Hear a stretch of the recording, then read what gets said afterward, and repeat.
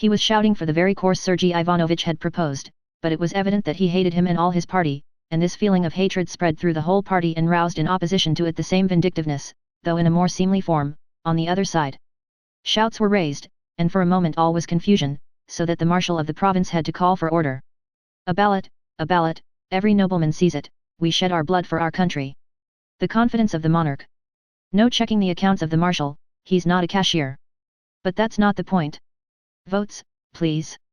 Beastly, shouted furious and violent voices on all sides. Looks and faces were even more violent and furious than their words. They expressed the most implacable hatred. Levin did not in the least understand what was the matter, and he marveled at the passion with which it was disputed whether or not the decision about Flerov should be put to the vote. He forgot, as Sergei Ivanovich explained to him afterwards, this syllogism, that it was necessary for the public good to get rid of the marshal of the province, that to get rid of the marshal it was necessary to have a majority of votes, that to get a majority of votes it was necessary to secure Flerov's right to vote, that to secure the recognition of Flerov's right to vote they must decide on the interpretation to be put on the act. And one vote may decide the whole question, and one must be serious and consecutive, if one wants to be of use in public life, concluded Sergei Ivanovich. But Levin forgot all that, and it was painful to him to see all these excellent persons, for whom he had a respect, in such an unpleasant and vicious state of excitement. To escape from this painful feeling he went away into the other room where there was nobody except the waiters at the refreshment bar. Seeing the waiters busy over washing up the crockery and setting in order their plates and wine glasses, seeing their calm and cheerful faces, Levin felt an unexpected sense of relief as though he had come out of a stuffy room into the fresh air.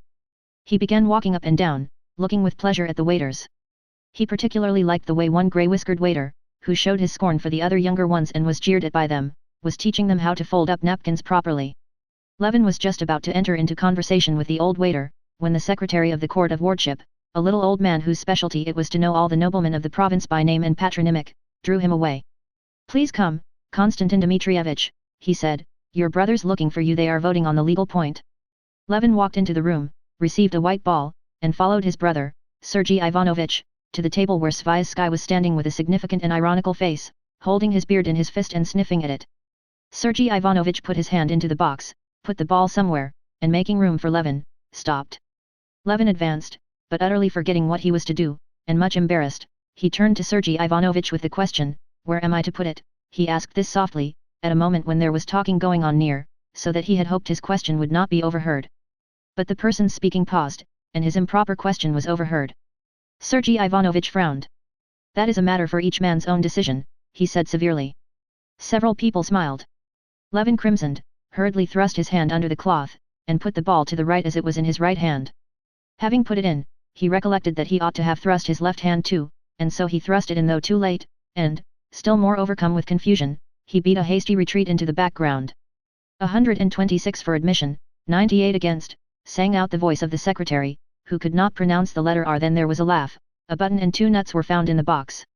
The nobleman was allowed the right to vote, and the new party had conquered. But the old party did not consider themselves conquered. Levin heard that they were asking Snetkov to stand, and he saw that a crowd of noblemen was surrounding the marshal, who was saying something. Levin went nearer.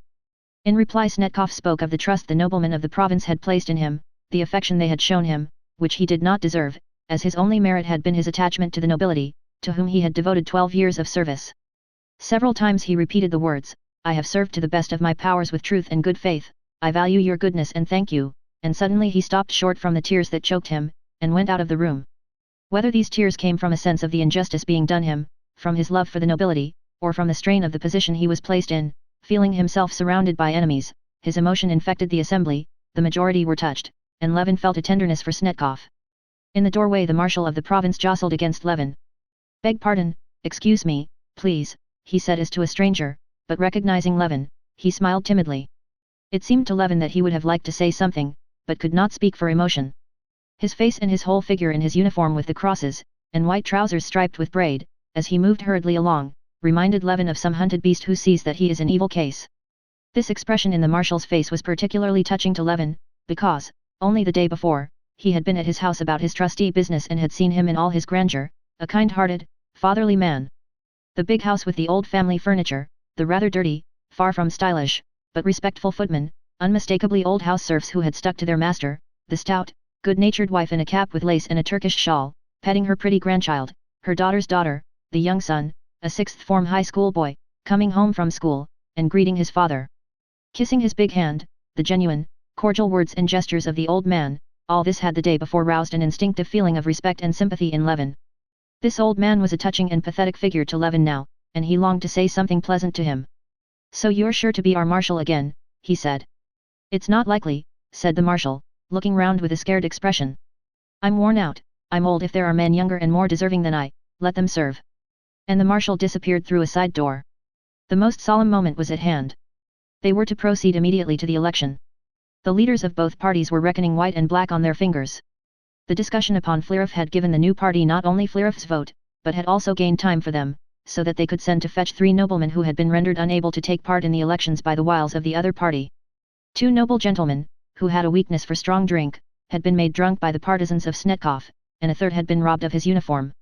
On learning this, the new party had made haste, during the dispute about Flerov, to send some of their men in a sledge to clothe the stripped gentleman, and to bring along one of the intoxicated to the meeting. "I've brought one, drenched him with water," said the landowner, who had gone on this errand, to Sviazhsky. "He's all right, he'll do. Not too drunk, he won't fall down," said Sviazhsky, shaking his head. "No, he's first rate if only they don't give him any more here. I've told the waiter not to give him anything on any account." Chapter 29. The narrow room, in which they were smoking and taking refreshments, was full of noblemen.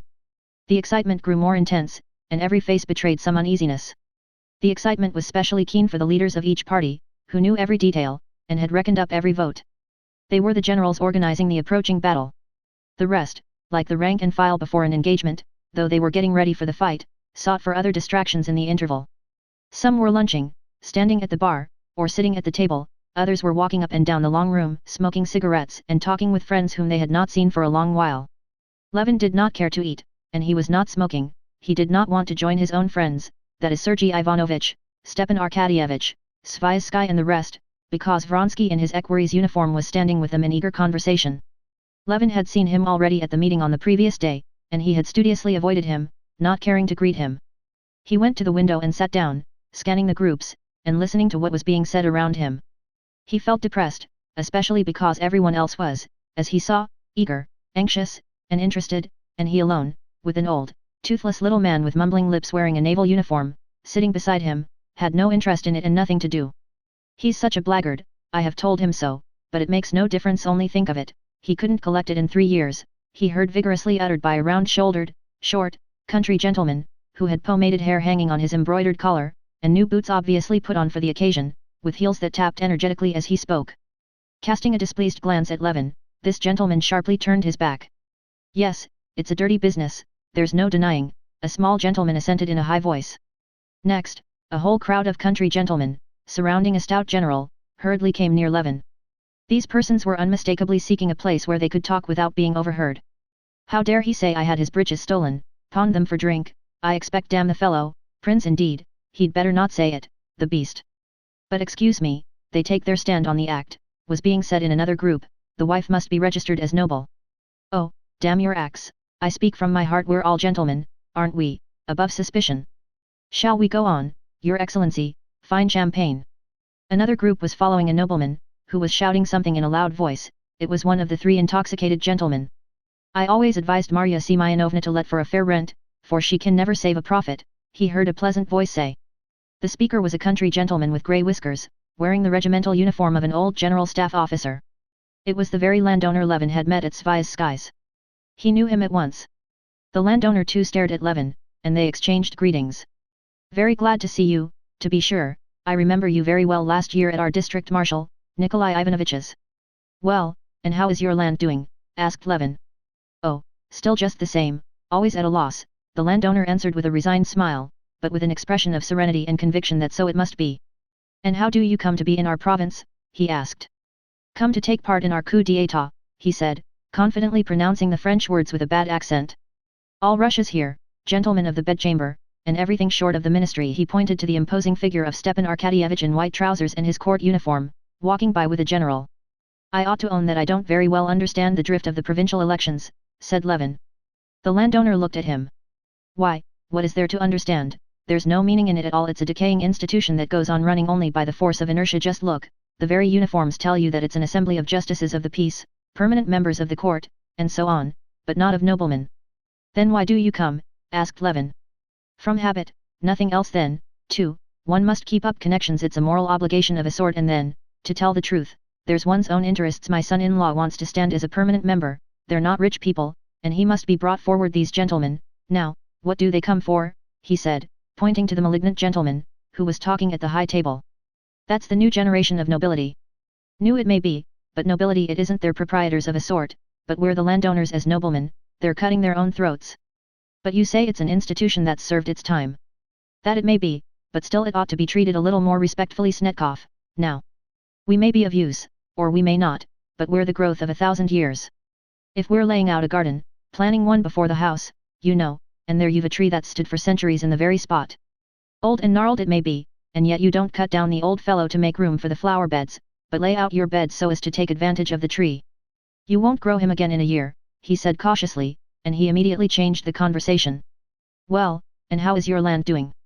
Oh, not very well. I make 5 per cent. Yes, but you don't reckon your own work. Aren't you worth something too? I'll tell you my own case. Before I took to seeing after the land, I had a salary of £300 from the service. Now I do more work than I did in the service, and like you I get 5 per cent on the land, and thank God for that, but one's work is thrown in for nothing. Then why do you do it, if it's a clear loss?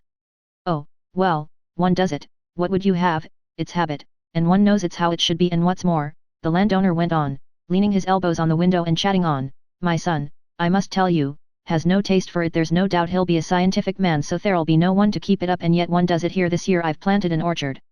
Yes, yes, said Levin, that's perfectly true. I always feel there's no real balance of gain in my work on the land, and yet one does it.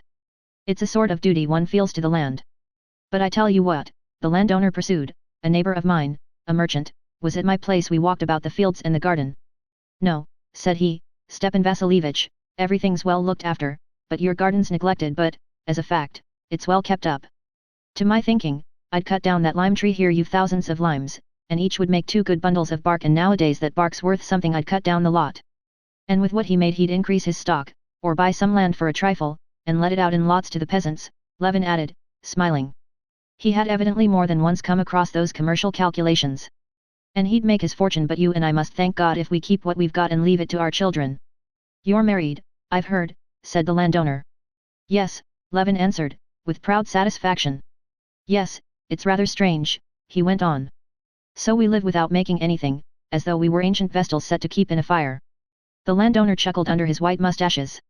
There are some among us, too, like our friend Nikolai Ivanovitch, or Count Vronsky, that's settled here lately, who try to carry on their husbandry as though it were a factory, but so far it leads to nothing but making away with capital on it. But why is it we don't do like the merchants? Why don't we cut down our parks for timber? Said Levin, returning to a thought that had struck him. Why, as you said, to keep the fire in. Besides, that's not work for a nobleman, and our work as noblemen isn't done here at the elections, but yonder, each in our corner. There's a class instinct, too, of what one ought and oughtn't to do. There's the peasants, too, I wonder at them sometimes. Any good peasant tries to take all the land he can. However bad the land is, he'll work it without a return to at a simple loss. Just as we do, said Levin. Very, very glad to have met you, he added, seeing Sviazhsky approaching him. And here we've met for the first time since we met at your place, said the landowner to Sviazhsky, and we've had a good talk too.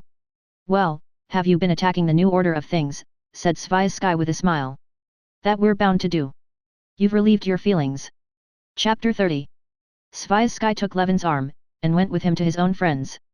This time there was no avoiding Vronsky. He was standing with Stepan Arkadyevitch and Sergei Ivanovitch, and looking straight at Levin as he drew near. Delighted, I believe I've had the pleasure of meeting you, at Princess Shtcherbatsky's, he said, giving Levin his hand. Yes, I quite remember our meeting, said Levin, and blushing crimson, he turned away immediately, and began talking to his brother. With a slight smile Vronsky went on talking to Sviazhsky, obviously without the slightest inclination to enter into conversation with Levin. But Levin, as he talked to his brother, was continually looking round at Vronsky, trying to think of something to say to him to gloss over his rudeness. What are we waiting for now? Asked Levin, looking at Sviazhsky and Vronsky. For Snetkov he has to refuse or to consent to stand, answered Sviazhsky. Well, and what has he done, consented or not? That's the point, that he's done neither, said Vronsky. And if he refuses, who will stand then? Asked Levin, looking at Vronsky. Whoever chooses to, said Sviazhsky. Shall you? Asked Levin. Certainly not I, said Sviazhsky, looking confused, and turning an alarmed glance at the malignant gentleman, who was standing beside Sergei Ivanovich. Who then? Nevidovsky, said Levin, feeling he was putting his foot into it. But this was worse still. Nevidovsky and Sviazhsky were the two candidates. I certainly shall not, under any circumstances, answered the malignant gentleman. This was Nevidovsky himself. Sviazhsky introduced him to Levin. Well, you find it exciting too, said Stepan Arkadyevich, winking at Vronsky. It's something like a race, one might bet on it. Yes, it is keenly exciting, said Vronsky. And one's taking the thing up, one's eager to see it through. It's a fight, he said, scowling and setting his powerful jaws. What a capable fellow Sviazhsky is, sees it all so clearly. Oh, yes, Vronsky assented indifferently. A silence followed, during which Vronsky, since he had to look at something, looked at Levin, at his feet, at his uniform, then at his face, and noticing his gloomy eyes fixed upon him, he said, in order to say something. How is it that you, living constantly in the country, are not a justice of the peace? You are not in the uniform of one. It's because I consider that the justice of the peace is a silly institution, Levin answered gloomily. He had been all the time looking for an opportunity to enter into conversation with Vronsky, so as to smooth over his rudeness at their first meeting. I don't think so, quite the contrary, Vronsky said, with quiet surprise. It's a plaything, Levin cut him short. We don't want justices of the peace. I've never had a single thing to do with them during 8 years, and what I have had was decided wrongly by them. The justice of the peace is over 30 miles from me. For some matter of 2 rubles I should have to send a lawyer, who costs me 15. And he related how a peasant had stolen some flour from the miller, and when the miller told him of it, had lodged a complaint for slander. All this was utterly uncalled for and stupid, and Levin felt it himself as he said it. Oh, this is such an original fellow, said Stepan Arkadyevich with his most soothing, almond oil smile. But come along, I think they're voting. And they separated. I can't understand, said Sergei Ivanovich, who had observed his brother's clumsiness. I can't understand how anyone can be so absolutely devoid of political tact. That's where we Russians are so deficient. The marshal of the province is our opponent, and with him your ami Koshon, and you beg him to stand. Count Vronsky? Now, I'm not making a friend of him, he's asked me to dinner, and I'm not going, but he's one of our side. Why make an enemy of him? Then you ask Nevidovsky if he's going to stand. That's not a thing to do. Oh, I don't understand it at all, and it's all such nonsense, Levin answered gloomily. You say it's all such nonsense, but as soon as you have anything to do with it, you make a muddle. Levin did not answer, and they walked together into the big room. The marshal of the province, though he was vaguely conscious in the air of some trap being prepared for him, and though he had not been called upon by all to stand, had still made up his mind to stand. All was silence in the room. The secretary announced in a loud voice that the captain of the guards, Mikhail Stepanovich Snetkov, would now be balloted for as marshal of the province. The district marshals walked carrying plates, on which were balls, from their tables to the high table, and the election began. Put it in the right side, whispered Stepan Arkadyevich, as with his brother Levin followed the marshal of his district to the table. But Levin had forgotten by now the calculations that had been explained to him, and was afraid Stepan Arkadyevich might be mistaken in saying the right side. Surely Snetkov was the enemy. As he went up, he held the ball in his right hand, but thinking he was wrong, just at the box he changed to the left hand, and undoubtedly put the ball to the left. An adept in the business, standing at the box and seeing by the mere action of the elbow where each put his ball, scowled with annoyance. It was no good for him to use his insight. Everything was still, and the counting of the balls was heard. Then a single voice rose and proclaimed the numbers for and against. The marshal had been voted for by a considerable majority. All was noise and eager movement towards the doors. Snetkov came in, and the nobles thronged round him, congratulating him. Well, now is it over? Levin asked Sergei Ivanovich. It's only just beginning, Sviazhsky said, replying for Sergei Ivanovich with a smile. Some other candidate may receive more votes than the marshal. Levin had quite forgotten about that. Now he could only remember that there was some sort of trickery in it, but he was too bored to think what it was exactly. He felt depressed, and longed to get out of the crowd. As no one was paying any attention to him, and no one apparently needed him, he quietly slipped away into the little room where the refreshments were, and again had a great sense of comfort when he saw the waiters.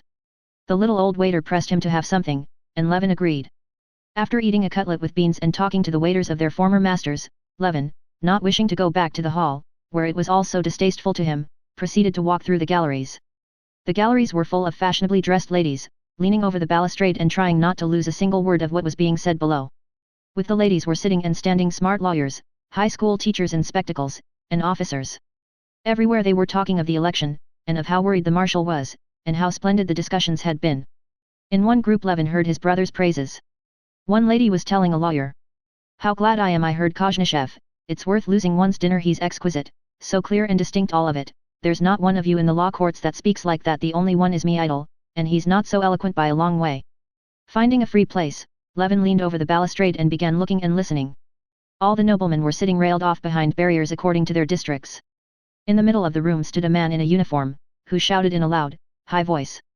As a candidate for the marshalship of the nobility of the province we call upon Staff Captain Yevgeny Ivanovich Aputin. A dead silence followed, and then a weak old voice was heard, declined.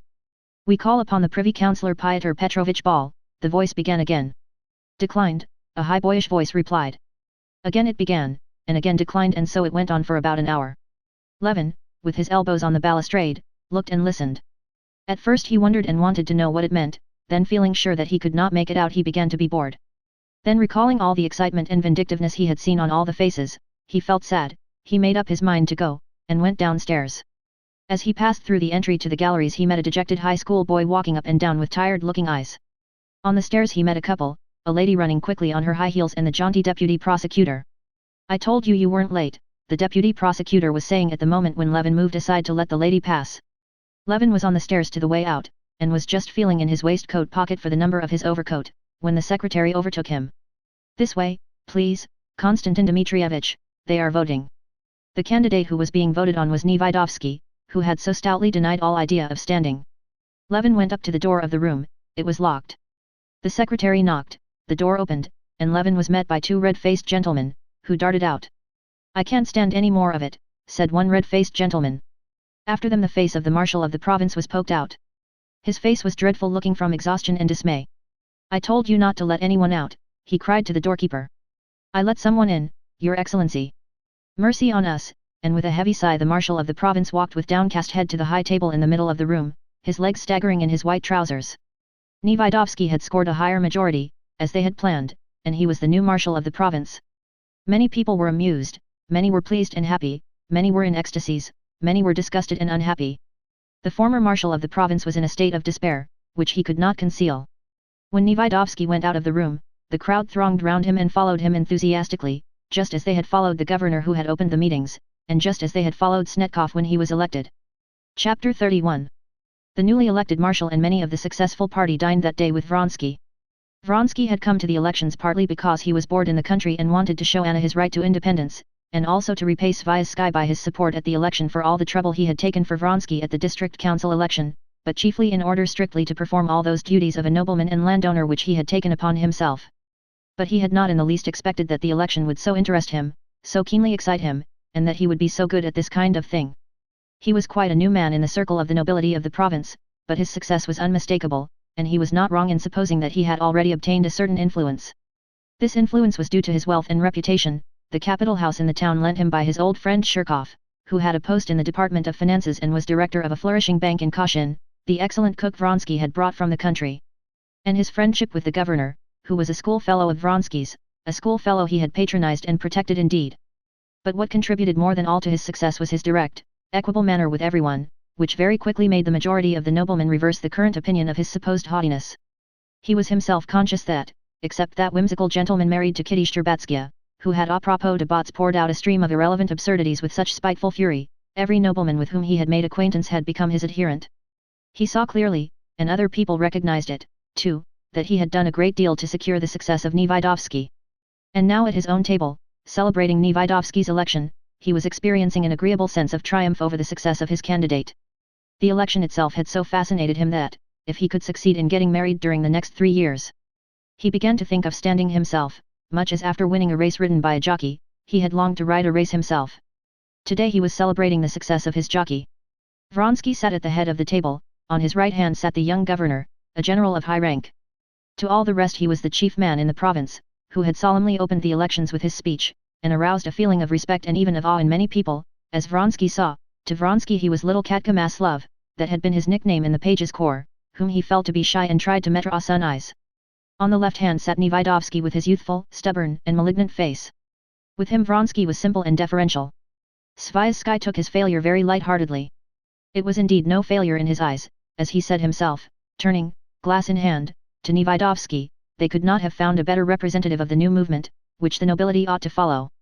And so every honest person, as he said, was on the side of today's success and was rejoicing over it. Stepan Arkadyevitch was glad, too, that he was having a good time, and that everyone was pleased. The episode of the election served as a good occasion for a capital dinner. Sviazhsky comically imitated the tearful discourse of the marshal, and observed, addressing Nevidovsky, that His Excellency would have to select another more complicated method of auditing the accounts than tears. Another nobleman jocosely described how footmen in stockings had been ordered for the marshal's ball, and how now they would have to be sent back unless the new marshal would give a ball with footmen in stockings. Continually during dinner they said of Nevidovsky, our marshal, and your excellency. This was said with the same pleasure with which a bride is called madam in her husband's name. Nevidovsky affected to be not merely indifferent but scornful of this appellation, but it was obvious that he was highly delighted, and had to keep a curb on himself not to betray the triumph which was unsuitable to their new liberal tone. After dinner several telegrams were sent to people interested in the result of the election. And Stepan Arkadyevitch, who was in high good humor, sent Darya Alexandrovna a telegram, Nevidovsky elected by 20 votes, congratulations. Tell people. He dictated it aloud, saying, we must let them share our rejoicing. Darya Alexandrovna, getting the message, simply sighed over the ruble wasted on it, and understood that it was an after-dinner affair. She knew Stava had a weakness after dining for fair jewelry telegraphy. Everything, together with the excellent dinner and the wine, not from Russian merchants, but imported direct from abroad, was extremely dignified, simple, and enjoyable. The party, some 20, had been selected by Sviazhsky from among the more active new liberals, all of the same way of thinking, who were at the same time clever and well-bred. They drank, also half in jest, to the health of the new marshal of the province, of the governor, of the bank director, and of our amiable host. Vronsky was satisfied. He had never expected to find so pleasant a tone in the provinces. Towards the end of dinner it was still more lively. The governor asked Vronsky to come to a concert for the benefit of the Servians which his wife, who was anxious to make his acquaintance, had been getting up. There'll be a ball, and you'll see the belle of the province worth seeing, really. Not in my line, Vronsky answered. He liked that English phrase. But he smiled, and promised to come. Before they rose from the table, when all of them were smoking, Vronsky's valet went up to him with a letter on a tray. From Vozhvichensko by special messenger, he said with a significant expression. Astonishing, how like he is to the deputy prosecutor Sventitsky, said one of the guests in French of the valet, while Vronsky, frowning, read the letter. The letter was from Anna. Before he read the letter, he knew its contents. Expecting the elections to be over in 5 days, he had promised to be back on Friday. Today was Saturday, and he knew that the letter contained reproaches for not being back at the time fixed. The letter he had sent the previous evening had probably not reached her yet. The letter was what he had expected, but the form of it was unexpected, and particularly disagreeable to him. Annie is very ill, the doctor says it may be inflammation. I am losing my head all alone. Princess Varvara is no help, but a hindrance. I expected you the day before yesterday, and now I am sending to find out where you are and what you are doing. I wanted to come myself, but thought better of it, knowing you would dislike it. Send some answer, that I may know what to do. The child ill, yet she had thought of coming herself. Their daughter ill, and this hostile tone. The innocent festivities over the election, and this gloomy, burdensome love to which he had to return struck Vronsky by their contrast. But he had to go, and by the first train that night he set off home. Chapter 32. Before Vronsky's departure for the elections, Anna had reflected that the scenes constantly repeated between them each time he left home, might only make him cold to her instead of attaching him to her, and resolved to do all she could to control herself so as to bear the parting with composure. But the cold, severe glance with which he had looked at her when he came to tell her he was going had wounded her, and before he had started her peace of mind was destroyed. In solitude afterwards, thinking over that glance which had expressed his right to freedom, she came, as she always did, to the same point, the sense of her own humiliation. He has the right to go away when and where he chooses, not simply to go away, but to leave me. He has every right, and I have none. But knowing that, he ought not to do it. What has he done, though? He looked at me with a cold, severe expression. Of course that is something indefinable, impalpable, but it has never been so before, and that glance means a great deal, she thought. That glance shows the beginning of indifference. And though she felt sure that a coldness was beginning, there was nothing she could do. She could not in any way alter her relations to him. Just as before, only by love and by charm could she keep him. And so, just as before, only by occupation in the day, by morphine at night, could she stifle the fearful thought of what would be if he ceased to love her. It is true there was still one means, not to keep him, for that she wanted nothing more than his love, but to be nearer to him, to be in such a position that he would not leave her. That means was divorce and marriage. And she began to long for that, and made up her mind to agree to it the first time he or Stava approached her on the subject. Absorbed in such thoughts, she passed 5 days without him, the 5 days that he was to be at the elections. Walks, conversation with Princess Varvara, visits to the hospital, and, most of all, reading of one book after another, filled up her time. But on the 6th day, when the coachman came back without him, she felt that now she was utterly incapable of stifling the thought of him and of what he was doing there. Just at that time her little girl was taken ill. Anna began to look after her, but even that did not distract her mind, especially as the illness was not serious. However hard she tried, she could not love this little child, and to feign love was beyond her powers.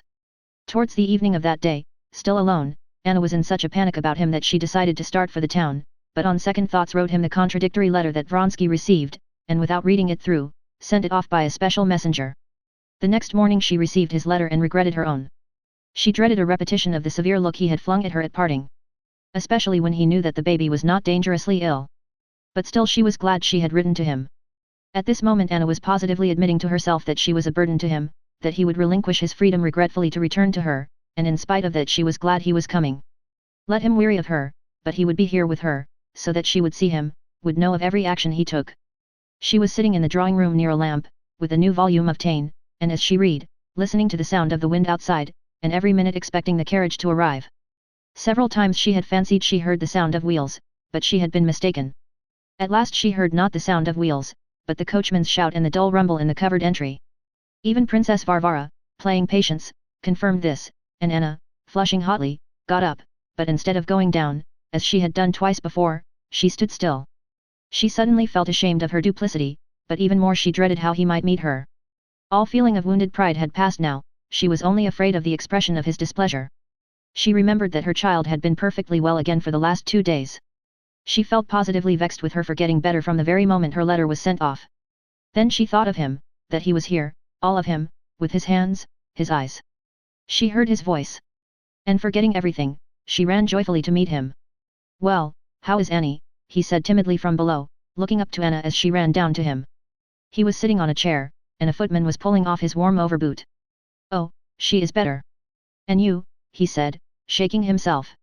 She took his hand in both of hers, and drew it to her waist, never taking her eyes off him. "Well, I'm glad," he said, coldly scanning her hair, her dress, which he knew she had put on for him. All was charming, but how many times it had charmed him. And the stern, stony expression that she so dreaded settled upon his face. "Well, I'm glad, and are you well?" he said, wiping his damp beard with his handkerchief and kissing her hand. "Never mind," she thought, "only let him be here, and so long as he's here he cannot, he dare not, cease to love me." The evening was spent happily and gaily in the presence of Princess Varvara, who complained to him that Anna had been taking morphine in his absence. "What am I to do? I couldn't sleep. My thoughts prevented me. When he's here I never take it, hardly ever." He told her about the election, and Anna knew how by adroit questions to bring him to what gave him most pleasure, his own success. She told him of everything that interested him at home, and all that she told him was of the most cheerful description. But late in the evening, when they were alone, Anna, seeing that she had regained complete possession of him, wanted to erase the painful impression of the glance he had given her for her letter. She said, "Tell me frankly, you were vexed at getting my letter, and you didn't believe me." As soon as she had said it, she felt that however warm his feelings were to her, he had not forgiven her for that. "Yes," he said, "the letter was so strange, first Annie ill and then you thought of coming yourself. It was all the truth." "Oh, I don't doubt it." "Yes, you do doubt it, you are vexed, I see."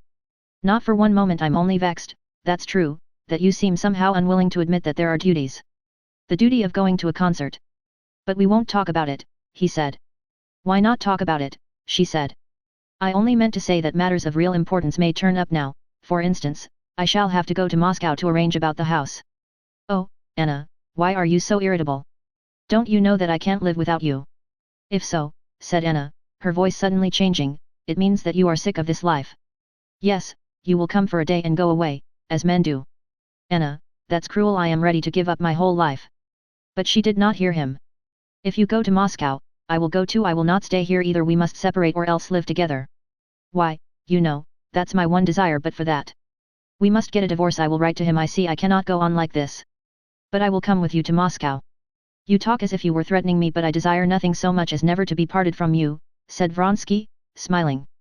But as he said these words there gleamed in his eyes not merely a cold look, but the vindictive look of a man persecuted and made cruel.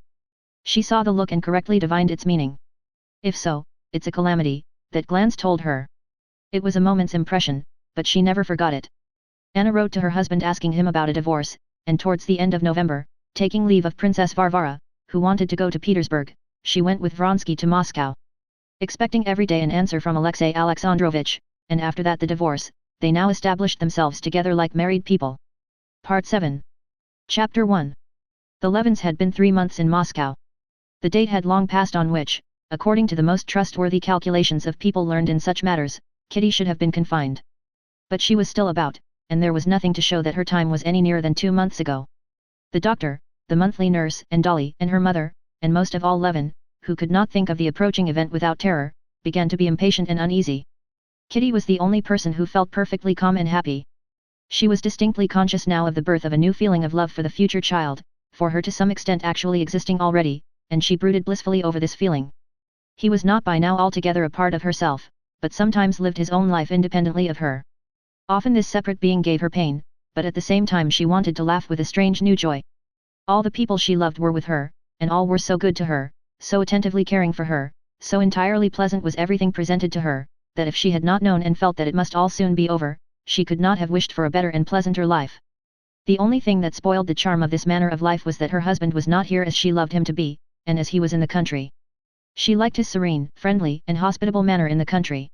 In the town he seemed continually uneasy and on his guard, as though he were afraid someone would be rude to him, and still more to her. At home in the country, knowing himself distinctly to be in his right place, he was never in haste to be off elsewhere. He was never unoccupied. Here in town he was in a continual hurry, as though afraid of missing something, and yet he had nothing to do. And she felt sorry for him. To others, she knew, he did not appear an object of pity. On the contrary, when Kitty looked at him in society, as one sometimes looks at those one loves, trying to see him as if he were a stranger, so as to catch the impression he must make on others, she saw with a panic even of jealous fear that he was far indeed from being a pitiable figure, that he was very attractive with his fine breeding, his rather old-fashioned, reserved courtesy with women, his powerful figure, and striking, as she thought, an expressive face.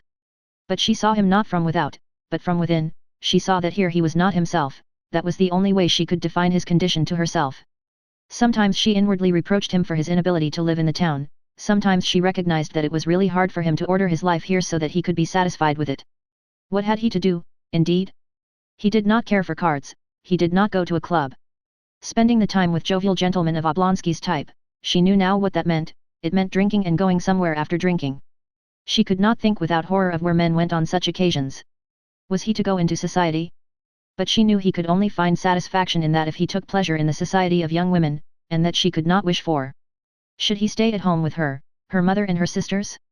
But much as she liked and enjoyed their conversations forever on the same subjects, Aline Nadine, as the old prince called the sisters' talks, she knew it must bore him. What was there left for him to do? To go on writing at his book he had indeed attempted, and at first he used to go to the library and make extracts and look up references for his book. But, as he told her, the more he did nothing, the less time he had to do anything.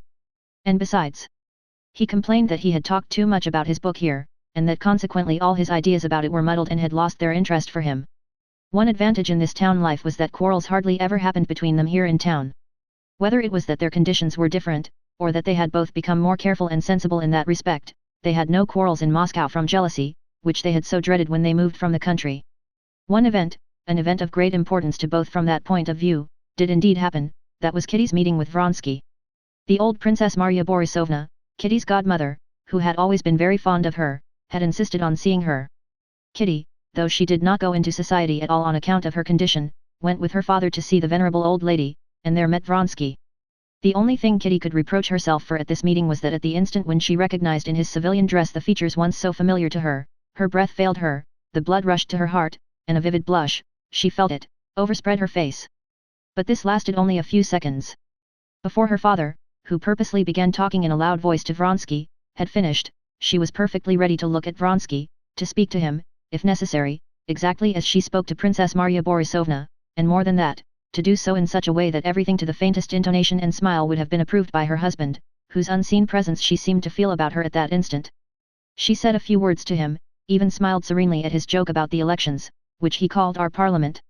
She had to smile to show she saw the joke, but she turned away immediately to Princess Marya Borisovna, and did not once glance at him till he got up to go. Then she looked at him, but evidently only because it would be uncivil not to look at a man when he is saying goodbye. She was grateful to her father for saying nothing to her about their meeting Vronsky, but she saw by his special warmth to her after the visit during their usual walk that he was pleased with her. She was pleased with herself. She had not expected she would have had the power, while keeping somewhere in the bottom of her heart all the memories of her old feeling for Vronsky, not only to seem but to be perfectly indifferent and composed with him. Levin flushed a great deal more than she when she told him she had met Vronsky at Princess Marya Borisovna's.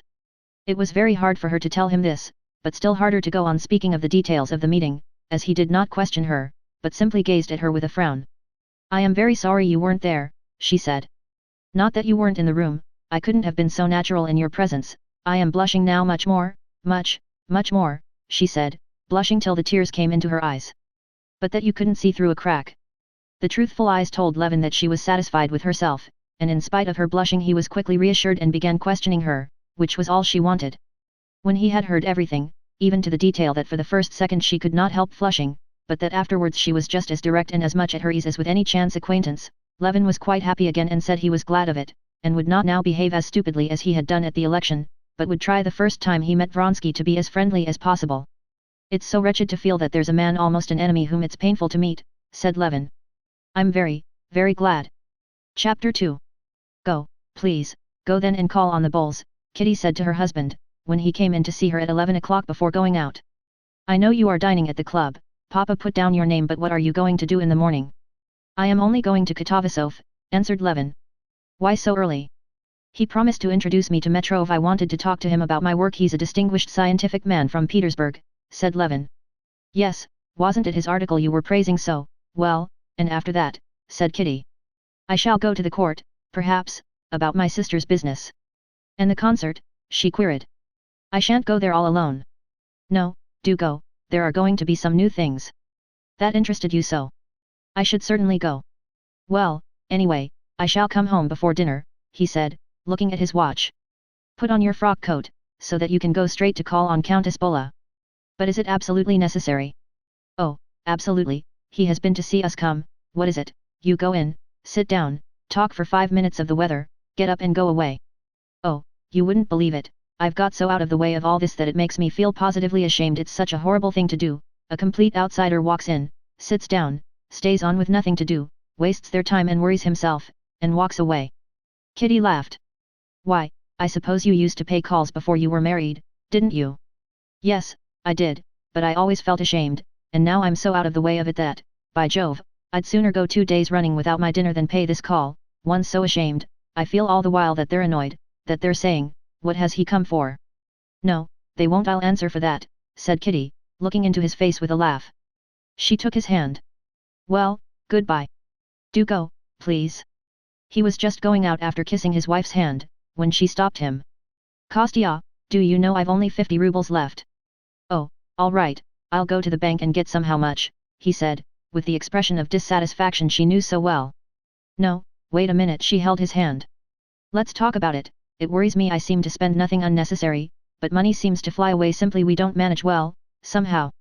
"Oh, it's all right," he said with a little cough, looking at her from under his brows. That cough she knew well. It was a sign of intense dissatisfaction, not with her, but with himself. He certainly was displeased not at so much money being spent, but at being reminded of what he, knowing something was unsatisfactory, wanted to forget. "I have told Sokolov to sell the wheat, and to borrow in advance on the mill. We shall have money enough in any case." "Yes, but I'm afraid that altogether." "Oh, it's all right, he repeated. "Well, goodbye, darling." "No, I'm really sorry sometimes that I listened to Mama. How nice it would have been in the country. As it is, I'm worrying you all, and we're wasting our money." Not at all, not once since I've been married have I said that things could have been better than they are." "Truly," she said, looking into his eyes. He had said it without thinking, simply to console her. But when he glanced at her and saw those sweet truthful eyes fastened questioningly on him, he repeated it with his whole heart. "I was positively forgetting her," he thought. And he remembered what was before them, so soon to come. "Will it be soon? How do you feel?" he whispered, taking her 2 hands. "I have so often thought so, that now I don't think about it or know anything about it." "And you're not frightened?" She smiled contemptuously. "Not the least little bit," she said. "Well, if anything happens, I shall be at Katovisov's." "No, nothing will happen, and don't think about it. I'm going for a walk on the boulevard with Papa. We're going to see Dolly. I shall expect you before dinner." "Oh, yes, do you know that Dolly's position is becoming utterly impossible? She's in debt all round, she hasn't a penny. We were talking yesterday with Mama and Arseny, this was her sister's husband Lvov, and we determined to send you with him to talk to Stava. It's really unbearable. One can't speak to Papa about it." "But if you and he..." Why, what can we do, said Levin. You'll be at Arseni's, anyway, talk to him, he will tell what we decided. Oh, I agree to everything Arseni thinks beforehand. I'll go and see him by the way, if I do go to the concert, I'll go with Natalia. Well, goodbye. On the steps Levin was stopped by his old servant Kuzma, who had been with him before his marriage, and now looked after their household in town. Beauty, that was the left shaft horse brought up from the country, has been badly shot and is quite lame, he said. What does your honor wish to be done? During the first part of their stay in Moscow, Levin had used his own horses brought up from the country. He had tried to arrange this part of their expenses in the best and cheapest way possible, but it appeared that their own horses came dearer than hired horses, and they still hired two. Send for the veterinary, there may be a bruise. And for Katerina Alexandrovna, asked Kuzma. Levin was not by now struck as he had been at first by the fact that to get from one end of Moscow to the other he had to have two powerful horses put into a heavy carriage, to take the carriage 3 miles through the snowy slush and to keep it standing there 4 hours, paying 5 rubles every time. Now it seemed quite natural. Hire a pair for our carriage from the job master, said he. Yes, sir. And so, simply and easily, thanks to the facilities of town life, Levin settled a question which, in the country, would have called for so much personal trouble and exertion, and going out onto the steps, he called a sledge, sat down, and drove to Nikitsky. On the way he thought no more of money, but mused on the introduction that awaited him to the Petersburg savant, a writer on sociology, and what he would say to him about his book. Only during the first days of his stay in Moscow Levin had been struck by the expenditure, strange to one living in the country, unproductive but inevitable, that was expected of him on every side. But by now he had grown used to it. That had happened to him in this matter which is said to happen to drunkards: the first glass sticks in the throat, the second flies down like a hawk, but after the third they're like tiny little birds. When Levin had changed his first 100-ruble note to pay for liveries for his footman and hall porter he could not help reflecting that these liveries were of no use to anyone, but they were indubitably necessary, to judge by the amazement of the princess and Kitty when he suggested that they might do without liveries, that these liveries would cost the wages of 2 laborers for the summer, that is, would pay for about 300 working days from Easter to Ash Wednesday, and each a day of hard work from early morning to late evening. And that 100-ruble note did stick in his throat. But the next note, changed to pay for providing a dinner for their relations, that cost 28 rubles, though it did excite in Levin the reflection that 28 rubles meant 9 measures of oats, which men would with groans and sweat have reaped and bound and thrashed and winnowed and sifted and sown. This next one he parted with more easily. And now the notes he changed no longer aroused such reflections, and they flew off like little birds. Whether the labor devoted to obtaining the money corresponded to the pleasure given by what was bought with it, was a consideration he had long ago dismissed. His business calculation that there was a certain price below which he could not sell certain grain was forgotten too. The rye, for the price of which he had so long held out, had been sold for 50 kopecks a measure cheaper than it had been fetching a month ago.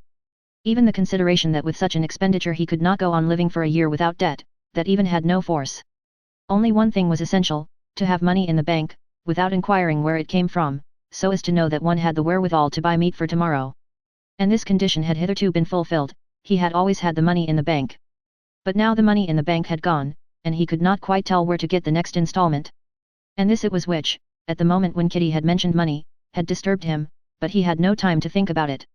He drove off, thinking of Katavasov and the meeting with Metrov that was before him. Chapter 3. Levin had on this visit to town seen a great deal of his old friend at the university, Professor Katavasov, whom he had not seen since his marriage. He liked in Katavasov the clearness and simplicity of his conception of life. Levin thought that the clearness of Katavasov's conception of life was due to the poverty of his nature.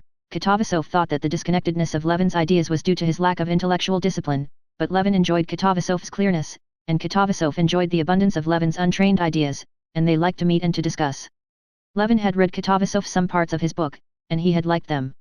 On the previous day Katavasov had met Levin at a public lecture and told him that the celebrated Metrov, whose article Levin had so much liked, was in Moscow, that he had been much interested by what Katavasov had told him about Levin's work, and that he was coming to see him tomorrow at 11, and would be very glad to make Levin's acquaintance. "You're positively a reformed character, I'm glad to see," said Katavasov, meeting Levin in the little drawing room. "I heard the bell and thought, impossible that it can be he at the exact time. Well, what do you say to the Montenegrins now? They're a race of warriors." "Why, what's happened?" asked Levin.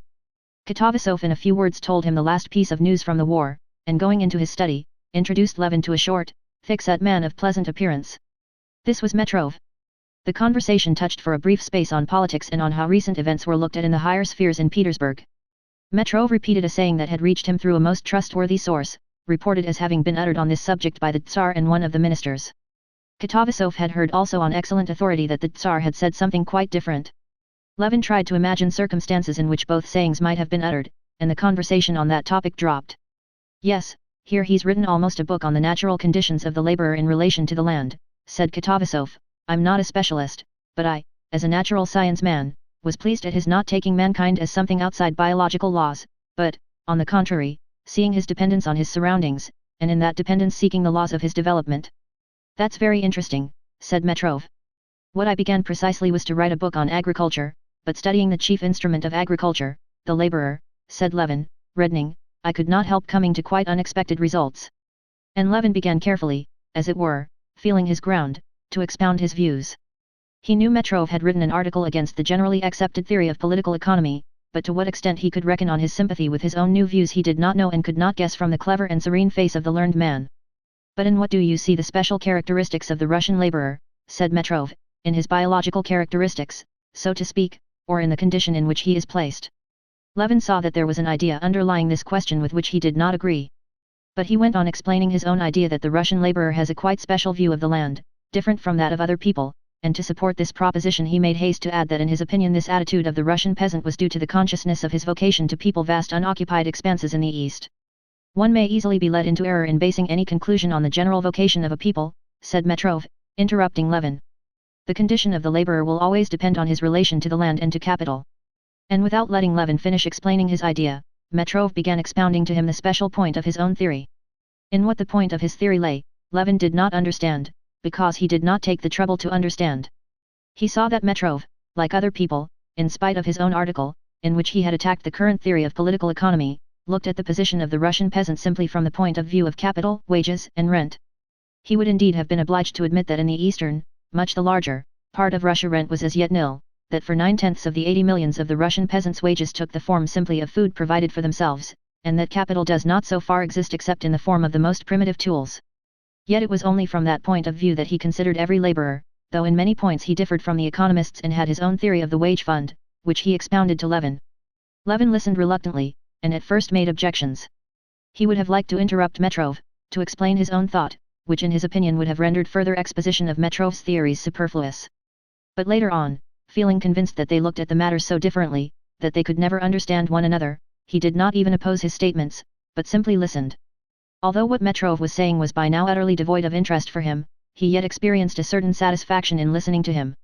It flattered his vanity that such a learned man should explain his ideas to him so eagerly, with such intensity and confidence in Levin's understanding of the subject, sometimes with a mere hint referring him to a whole aspect of the subject. He put this down to his own credit, unaware that Metrov, who had already discussed his theory over and over again with all his intimate friends, talked of it with special eagerness to every new person. And in general was eager to talk to anyone of any subject that interested him, even if still obscure to himself.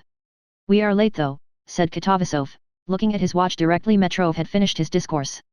Yes, there's a meeting of the Society of Amateurs today in commemoration of the Jubilee of Svintich, said Katavasov in answer to Levin's inquiry. Pyotr Ivanovitch and I were going. I've promised to deliver an address on his labors in zoology. Come along with us, it's very interesting. Yes, and indeed it's time to start, said Metrov. Come with us, and from there, if you care to, come to my place. I should very much like to hear your work. Oh, no, it's no good yet, it's unfinished, but I shall be very glad to go to the meeting. I say, friends, have you heard? He has handed in the separate report, Katavasov called from the other room, where he was putting on his frock coat. And a conversation sprang up upon the university question, which was a very important event that winter in Moscow. 3 old professors in the council had not accepted the opinion of the younger professors. The young ones had registered a separate resolution. This, in the judgment of some people, was monstrous, in the judgment of others it was the simplest and most just thing to do, and the professors were split up into 2 parties.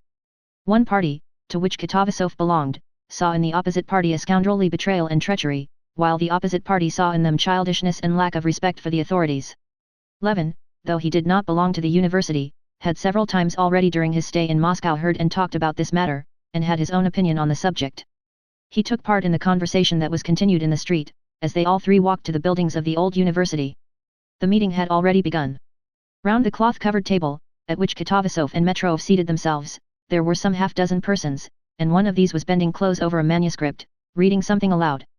Levin sat down in one of the empty chairs that were standing round the table, and in a whisper asked a student sitting near what was being read. The student, eyeing Levin with displeasure, said, Biography. Though Levin was not interested in the biography, he could not help listening, and learned some new and interesting facts about the life of the distinguished man of science. When the reader had finished, the chairman thanked him and read some verses of the poet meant sent him on the Jubilee, and said a few words by way of thanks to the poet. Then Katavasov in his loud, ringing voice read his address on the scientific labors of the man whose Jubilee was being kept. When Katavasov had finished, Levin looked at his watch, saw it was past 1, and thought that there would not be time before the concert to read Metrov his book, and indeed, he did not now care to do so. During the reading he had thought over their conversation. He saw distinctly now that though Metrov's ideas might perhaps have value, his own ideas had a value too, and their ideas could only be made clear and lead to something if each worked separately in his chosen path, and that nothing would be gained by putting their ideas together. And having made up his mind to refuse Metrov's invitation, Levin went up to him at the end of the meeting. Metrov introduced Levin to the chairman, with whom he was talking of the political news.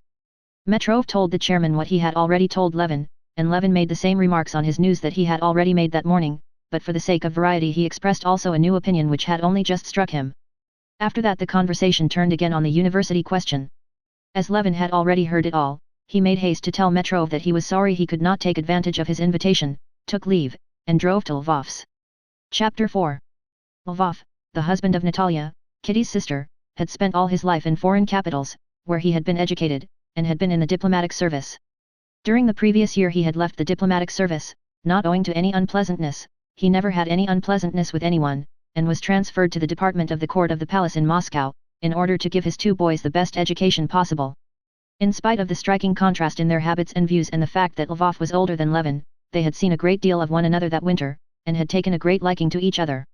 Lvov was at home, and Levin went into him unannounced. Lvov, in a housecoat with a belt and in chamois leather shoes, was sitting in an armchair, and with a pince-nez with blue glasses he was reading a book that stood on a reading desk, while in his beautiful hand he held a half-burned cigarette daintily away from him. His handsome, delicate and still youthful-looking face, to which his curly, glistening silvery hair gave a still more aristocratic air, lighted up with a smile when he saw Levin. "Capital, I was meaning to send to you house Kitty, sit here, it's more comfortable." He got up and pushed up a rocking chair. "Have you read the last circular in the journal de St. Petersburg? I think it's excellent," he said, with a slight French accent. Levin told him what he had heard from Katavasov was being said in Petersburg, and after talking a little about politics, he told him of his interview with Metrov, and the Learned Society's meeting. To Lvov it was very interesting. "That's what I envy you, that you are able to mix in these interesting scientific circles," he said. And as he talked, he passed as usual into French, which was easier to him. "It's true I haven't the time for it, my official work and the children leave me no time, and then I'm not ashamed to own that my education has been too defective."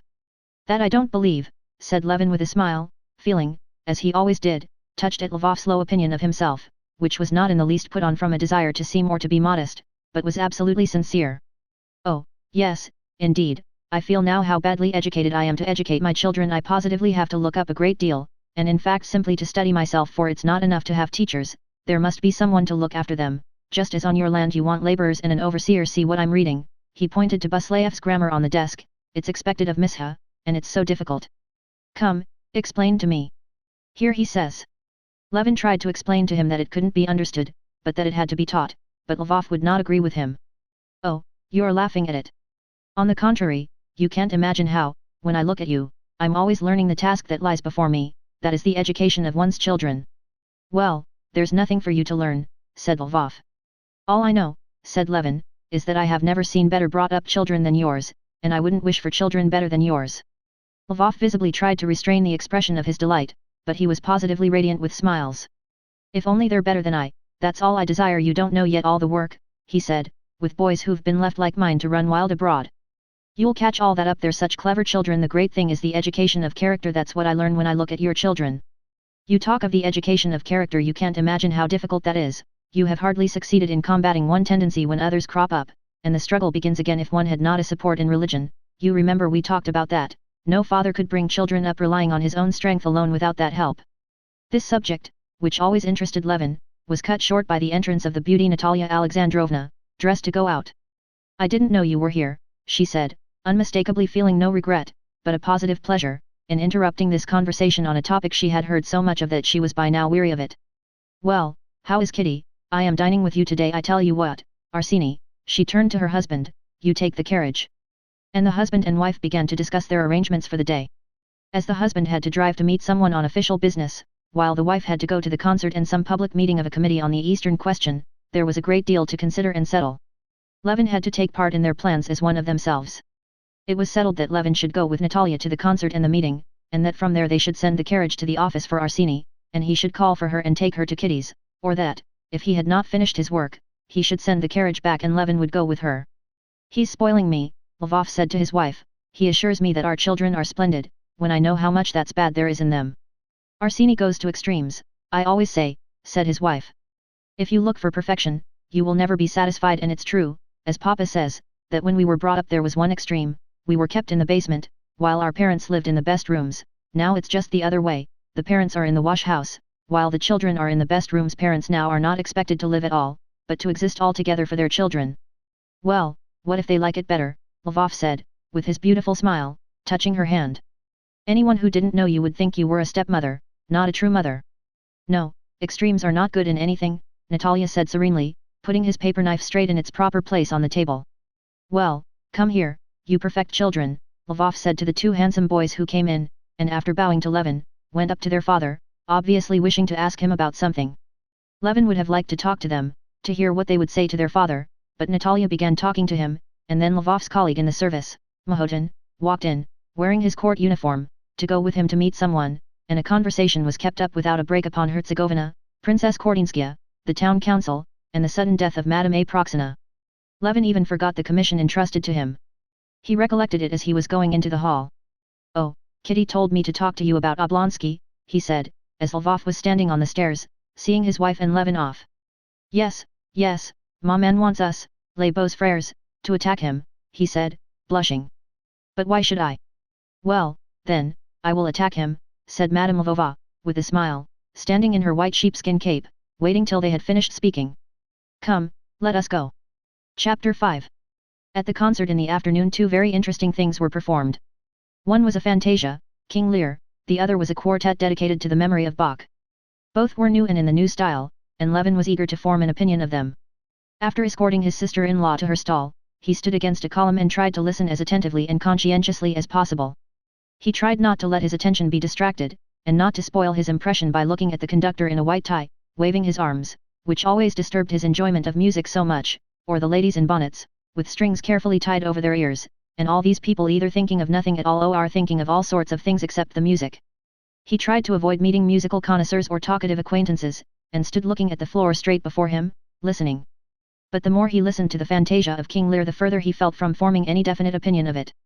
There was, as it were, a continual beginning, a preparation of the musical expression of some feeling, but it fell to pieces again directly, breaking into new musical motives, or simply nothing but the whims of the composer, exceedingly complex but disconnected sounds. And these fragmentary musical expressions, though sometimes beautiful, were disagreeable, because they were utterly unexpected and not led up to by anything. Gaiety and grief and despair and tenderness and triumph followed one another without any connection, like the emotions of a madman. And those emotions, like a madman's, sprang up quite unexpectedly. During the whole of the performance Levin felt like a deaf man watching people dancing, and was in a state of complete bewilderment when the fantasia was over, and felt a great weariness from the fruitless strain on his attention. Loud applause resounded on all sides. Everyone got up, moved about, and began talking. Anxious to throw some light on his own perplexity from the impressions of others, Levin began to walk about, looking for connoisseurs, and was glad to see a well-known musical amateur in conversation with Pestsov, whom he knew. "Marvelous," Pestsov was saying in his mellow bass. "How are you, Konstantin Dmitrievich? Particularly sculpturesque and plastic, so to say, and richly colored is that passage where you feel Cordelia's approach, where woman, das Uegweiblich, enters into conflict with fate, isn't it?" "You mean, what has Cordelia to do with it?" Levin asked timidly, forgetting that the fantasia was supposed to represent King Lear. "Cordelia comes in, see here," said Pestsov, tapping his finger on the satiny surface of the program he held in his hand and passing it to Levin.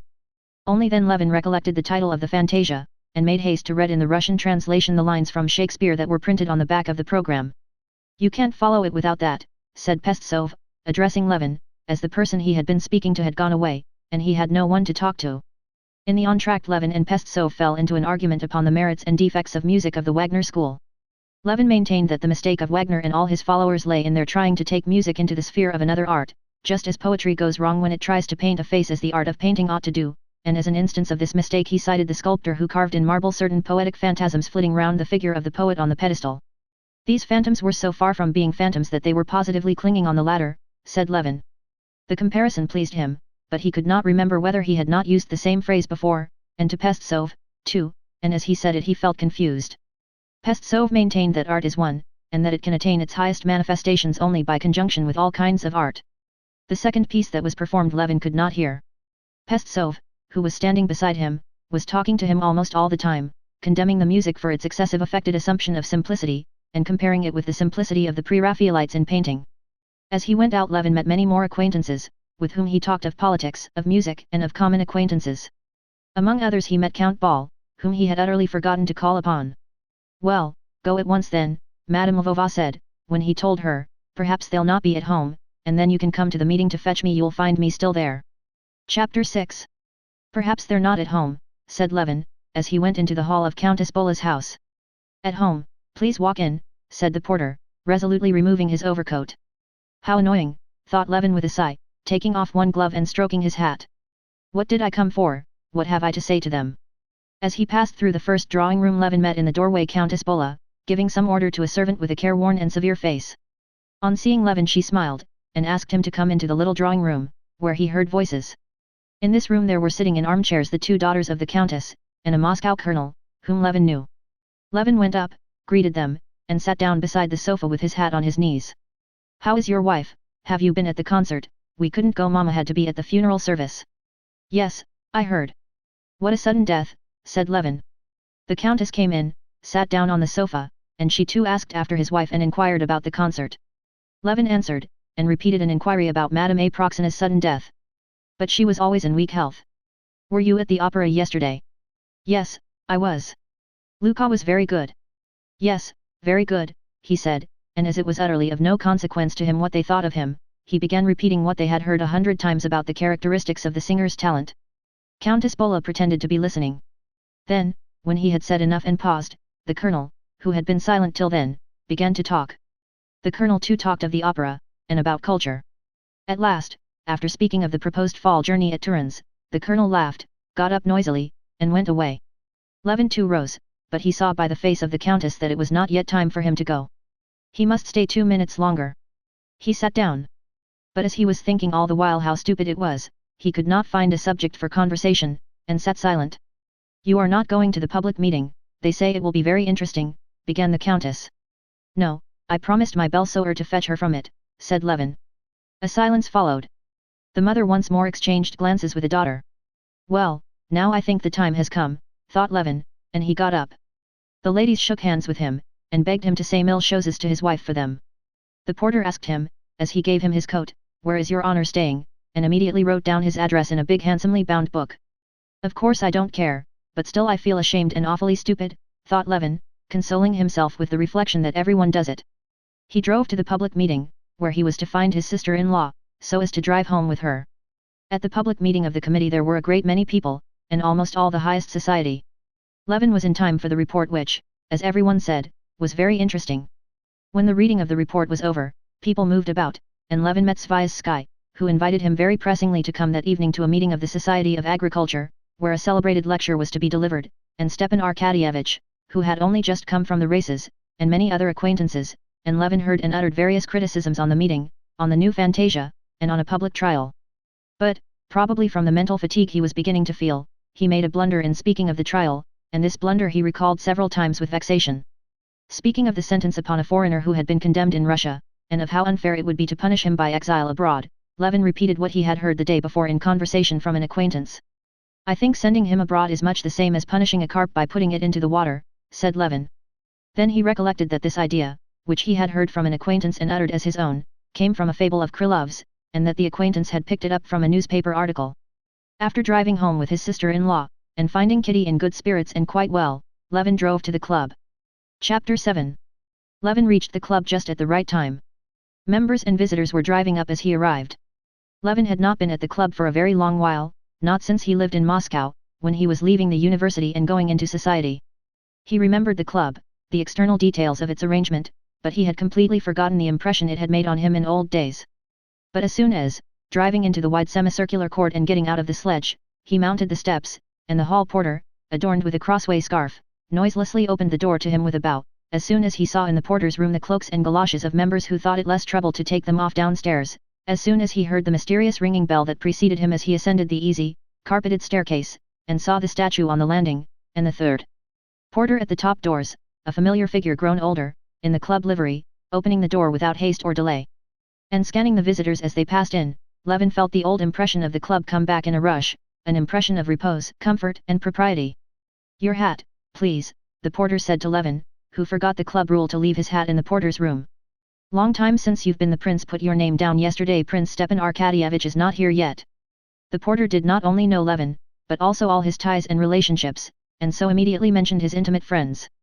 Passing through the outer hall, divided up by screens, and the room partitioned on the right, where a man sits at the fruit buffet, Levin overtook an old man walking slowly in, and entered the dining room full of noise and people.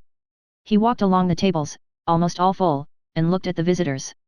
He saw people of all sorts, old and young, some he knew a little, some intimate friends.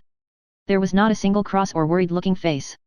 All seemed to have left their cares and anxieties in the porter's room with their hats, and were all deliberately getting ready to enjoy the material blessings of life.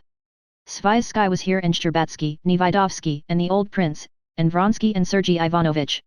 "Ah, why are you late?" the prince said smiling, and giving him his hand over his own shoulder. "How's Kitty?" he added, smoothing out the napkin he had tucked in at his waistcoat buttons. "All right, they are dining at home, all the three of them." "Ah, Aline Nadine, to be sure, there's no room with us. Go to that table, and make haste and take a seat," said the prince, and turning away he carefully took a plate of eel soup. "Levin, this way," a good-natured voice shouted a little farther on. It was Turovtsin. He was sitting with a young officer, and beside them were two chairs turned upside down. Levin gladly went up to them. He had always liked the good-hearted rake, Turovtsin. He was associated in his mind with memories of his courtship, and at that moment, after the strain of intellectual conversation, the sight of Turovtsin's good-natured face was particularly welcome. "For you in Oblonsky, he'll be here directly." The young man, holding himself very erect, with eyes forever twinkling with enjoyment, was an officer from Petersburg, Gagin. Turovtsin introduced them. "Oblonsky's always late." "Ah, here he is." "Have you only just come?" said Oblonsky, coming quickly towards them. "Good day. Had some vodka? Well, come along then." Levin got up and went with him to the big table spread with spirits and appetizers of the most various kinds. One would have thought that out of 24 delicacies one might find something to one's taste, but Stepan Arkadyevich asked for something special, and one of the liveried waiters standing by immediately brought what was required. They drank a wine glassful and returned to their table. At once, while they were still at the soup, Gagin was served with champagne, and told the waiter to fill 4 glasses. Levin did not refuse the wine, and asked for a second bottle. He was very hungry, and ate and drank with great enjoyment, and with still greater enjoyment took part in the lively and simple conversation of his companions. Gagin, dropping his voice, told the last good story from Petersburg, and the story, though improper and stupid, was so ludicrous that Levin broke into roars of laughter so loud that those near looked round. "That's in the same style as, 'That's a thing I can't endure,' you know the story," said Stepan Arkadyevich. "Ah, that's exquisite, another bottle," he said to the waiter, and he began to relate his good story.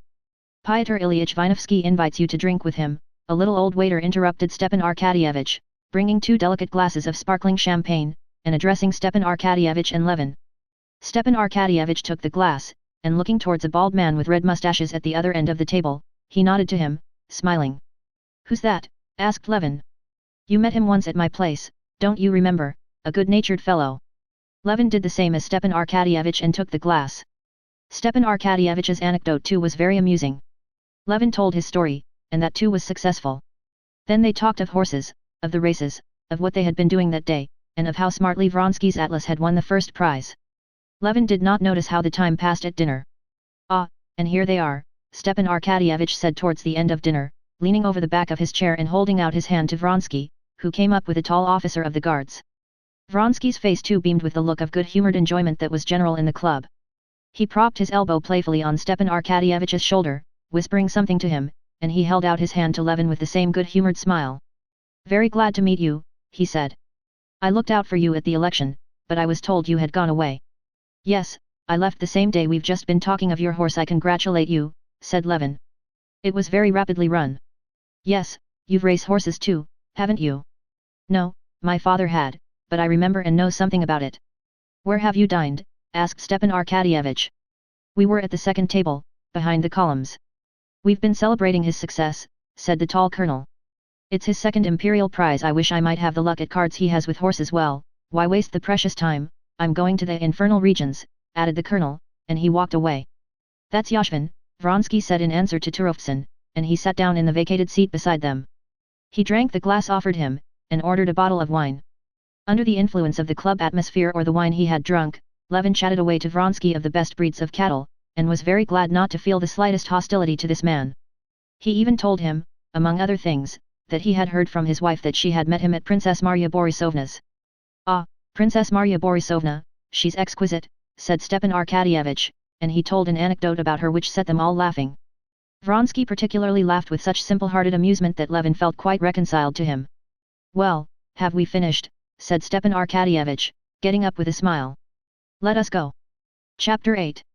Getting up from the table, Levin walked with Gagin through the lofty room to the billiard room, feeling his arms swing as he walked with a peculiar lightness and ease. As he crossed the big room, he came upon his father-in-law. Well, how do you like our temple of indolence, said the prince, taking his arm. Come along, come along. Yes, I wanted to walk about and look at everything. It's interesting. Yes, it's interesting for you, but its interest for me is quite different. You look at those little old men now, he said, pointing to a club member with bent back and projecting lip, shuffling towards them in his soft boots, and imagine that they were schlupiks like that from their birth up. How schlupiks? I see you don't know that name. That's our club designation. You know the game of rolling eggs, when one's rolled a long while it becomes a schlupik. So it is with us, one goes on coming and coming to the club, and ends by becoming a schlupik. Ah, you laugh, but we look out, for fear of dropping into it ourselves. You know Prince Chechensky, inquired the prince, and Levin saw by his face that he was just going to relate something funny. No, I don't know him. You don't say so? Well, Prince Chechensky is a well-known figure. No matter, though he's always playing billiards here. Only 3 years ago he was not a schlupik and kept up his spirits and even used to call other people schlupiks, but one day he turns up, and our porter, you know Vasily, why, that fat one, he's famous for his bon mots, and so Prince Chechensky asks him, come, Vasily, who's here, any schlupiks here yet, and he says, you're the third. Yes, my dear boy, that he did. Talking and greeting the friends they met, Levin and the prince walked through all the rooms, the great room where tables had already been set, and the usual partners were playing for small stakes, the divan room, where they were playing chess, and Sergei Ivanovitch was sitting talking to somebody, the billiard room, where, about a sofa in a recess, there was a lively party drinking champagne. Gagin was one of them. They peeped into the infernal regions, where a good many men were crowding round one table, at which Yashvin was sitting. Trying not to make a noise, they walked into the dark reading room, where under the shaded lamps there sat a young man with a wrathful countenance, turning over one journal after another, and a bald general buried in a book. They went, too, into what the prince called the intellectual room, where 3 gentlemen were engaged in a heated discussion of the latest political news.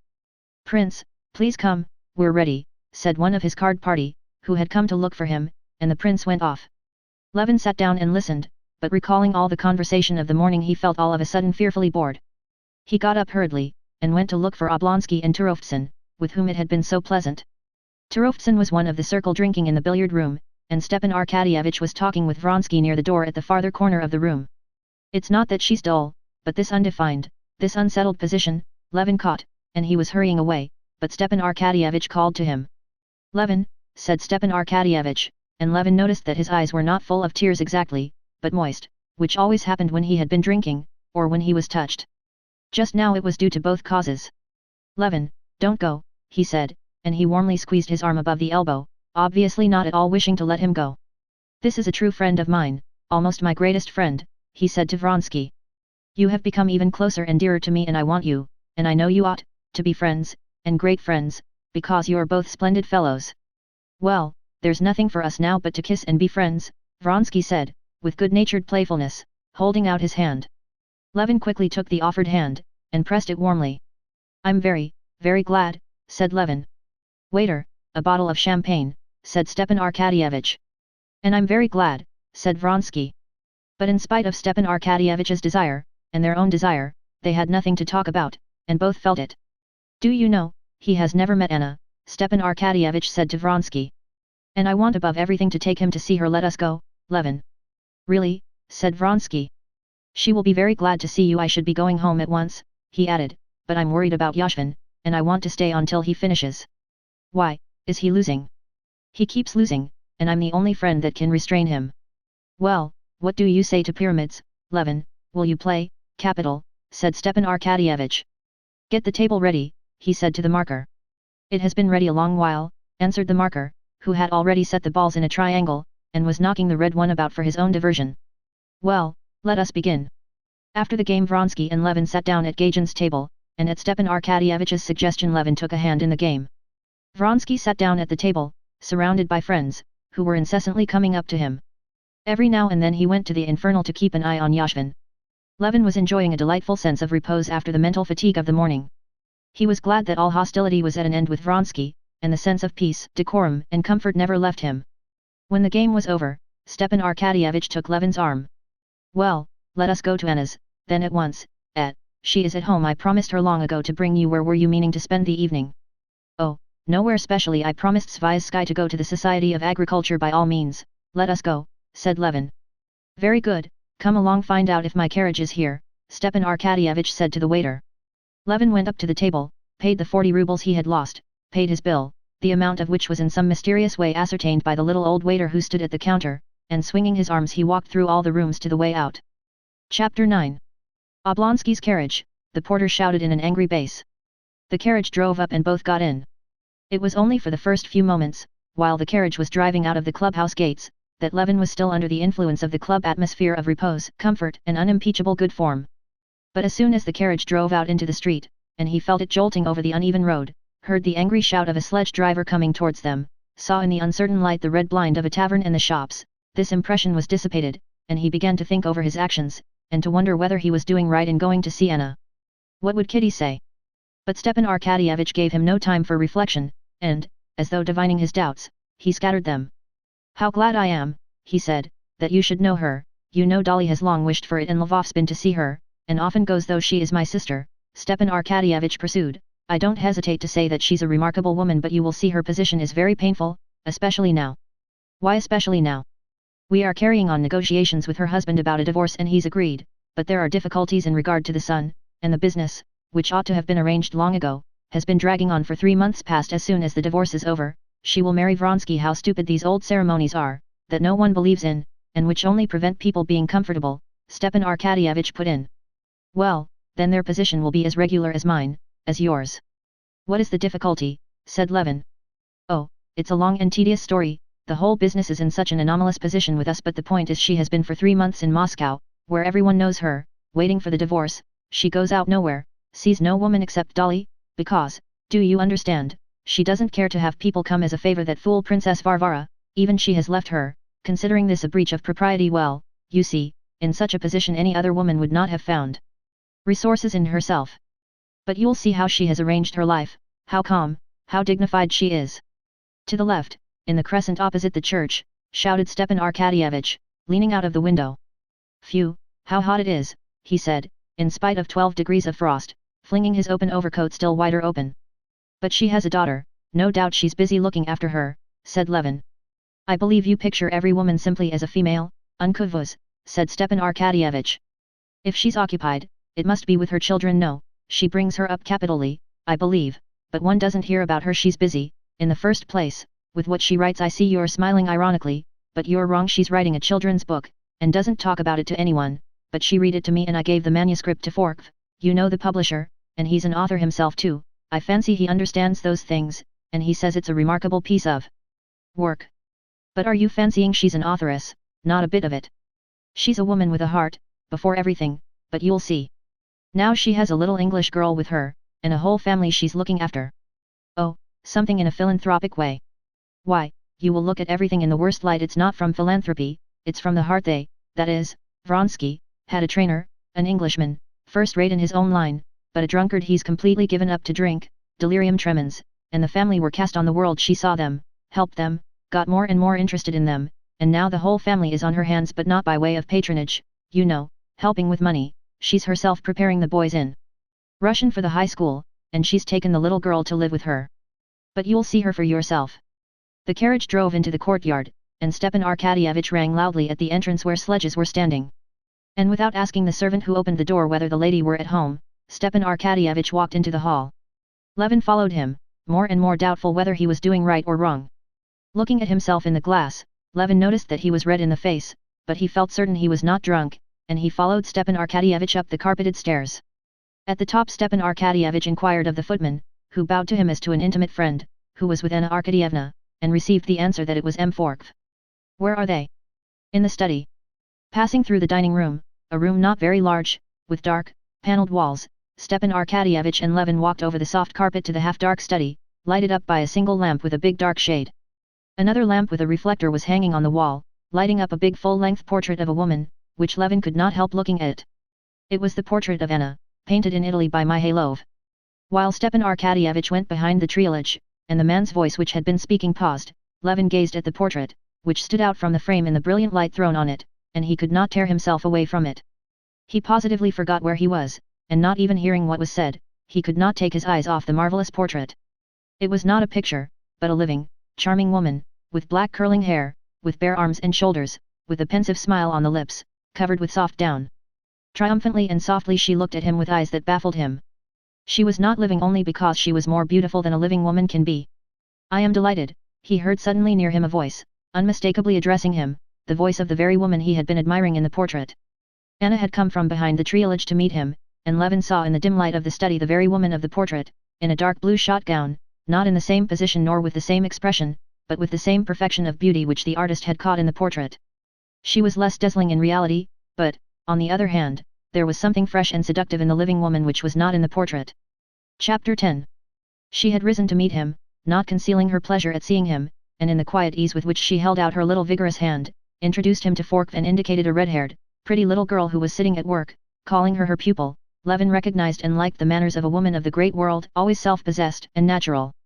I am delighted, delighted, she repeated, and on her lips these simple words took for Levin's ears a special significance. I have known you and liked you for a long while, both from your friendship with Stava and for your wife's sake. I knew her for a very short time, but she left on me the impression of an exquisite flower, simply a flower. And to think she will soon be a mother. She spoke easily and without haste, looking now and then from Levin to her brother, and Levin felt that the impression he was making was good, and he felt immediately at home, simple and happy with her, as though he had known her from childhood. Ivan Petrovitch and I settled in Alexei's study, she said in answer to Stepan Arkadyevitch's question whether he might smoke, just so as to be able to smoke, and glancing at Levin, instead of asking whether he would smoke, she pulled closer a tortoise-shell cigar case and took a cigarette. How are you feeling today? Her brother asked her. Oh, nothing, nerves, as usual. Yes, isn't it extraordinarily fine, said Stepan Arkadyevitch, noticing that Levin was scrutinizing the picture. I have never seen a better portrait. And extraordinarily like, isn't it, said Forkv. Levin looked from the portrait to the original. A peculiar brilliance lighted up Anna's face when she felt his eyes on her. Levin flushed, and to cover his confusion would have asked whether she had seen Darya Alexandrovna lately, but at that moment Anna spoke. We were just talking, Ivan Petrovitch and I, of Vashchenkov's last pictures. Have you seen them? Yes, I have seen them, answered Levin. But, I beg your pardon, I interrupted you, you were saying. Levin asked if she had seen Dolly lately. She was here yesterday. She was very indignant with the high school people on Grisha's account. The Latin teacher, it seems, had been unfair to him. Yes, I have seen his pictures. I didn't care for them very much. Levin went back to the subject she had started. Levin talked now not at all with that purely businesslike attitude to the subject with which he had been talking all the morning. Every word in his conversation with her had a special significance. And talking to her was pleasant, still pleasanter it was to listen to her. Anna talked not merely naturally and cleverly, but cleverly and carelessly, attaching no value to her own ideas and giving great weight to the ideas of the person she was talking to. The conversation turned on the new movement in art, on the new illustrations of the Bible by a French artist. Forkv attacked the artist for a realism carried to the point of coarseness. Levin said that the French had carried conventionality further than anyone, and that consequently they see a great merit in the return to realism. In the fact of not lying they see poetry.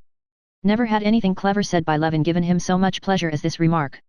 Anna's face lighted up at once, as at once she appreciated the thought. She laughed. I laugh, she said, as one laughs when one sees a very true portrait. What you said so perfectly hits off French art now, painting and literature too, indeed, Zola, Daudet. But perhaps it is always so, that men form their conceptions from fictitious, conventional types, and then, all the combinaisons made, they are tired of the fictitious figures and begin to invent more natural, true figures. That's perfectly true, said Fournette. So you've been at the club, she said to her brother. Yes, yes, this is a woman, Levin thought, forgetting himself and staring persistently at her lovely, mobile face, which at that moment was all at once completely transformed. Levin did not hear what she was talking of as she leaned over to her brother, but he was struck by the change of her expression. Her face, so handsome a moment before in its repose, suddenly wore a look of strange curiosity, anger, and pride. But this lasted only an instant. She dropped her eyelids, as though recollecting something. "Oh, well, but that's of no interest to anyone," she said, and she turned to the English girl. "Please order the tea in the drawing room," she said in English. The girl got up and went out. "Well, how did she get through her examination?" asked Stepan Arkadyevitch.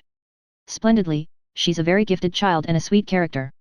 It will end in your loving her more than your own.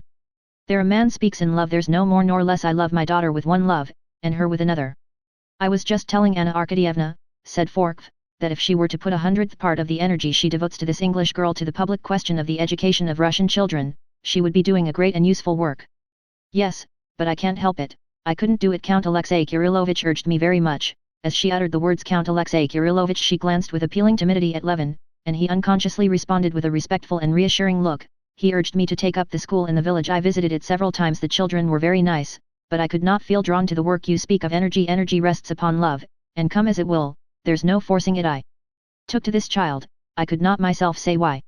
And she glanced again at Levin. And her smile and her glance, all told him that it was to him only she was addressing her words, valuing his good opinion, and at the same time sure beforehand that they understood each other. "I quite understand that," Levin answered. "It's impossible to give one's heart to a school or such institutions in general, and I believe that's just why philanthropic institutions always give such poor results." She was silent for a while, then she smiled. Yes, she agreed, "I never could Jenai Paele Kurase large to love a whole asylum of horrid little girls. Sella Nema Jamariasi. There are so many women who have made themselves unpositioned socially in that way, and now more than ever," she said with a mournful, confiding expression, ostensibly addressing her brother, but unmistakably intending her words only for Levin, "now when I have such need of some occupation, I cannot." And suddenly frowning, Levin saw that she was frowning at herself for talking about herself. She changed the subject. "I know about you," she said to Levin, "that you're not a public-spirited citizen, and I have defended you to the best of my ability." "How have you defended me?" "Oh, according to the attacks made on you. But won't you have some tea?" She rose and took up a book bound in Morocco. "Give it to me, Anna Arkadyevna," said Forkv, indicating the book. "It's well worth taking up." "Oh, no, it's all so sketchy." "I told him about it," Stepan Arkadyevitch said to his sister, nodding at Levin. "You shouldn't have. My writing is something after the fashion of those little baskets and carving which Liza Mertsalova used to sell me from the prisons. She had the direction of the prison department in that society." She turned to Levin, "and they were miracles of patience, the work of those poor wretches." And Levin saw a new trait in this woman, who attracted him so extraordinarily. Besides wit, grace, and beauty, she had truth. She had no wish to hide from him all the bitterness of her position. As she said that she sighed, and her face suddenly taking a hard expression, looked as it were turned to stone. With that expression on her face she was more beautiful than ever, but the expression was new, it was utterly unlike that expression, radiant with happiness and creating happiness, which had been caught by the painter in her portrait. Levin looked more than once at the portrait and at her figure, as taking her brother's arm she walked with him to the high doors, and he felt for her a tenderness and pity at which he wondered himself. She asked Levin and Forkv to go into the drawing room, while she stayed behind to say a few words to her brother. "About her divorce, about Vronsky and what he's doing at the club, about me," wondered Levin. And he was so keenly interested by the question of what she was saying to Stepan Arkadyevitch, that he scarcely heard what Forkv was telling him of the qualities of the story for children Anna Arkadyevna had written. At tea the same pleasant sort of talk, full of interesting matter, continued. There was not a single instant when a subject for conversation was to seek. On the contrary, it was felt that one had hardly time to say what one had to say, and eagerly held back to hear what the others were saying. And all that was said, not only by her, but by Forkv and Stepan Arkadyevitch, all, so it seemed to Levin, gained peculiar significance from her appreciation and her criticism.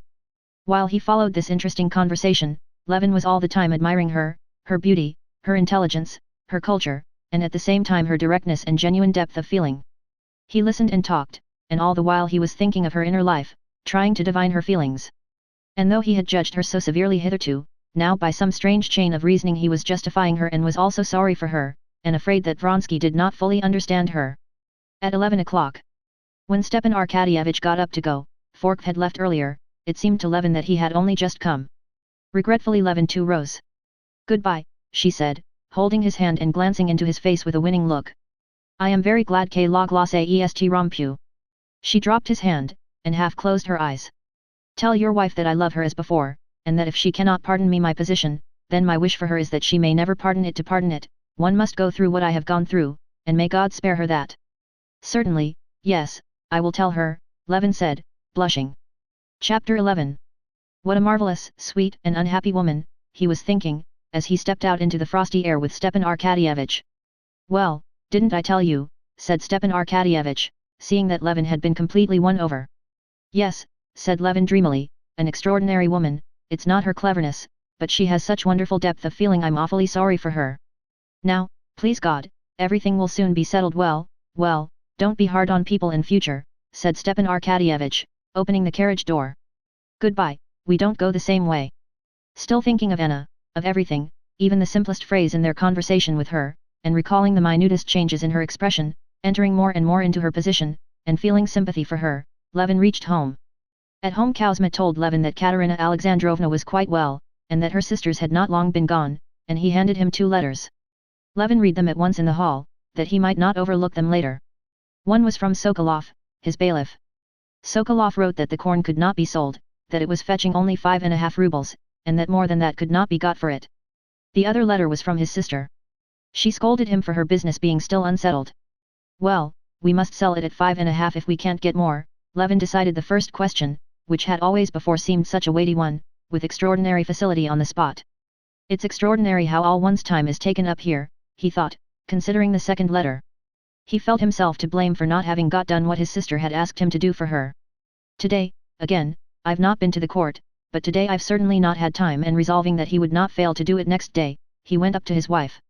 As he went in, Levin rapidly ran through mentally the day he had spent. All the events of the day were conversations he had heard and taken part in. All the conversations were upon subjects which, if he had been alone at home, he would never have taken up, but here they were very interesting. And all these conversations were right enough, only in 2 places there was something not quite right. One was what he had said about the carp, the other was something not quite the thing in the tender sympathy he was feeling for Anna. Levin found his wife low-spirited and dull. The dinner of the 3 sisters had gone off very well, but then they had waited and waited for him, all of them had felt dull, the sisters had departed, and she had been left alone. Well, and what have you been doing, she asked him, looking straight into his eyes, which shone with rather a suspicious brightness. But that she might not prevent his telling her everything, she concealed her close scrutiny of him, and with an approving smile listened to his account of how he had spent the evening. Well, I'm very glad I met Vronsky. I felt quite at ease and natural with him, you understand. I shall try not to see him, but I'm glad that this awkwardness is all over, he said, and remembering that by way of trying not to see him, he had immediately gone to call on Anna, he blushed. We talk about the peasants drinking, I don't know which drinks most, the peasantry or our own class, the peasants do on holidays, but Kitty took not the slightest interest in discussing the drinking habits of the peasants. She saw that he blushed, and she wanted to know why. Well, and then where did you go? Stava urged me awfully to go and see Anna Arkadyevna. And as he said this, Levin blushed even more, and his doubts as to whether he had done right in going to see Anna were settled once for all. He knew now that he ought not to have done so. Kitty's eyes opened in a curious way and gleamed at Anna's name, but controlling herself with an effort, she concealed her emotion and deceived him. Oh, was all she said. I'm sure you won't be angry at my going. Stava begged me to, and Dolly wished it, Levin went on. Oh, no, she said, but he saw in her eyes a constraint that boded him no good. She is a very sweet, very unhappy, good woman, he said, telling her about Anna, her occupations and what she had told him to say to her. Yes, of course, she is very much to be pitied, said Kitty, when he had finished. Whom was your letter from? He told her, and believing in her calm tone, he went to change his coat. Coming back, he found Kitty in the same easy chair. When he went up to her, she glanced at him and broke into sobs. What is it? He asked, knowing beforehand what. You're in love with that hateful woman, she has bewitched you, I saw it in your eyes. Yes, what can it all lead to? You were drinking at the club, drinking and gambling, and then you went, to her of all people? No, we must go away. I shall go away tomorrow. It was a long while before Levin could soothe his wife. At last he succeeded in calming her, only by confessing that a feeling of pity, in conjunction with the wine he had drunk, had been too much for him, that he had succumbed to Anna's artful influence, and that he would avoid her. One thing he did with more sincerity confess to was that living so long in Moscow, a life of nothing but conversation, eating and drinking, he was degenerating. They talked till 3 o'clock in the morning. Only at 3 o'clock were they sufficiently reconciled to be able to go to sleep. Chapter 12. After taking leave of her guests, Anna did not sit down, but began walking up and down the room. She had unconsciously the whole evening done her utmost to arouse in Levin a feeling of love, as of late she had fallen into doing with all young men, and she knew she had attained her aim, as far as was possible in one evening, with a married and conscientious man. She liked him indeed extremely, and, in spite of the striking difference, from the masculine point of view between Vronsky and Levin, as a woman she saw something they had in common, which had made Kitty able to love both. Yet as soon as he was out of the room, she ceased to think of him. One thought, and one only, pursued her in different forms, and refused to be shaken off. If I have so much effect on others, on this man, who loves his home and his wife, why is it he is so cold to me? Not cold exactly, he loves me, I know that. But something new is drawing us apart now. Why wasn't he here all the evening? He told Stava to say he could not leave Yashvin, and must watch over his play. Is Yashvin a child? But supposing it's true. He never tells a lie. But there's something else in it if it's true. He is glad of an opportunity of showing me that he has other duties, I know that, I submit to that. But why prove that to me? He wants to show me that his love for me is not to interfere with his freedom. But I need no proofs, I need love. He ought to understand all the bitterness of this life for me here in Moscow. Is this life? I am not living, but waiting for an event, which is continually put off and put off. No answer again. And Stava says he cannot go to Alexey Alexandrovich. And I can't write again. I can do nothing, can begin nothing, can alter nothing, I hold myself in. I wait, inventing amusements for myself, the English family, writing, reading, but it's all nothing but a sham, it's all the same as morphine. He ought to feel for me, she said, feeling tears of self-pity coming into her eyes. She heard Vronsky's abrupt ring and hurriedly dried her tears, not only dried her tears, but sat down by a lamp and opened a book, affecting composure. She wanted to show him that she was displeased that he had not come home as he had promised, displeased only, and not on any account to let him see her distress, and least of all, her self-pity.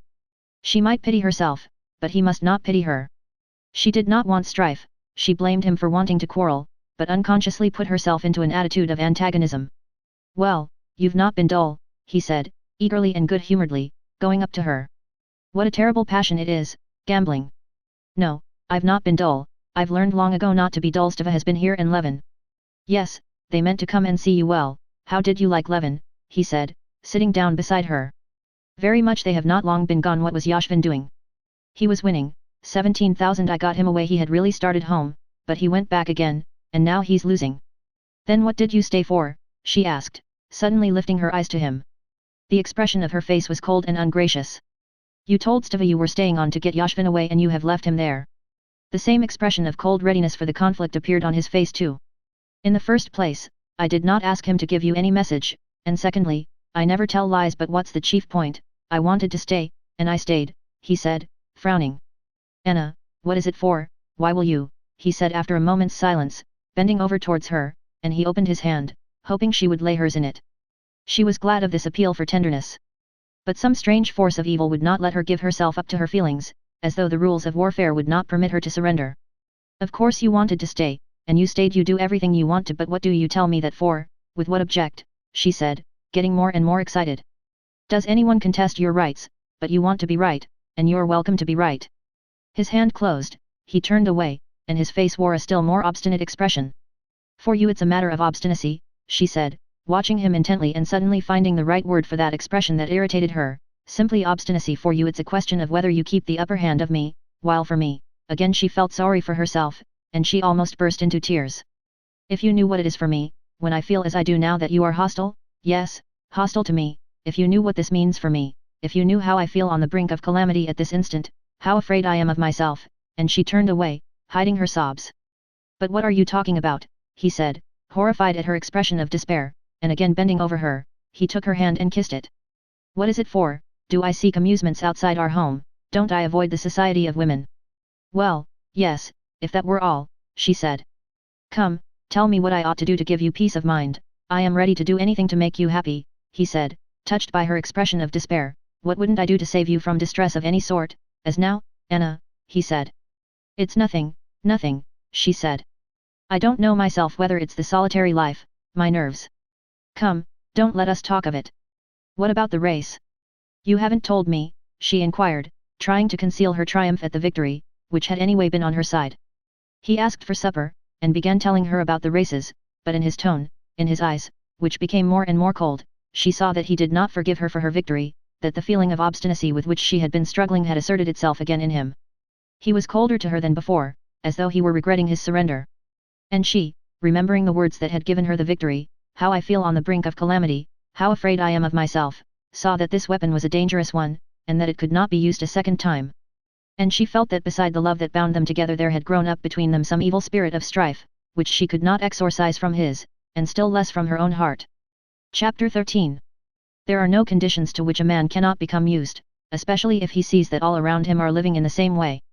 Levin could not have believed 3 months before that he could have gone quietly to sleep in the condition in which he was that day, that leading an aimless, irrational life, living too beyond his means, after drinking to excess, he could not call what happened at the club anything else, forming inappropriately friendly relations with a man with whom his wife had once been in love, and a still more inappropriate call upon a woman who could only be called a lost woman, after being fascinated by that woman and causing his wife distress, he could still go quietly to sleep.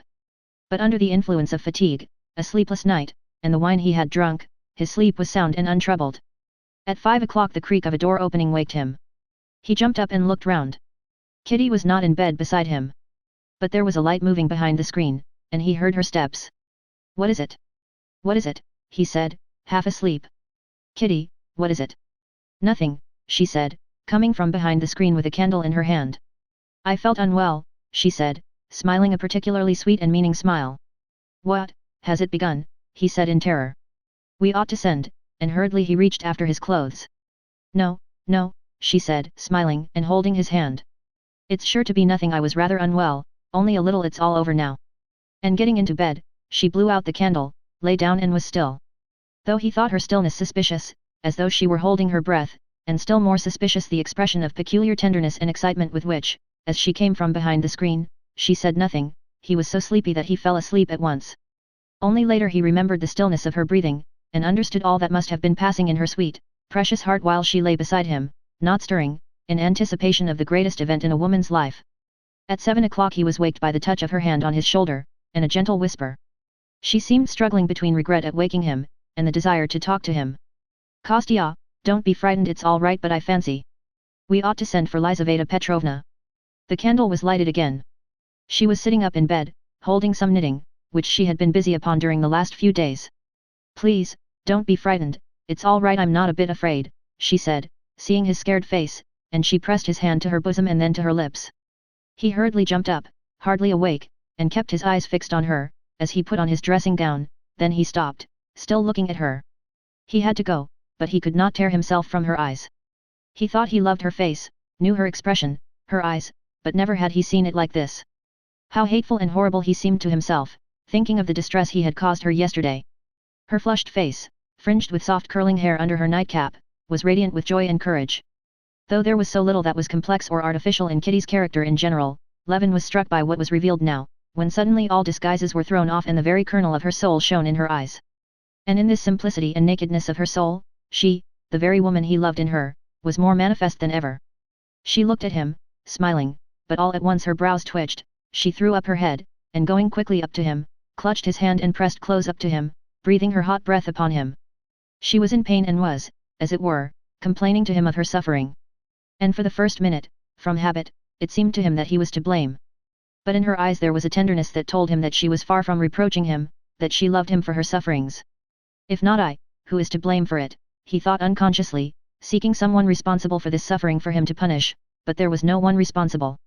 She was suffering, complaining, and triumphing in her sufferings, and rejoicing in them, and loving them. He saw that something sublime was being accomplished in her soul, but what? He could not make it out. It was beyond his understanding. "I have sent to Mama. You go quickly to fetch Lizaveta Petrovna, Kostya." "Nothing, it's over." She moved away from him and rang the bell. "Well, go now, Pasha's coming. I am all right." And Levin saw with astonishment that she had taken up the knitting she had brought in the night and begun working at it again. As Levin was going out of one door, he heard the maidservant come in at the other. He stood at the door and heard Kitty giving exact directions to the maid, and beginning to help her move the bedstead. He dressed, and while they were putting in his horses, as a hired sledge was not to be seen yet, he ran again up to the bedroom, not on tiptoe, it seemed to him, but on wings. 2 maidservants were carefully moving something in the bedroom. Kitty was walking about knitting rapidly and giving directions. "I'm going for the doctor. They have sent for Lizaveta Petrovna, but I'll go on there too. Isn't there anything wanted?" "Yes, shall I go to Dolly's?" She looked at him, obviously not hearing what he was saying. "Yes, yes, do go," she said quickly, frowning and waving her hand to him. He had just gone into the drawing room, when suddenly a plaintive moan sounded from the bedroom, smothered instantly. He stood still, and for a long while he could not understand. Yes, that is she, he said to himself, and clutching at his head he ran downstairs. Lord have mercy on us, pardon us, aid us, he repeated the words that for some reason came suddenly to his lips. And he, an unbeliever, repeated these words not with his lips only. At that instant he knew that all his doubts, even the impossibility of believing with his reason, of which he was aware in himself, did not in the least hinder his turning to God. All of that now floated out of his soul like dust. To whom was he to turn if not to him in whose hands he felt himself, his soul, and his love? The horse was not yet ready, but feeling a peculiar concentration of his physical forces and his intellect on what he had to do, he started off on foot without waiting for the horse, and told Kuzma to overtake him. At the corner he met a night cabman driving hurriedly. In the little sledge, wrapped in a velvet cloak, sat Lizaveta Petrovna with a kerchief round her head. Thank God, he said, overjoyed to recognize her little fair face which wore a peculiarly serious, even stern expression. Telling the driver not to stop, he ran along beside her. For 2 hours, then, not more, she inquired. You should let Pyotr Dmitrievich know, but don't hurry him and get some opium at the chemist's.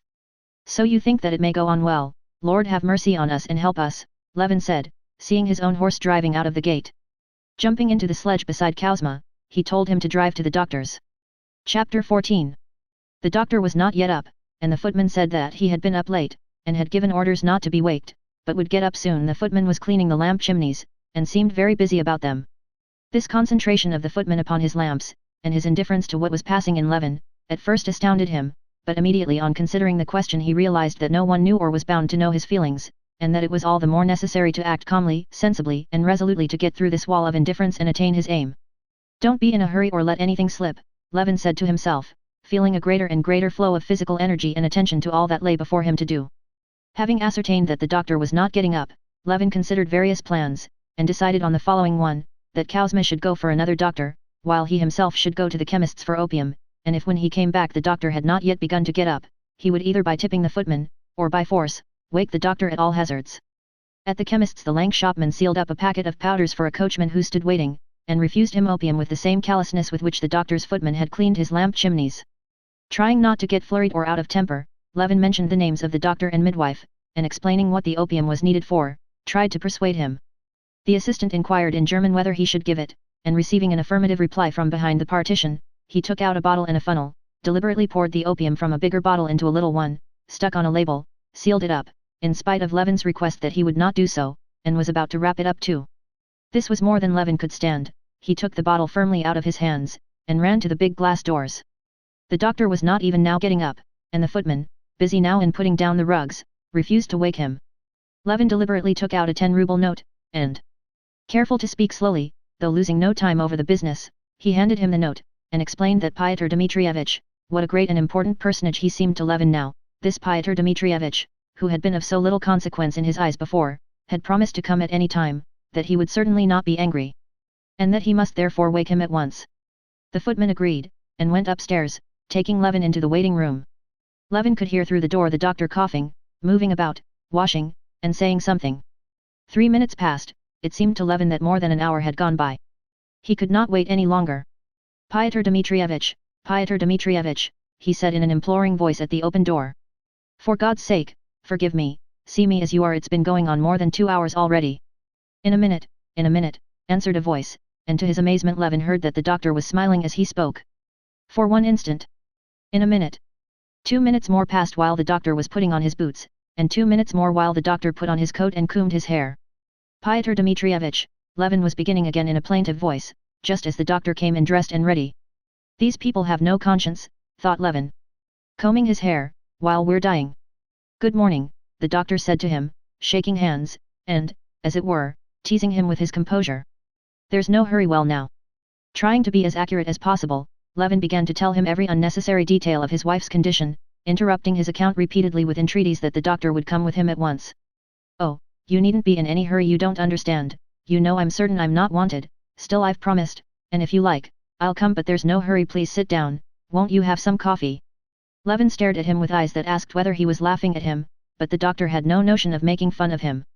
I know, the doctor said, smiling, I'm a married man myself, and at these moments we husbands are very much to be pitied. I've a patient whose husband always takes refuge in the stables on such occasions. But what do you think, Pyotr Dmitrievich, do you suppose it may go all right? Everything points to a favorable issue. So you'll come immediately, said Levin, looking wrathfully at the servant who was bringing in the coffee. In an hour's time. Oh, for mercy's sake. Well, let me drink my coffee, anyway. The doctor started upon his coffee. Both were silent. The Turks are really getting beaten, though. Did you read yesterday's telegrams? Said the doctor, munching some roll. No, I can't stand it, said Levin, jumping up. So you'll be with us in a quarter of an hour? In half an hour. On your honor. When Levin got home, he drove up at the same time as the princess, and they went up to the bedroom door together. The princess had tears in her eyes, and her hands were shaking. Seeing Levin, she embraced him, and burst into tears. Well, my dear Lizaveta Petrovna, she queried, clasping the hand of the midwife, who came out to meet them with a beaming and anxious face. She's going on well, she said, persuade her to lie down, she will be easier so. From the moment when he had waked up and understood what was going on, Levin had prepared his mind to bear resolutely what was before him, and without considering or anticipating anything, to avoid upsetting his wife, and on the contrary to soothe her and keep up her courage. Without allowing himself even to think of what was to come, of how it would end, judging from his inquiries as to the usual duration of these ordeals, Levin had in his imagination braced himself to bear up and to keep a tight rein on his feelings for 5 hours, and it had seemed to him he could do this. But when he came back from the doctor's and saw her sufferings again, he fell to repeating more and more frequently, Lord, have mercy on us, and succor us. He sighed, and flung his head up, and began to feel afraid he could not bear it, that he would burst into tears or run away. Such agony it was to him. And only 1 hour had passed. But after that hour there passed another hour, 2 hours, 3, the full 5 hours he had fixed as the furthest limit of his sufferings, and the position was still unchanged, and he was still bearing it because there was nothing to be done but bear it, every instant feeling that he had reached the utmost limits of his endurance, and that his heart would break with sympathy and pain. But still the minutes passed by and the hours, and still hours more, and his misery and horror grew and were more and more intense. All the ordinary conditions of life, without which one can form no conception of anything, had ceased to exist for Levin. He lost all sense of time. Minutes, those minutes when she sent for him and he held her moist hand, that would squeeze his hand with extraordinary violence and then push it away, seemed to him hours, and hours seemed to him minutes. He was surprised when Lizaveta Petrovna asked him to light a candle behind a screen, and he found that it was 5 o'clock in the afternoon. If he had been told it was only 10 o'clock in the morning, he would not have been more surprised. Where he was all this time, he knew as little as the time of anything. He saw her swollen face, sometimes bewildered and in agony, sometimes smiling and trying to reassure him. He saw the old princess too, flushed and overwrought, with her grey curls in disorder, forcing herself to gulp down her tears, biting her lips. He saw Dolly too and the doctor, smoking fat cigarettes, and Lizaveta Petrovna with a firm, resolute, reassuring face, and the old prince walking up and down the hall with a frowning face. But why they came in and went out, where they were, he did not know. The princess was with the doctor in the bedroom, then in the study, where a table set for dinner suddenly appeared, then she was not there, but Dolly was. Then Levin remembered he had been sent somewhere. Once he had been sent to move a table and sofa. He had done this eagerly, thinking it had to be done for her sake, and only later on he found it was his own bed he had been getting ready. Then he had been sent to the study to ask the doctor something. The doctor had answered and then had said something about the irregularities in the municipal council. Then he had been sent to the bedroom to help the old princess to move the holy picture in its silver and gold setting, and with the princess's old waiting maid he had clambered on a shelf to reach it and had broken the little lamp. And the old servant had tried to reassure him about the lamp and about his wife, and he carried the holy picture and set it at Kitty's head, carefully tucking it in behind the pillow. But where, when, and why all this had happened, he could not tell. He did not understand why the old princess took his hand, and looking compassionately at him, begged him not to worry himself, and Dolly persuaded him to eat something and led him out of the room, and even the doctor looked seriously and with commiseration at him and offered him a drop of something. All he knew and felt was that what was happening was what had happened nearly a year before in the hotel of the country town at the deathbed of his brother Nikolai. But that had been grief, this was joy. Yet that grief and this joy were alike outside all the ordinary conditions of life, they were loopholes, as it were, in that ordinary life through which there came glimpses of something sublime. And in the contemplation of this sublime something the soul was exalted to inconceivable heights of which it had before had no conception, while reason lagged behind, unable to keep up with it. Lord, have mercy on us, and succor us, he repeated to himself incessantly, feeling, in spite of his long and, as it seemed, complete alienation from religion, that he turned to God just as trustfully and simply as he had in his childhood and first youth. All this time he had two distinct spiritual conditions. One was away from her, with the doctor, who kept smoking one fat cigarette after another and extinguishing them on the edge of a full ashtray, with Dolly, and with the old prince, where there was talk about dinner, about politics, about Marya Petrovna's illness, and where Levin suddenly forgot for a minute what was happening, and felt as though he had waked up from sleep. The other was in her presence, at her pillow, where his heart seemed breaking and still did not break from sympathetic suffering, and he prayed to God without ceasing. And every time he was brought back from a moment of oblivion by a scream reaching him from the bedroom, he fell into the same strange terror that had come upon him the first minute. Every time he heard a shriek, he jumped up, ran to justify himself, remembered on the way that he was not to blame, and he longed to defend her, to help her. But as he looked at her, he saw again that help was impossible. And he was filled with terror and prayed, "Lord, have mercy on us, and help us," and as time went on, both these conditions became more intense, the calmer he became away from her, completely forgetting her, the more agonizing became both her sufferings and his feeling of helplessness before them. He jumped up, would have liked to run away, but ran to her. Sometimes, when again and again she called upon him, he blamed her, but seeing her patient, smiling face and hearing the words, "I am worrying you," he threw the blame on God, but thinking of God, at once he fell to beseeching God to forgive him and have mercy. Chapter 15. He did not know whether it was late or early. The candles had all burned out. Dolly had just been in the study and had suggested to the doctor that he should lie down. Levin sat listening to the doctor's stories of a quack mesmerizer and looking at the ashes of his cigarette. There had been a period of repose, and he had sunk into oblivion. He had completely forgotten what was going on now. He heard the doctor's chat and understood it. Suddenly there came an unearthly shriek. The shriek was so awful that Levin did not even jump up, but holding his breath, gazed in terrified inquiry at the doctor. The doctor put his head on one side, listened, and smiled approvingly. Everything was so extraordinary that nothing could strike Levin as strange. "I suppose it must be so," he thought, and still sat where he was. Whose scream was this? He jumped up, ran on tiptoe to the bedroom, edged round Lizaveta Petrovna and the princess, and took up his position at Kitty's pillow. The scream had subsided, but there was some change now. What it was he did not see and did not comprehend, and he had no wish to see or comprehend. But he saw it by the face of Lizaveta Petrovna. Lizaveta Petrovna's face was stern and pale, and still as resolute, though her jaws were twitching, and her eyes were fixed intently on Kitty. Kitty's swollen and agonized face, a tress of hair clinging to her moist brow, was turned to him and sought his eyes. Her lifted hands asked for his hands. Clutching his chill hands in her moist ones, she began squeezing them to her face. Don't go, I'm not afraid, she said rapidly. "Mama, take my earrings, they bother me, you're not afraid, quick, Lizaveta Petrovna." She spoke quickly, very quickly, and tried to smile. But suddenly her face was drawn, she pushed him away. "Oh, this is awful, I'm dying, go away," she shrieked, and again he heard that unearthly scream. Levin clutched at his head and ran out of the room. It's nothing, it's all right," Dolly called after him. But they might say what they liked, he knew now that all was over. He stood in the next room, his head leaning against the doorpost, and heard shrieks, howls such as he had never heard before, and he knew that what had been Kitty was uttering these shrieks. He had long ago ceased to wish for the child. By now he loathed this child. He did not even wish for her life now, all he longed for was the end of this awful anguish. "Doctor, what is it, by God," he said, snatching at the doctor's hand as he came up. "It's the end," said the doctor. And the doctor's face was so grave as he said it that Levin took the end as meaning her death. Beside himself, he ran into the bedroom. The first thing he saw was the face of Lizaveta Petrovna. It was even more frowning and stern. Kitty's face he did not know. In the place where it had been was something that was fearful in its strained distortion and in the sounds that came from it. He fell down with his head on the wooden framework of the bed, feeling that his heart was bursting.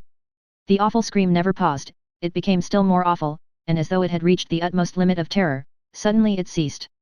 Levin could not believe his ears, but there could be no doubt, the scream had ceased and he heard a subdued stir and bustle, and hurried breathing, and her voice, gasping, alive, tender, and blissful, uttered softly, "It's over." He lifted his head. With her hands hanging exhausted on the quilt, looking extraordinarily lovely and serene, she looked at him in silence and tried to smile, and could not. And suddenly, from the mysterious and awful faraway world in which he had been living for the last 22 hours, Levin felt himself all in an instant borne back to the old everyday world, glorified though now, by such a radiance of happiness that he could not bear it. The strained cords snapped, sobs and tears of joy which he had never foreseen rose up with such violence that his whole body shook, that for long they prevented him from speaking.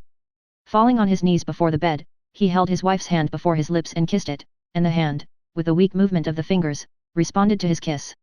And meanwhile, there at the foot of the bed, in the deft hands of Lizaveta Petrovna, like a flickering light in a lamp, lay the life of a human creature, which had never existed before, and which would now with the same right, with the same importance to itself, live and create in its own image. Alive, alive, and a boy too, set your mind at rest, Levin heard Lizaveta Petrovna saying, as she slapped the baby's back with a shaking hand. Mama, is it true, said Kitty's voice. The princess's sobs were all the answers she could make. And in the midst of the silence there came an unmistakable reply to the mother's question, a voice quite unlike the subdued voices speaking in the room. It was the bold, clamorous, self-assertive squall of the new human being, who had so incomprehensibly appeared. If Levin had been told before that Kitty was dead, and that he had died with her, and that their children were angels, and that God was standing before him, he would have been surprised at nothing. But now, coming back to the world of reality, he had to make great mental efforts to take in that she was alive and well, and that the creature squalling so desperately was his son. Kitty was alive, her agony was over. And he was unutterably happy. That he understood, he was completely happy in it. But the baby? Whence, why, who was he? He could not get used to the idea. It seemed to him something extraneous, superfluous, to which he could not accustom himself. Chapter 16. At 10 o'clock the old prince, Sergei Ivanovich and Stepan Arkadyevich were sitting at Levin's. Having inquired after Kitty, they had dropped into conversation upon other subjects. Levin heard them, and unconsciously, as they talked, going over the past, over what had been up to that morning, he thought of himself as he had been yesterday till that point. It was as though 100 years had passed since then. He felt himself exalted to unattainable heights, from which he studiously lowered himself so as not to wound the people he was talking to. He talked, and was all the time thinking of his wife, of her condition now, of his son, in whose existence he tried to school himself into believing. The whole world of woman, which had taken for him since his marriage a new value he had never suspected before, was now so exalted that he could not take it in his imagination. He heard them talk of yesterday's dinner at the club, and thought, what is happening with her now? Is she asleep? How is she? What is she thinking of? Is he crying, my son Dmitri? And in the middle of the conversation, in the middle of a sentence, he jumped up and went out of the room. Send me word if I can see her, said the prince. Very well, in a minute, answered Levin, and without stopping, he went to her room. She was not asleep, she was talking gently with her mother, making plans about the christening. Carefully set to rights, with hair well brushed, in a smart little cap with some blue in it, her arms out on the quilt, she was lying on her back. Meeting his eyes, her eyes drew him to her. Her face, bright before, brightened still more as he drew near her. There was the same change in it from earthly to unearthly that is seen in the face of the dead. But then it means farewell, here it meant welcome. Again a rush of emotion, such as he had felt at the moment of the child's birth, flooded his heart. She took his hand and asked him if he had slept.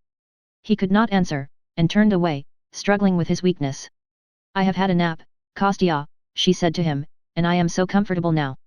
She looked at him, but suddenly her expression changed. Give him to me, she said, hearing the baby's cry. Give him to me, Lizaveta Petrovna, and he shall look at him. To be sure, his papa shall look at him, said Lizaveta Petrovna, getting up and bringing something red and queer and wriggling. Wait a minute, we'll make him tidy first, and Lizaveta Petrovna laid the red wobbling thing on the bed, began untrussing and trussing up the baby, lifting it up and turning it over with one finger and powdering it with something.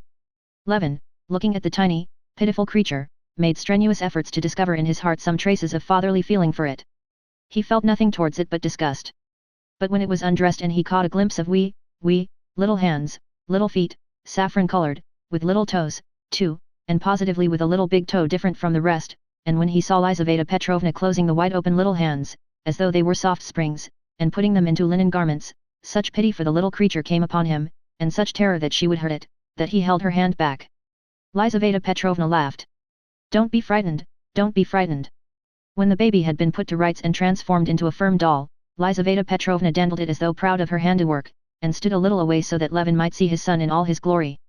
Kitty looked sideways in the same direction, never taking her eyes off the baby. Give him to me, she said, and even made as though she would sit up. What are you thinking of, Katerina Alexandrovna? You mustn't move like that. Wait a minute, I'll give him to you. Here we're showing Papa what a fine fellow we are. And Lizaveta Petrovna, with one hand supporting the wobbling head, lifted up on the other arm the strange, limp, red creature, whose head was lost in its swaddling clothes. But it had a nose, too, and slanting eyes and smacking lips. A splendid baby, said Lizaveta Petrovna. Levin sighed with mortification. This splendid baby excited in him no feeling but disgust and compassion. It was not at all the feeling he had looked forward to. He turned away while Lizaveta Petrovna put the baby to the unaccustomed breast. Suddenly laughter made him look round. The baby had taken the breast. "Come, that's enough," said Lizaveta Petrovna, but Kitty would not let the baby go. He fell asleep in her arms. "Look, now," said Kitty, turning the baby so that he could see it. The aged-looking little face suddenly puckered up still more and the baby sneezed. Smiling, hardly able to restrain his tears, Levin kissed his wife and went out of the dark room. What he felt towards this little creature was utterly unlike what he had expected. There was nothing cheerful and joyous in the feeling, on the contrary, it was a new torture of apprehension. It was the consciousness of a new sphere of liability to pain. And this sense was so painful at first, the apprehension lest this helpless creature should suffer was so intense, that it prevented him from noticing the strange thrill of senseless joy and even pride that he had felt when the baby sneezed. Chapter 17. Stepan Arkadyevitch's affairs were in a very bad way. The money for 2/3 of the forest had all been spent already, and he had borrowed from the merchant in advance at 10% discount, almost all the remaining third. The merchant would not give more, especially as Darya Alexandrovna, for the first time that winter insisting on her right to her own property, had refused to sign the receipt for the payment of the last third of the forest. All his salary went on household expenses and in payment of petty debts that could not be put off. There was positively no money. This was unpleasant and awkward, and in Stepan Arkadyevitch's opinion things could not go on like this. The explanation of the position was, in his view, to be found in the fact that his salary was too small. The post he filled had been unmistakably very good 5 years ago, but it was so no longer. Petrov, the bank director, had 12,000, Sventitsky, a company director, had 17,000, Maiden, who had founded a bank, received 50,000. Clearly I've been napping, and they've overlooked me, Stepan Arkadyevitch thought about himself. And he began keeping his eyes and ears open, and towards the end of the winter he had discovered a very good berth and had formed a plan of attack upon it, at first from Moscow through aunts, uncles and friends, and then, when the matter was well advanced, in the spring, he went himself to Petersburg. It was one of those snug, lucrative berths of which there are so many more nowadays than there used to be, with incomes ranging from 1,000 to 50,000 rubles. It was the post of Secretary of the Committee of the Amalgamated Agency of the Southern Railways, and of certain banking companies. This position, like all such appointments, called for such immense energy and such varied qualifications, that it was difficult for them to be found united in any one man. And since a man combining all the qualifications was not to be found, it was at least better that the post be filled by an honest than by a dishonest man. And Stepan Arkadyevitch was not merely an honest man, unemphatically, in the common acceptation of the words, he was an honest man, emphatically, in that special sense which the word has in Moscow, when they talk of an honest politician, an honest writer, an honest newspaper, an honest institution, an honest tendency, meaning not simply that the man or the institution is not dishonest, but that they are capable on occasion of taking a line of their own in opposition to the authorities. Stepan Arkadyevitch moved in those circles in Moscow in which that expression had come into use, was regarded there as an honest man, and so had more right to this appointment than others. The appointment yielded an income of from 7,000 to 10,000 a year, and Oblonsky could fill it without giving up his government position. It was in the hands of 2 ministers, 1 lady and 2 Jews, and all these people, though the way had been paved already with them, Stepan Arkadyevitch had to see in Petersburg. Besides this business, Stepan Arkadyevitch had promised his sister Anna to obtain from Karenina a definite answer on the question of divorce. And begging 50 rubles from Dolly, he set off for Petersburg.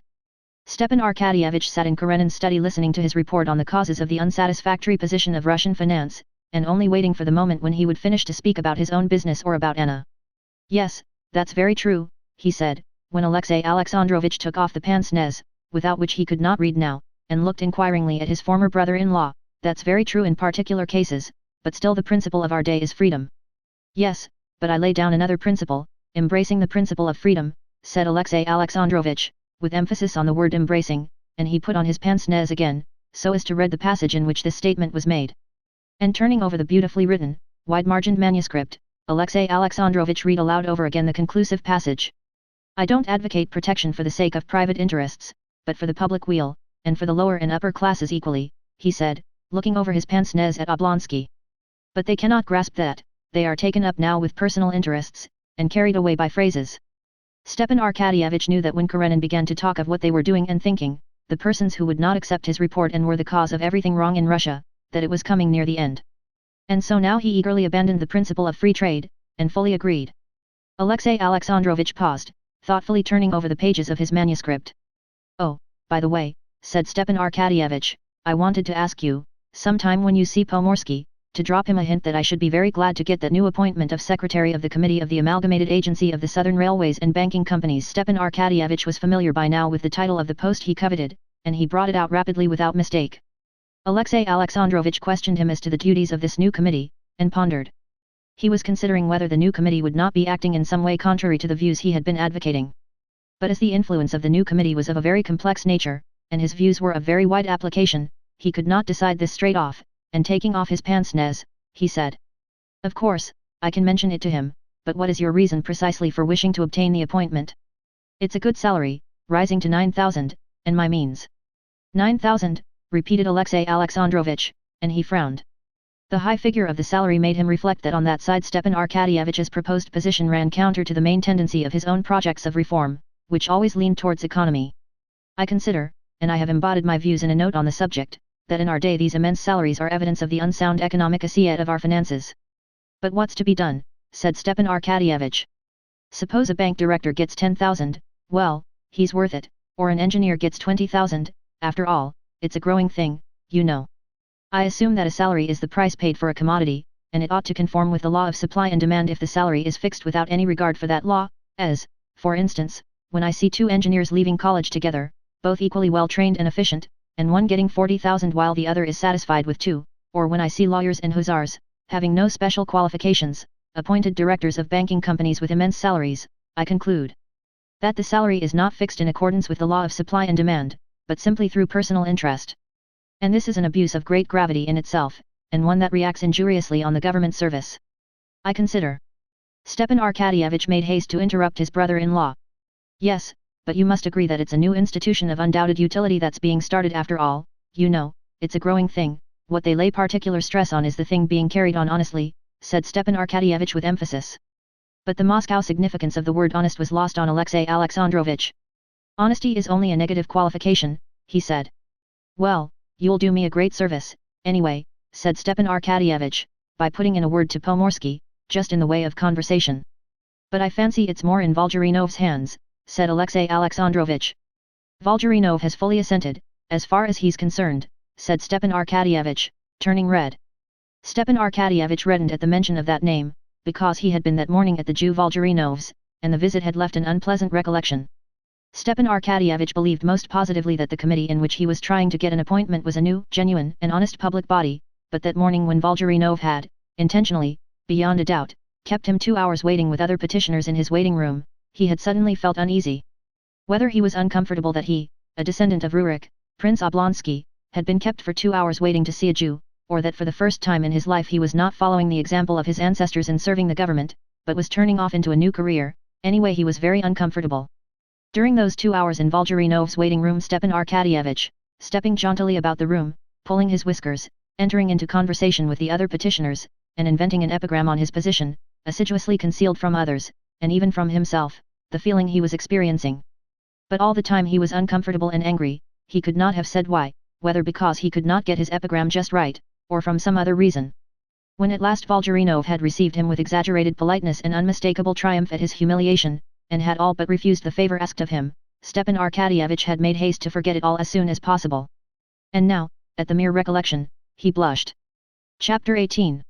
Now there is something I want to talk about, and you know what it is about, Anna, Stepan Arkadyevich said, pausing for a brief space, and shaking off the unpleasant impression. As soon as Oblonsky uttered Anna's name, the face of Alexey Alexandrovich was completely transformed, all the life was gone out of it, and it looked weary and dead. What is it exactly that you want from me, he said, moving in his chair and snapping his pince-nez. A definite settlement, Alexey Alexandrovich, some settlement of the position I'm appealing to you, not as an injured husband, Stepan Arkadyevich was going to say, but afraid of wrecking his negotiation by this, he changed the words, not as a statesman, which did not sound à propos, but simply as a man, and a good-hearted man and a Christian. You must have pity on her, he said. That is, in what way precisely, Karenin said softly. Yes, pity on her. If you had seen her as I have been spending all the winter with her, you would have pity on her. Her position is awful, simply awful. I had imagined, answered Alexey Alexandrovich in a higher, almost shrill voice, that Anna Arkadyevna had everything she had desired for herself. Oh, Alexey Alexandrovich, for heaven's sake, don't let us indulge in recriminations. What is past, and you know what she wants and is waiting for, divorce. But I believe Anna Arkadyevna refuses a divorce, if I make it a condition to leave me my son, I replied in that sense, and supposed that the matter was ended, I consider it at an end, shrieked Alexey Alexandrovitch. But, for heaven's sake, don't get hot, said Stepan Arkadyevitch, touching his brother-in-law's knee. The matter is not ended if you will allow me to recapitulate. It was like this: when you parted, you were as magnanimous as could possibly be, you were ready to give her everything, freedom, divorce even. She appreciated that. No, don't think that she did appreciate it, to such a degree that at the first moment, feeling how she had wronged you, she did not consider and could not consider everything. She gave up everything, but experience, time, have shown that her position is unbearable. Impossible. The life of Anna Arkadyevna can have no interest for me, Alexey Alexandrovitch put in, lifting his eyebrows. Allow me to disbelieve that, Stepan Arkadyevitch replied gently. Her position is intolerable for her, and of no benefit to anyone whatever. She has deserved it. You will say she knows that and asks you for nothing. She says plainly that she dare not ask you, but I, all of us, her relatives, all who love her, beg you, entreat you. Why should she suffer? Who is any the better for it? Excuse me, you seem to put me in the position of the guilty party, observed Alexey Alexandrovitch. Oh, no, not at all, please understand me, said Stepan Arkadyevitch, touching his hand again, as though feeling sure this physical contact would soften his brother-in-law. All I say is this: her position is intolerable, and it might be alleviated by you, and you will lose nothing by it. I will arrange it all for you, so that you will not notice it. You did promise it, you know. The promise was given before, and I had supposed that the question of my son had settled the matter. Besides, I had hoped that Anna Arkadyevna had enough generosity, Alexey Alexandrovitch articulated with difficulty, his lips twitching and his face white. She leaves it all to your generosity. She begs, she implores one thing of you, to extricate her from the impossible position in which she is placed. She does not ask for her son now. Alexey Alexandrovitch, you are a good man. Put yourself in her position for a minute. The question of divorce for her in her position is a question of life and death. If you had not promised it once, she would have reconciled herself to her position, she would have gone on living in the country, but you promised it, and she wrote to you, and moved to Moscow. And here she's been for 6 months in Moscow, where every chance meeting cuts her to the heart, every day expecting an answer. Why, it's like keeping a condemned criminal for 6 months with the rope round his neck, promising him perhaps death, perhaps mercy. Have pity on her, and I will undertake to arrange everything. Vos scrupules. I am not talking about that, Alexey Alexandrovitch interrupted with disgust. But, perhaps, I promised what I had no right to promise. So you go back from your promise. I have never refused to do all that is possible, but I want time to consider how much of what I promised is possible. No, Alexey Alexandrovitch, cried Oblonsky, jumping up, I won't believe that. She's unhappy as only an unhappy woman can be, and you cannot refuse in such. As much of what I promised as is possible. Vous professez d'être libre penseur, but I as a believer cannot, in a matter of such gravity, act in opposition to the Christian law. But in Christian societies and among us, as far as I'm aware, divorce is allowed, said Stepan Arkadyevitch. Divorce is sanctioned even by our church, and we see. It is allowed, but not in the sense. Alexey Alexandrovitch, you are not like yourself, said Oblonsky, after a brief pause. Wasn't it you, and didn't we all appreciate it in you, who forgave everything, and moved simply by Christian feeling was ready to make any sacrifice? You said yourself, if a man take thy coat, give him thy cloak also, and now. I beg, said Alexey Alexandrovitch shrilly, getting suddenly onto his feet, his face white and his jaws twitching, I beg you to drop this subject. Oh, no, forgive me if I have wounded you, said Stepan Arkadyevitch, holding out his hand with a smile of embarrassment, but like a messenger I have simply performed the commission given me. Alexey Alexandrovitch gave him his hand, pondered a little, and said. I must think it over and seek for guidance. The day after tomorrow I will give you a final answer, he said, after considering a moment. Chapter 19. Stepan Arkadyevitch was about to go away when Korny came in to announce. Sergei Alexeyevich. Who? Sergei Alexeyevich, Stepan Arkadyevitch was beginning, but he remembered immediately. Ah, Seryoza, he said aloud. Sergei Alexeyevich, I thought it was the director of a department. Anna asked me to see him too, he thought.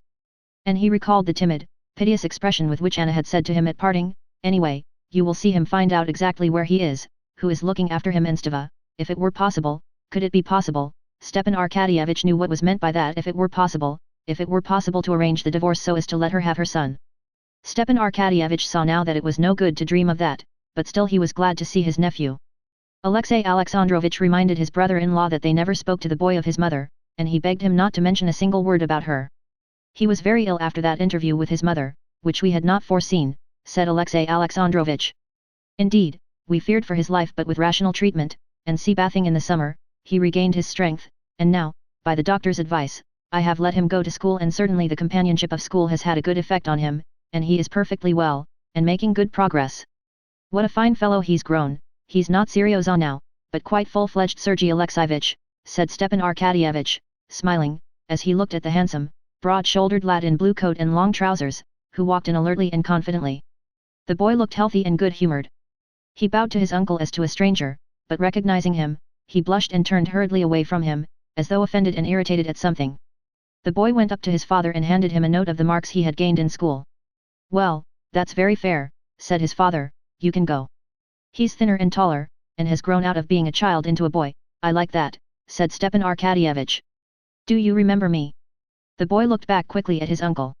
"Yes, Monday uncle," he answered, glancing at his father, and again he looked downcast.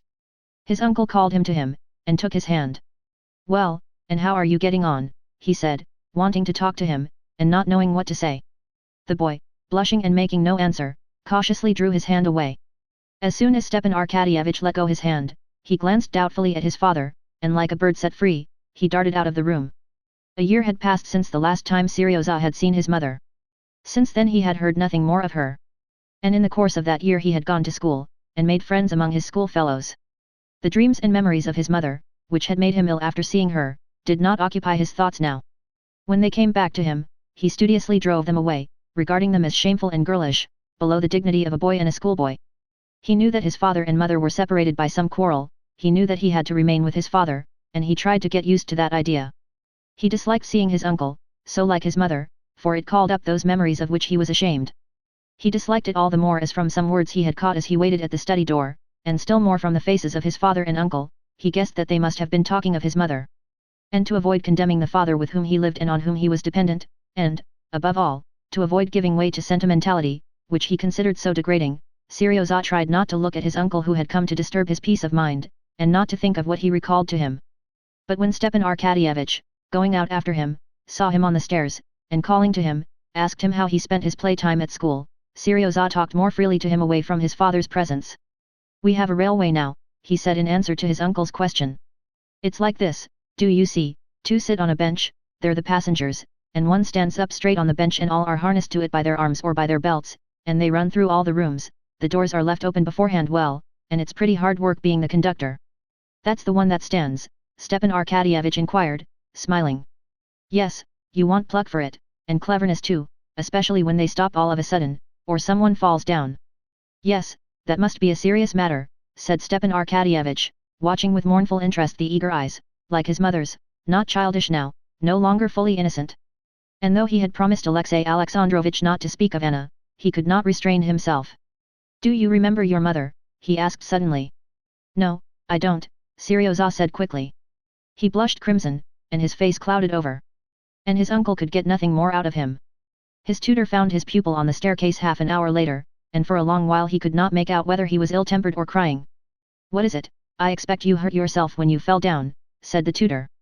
"I told you it was a dangerous game and we shall have to speak to the director. If I had hurt myself, nobody should have found it out, that's certain." "Well, what is it, then?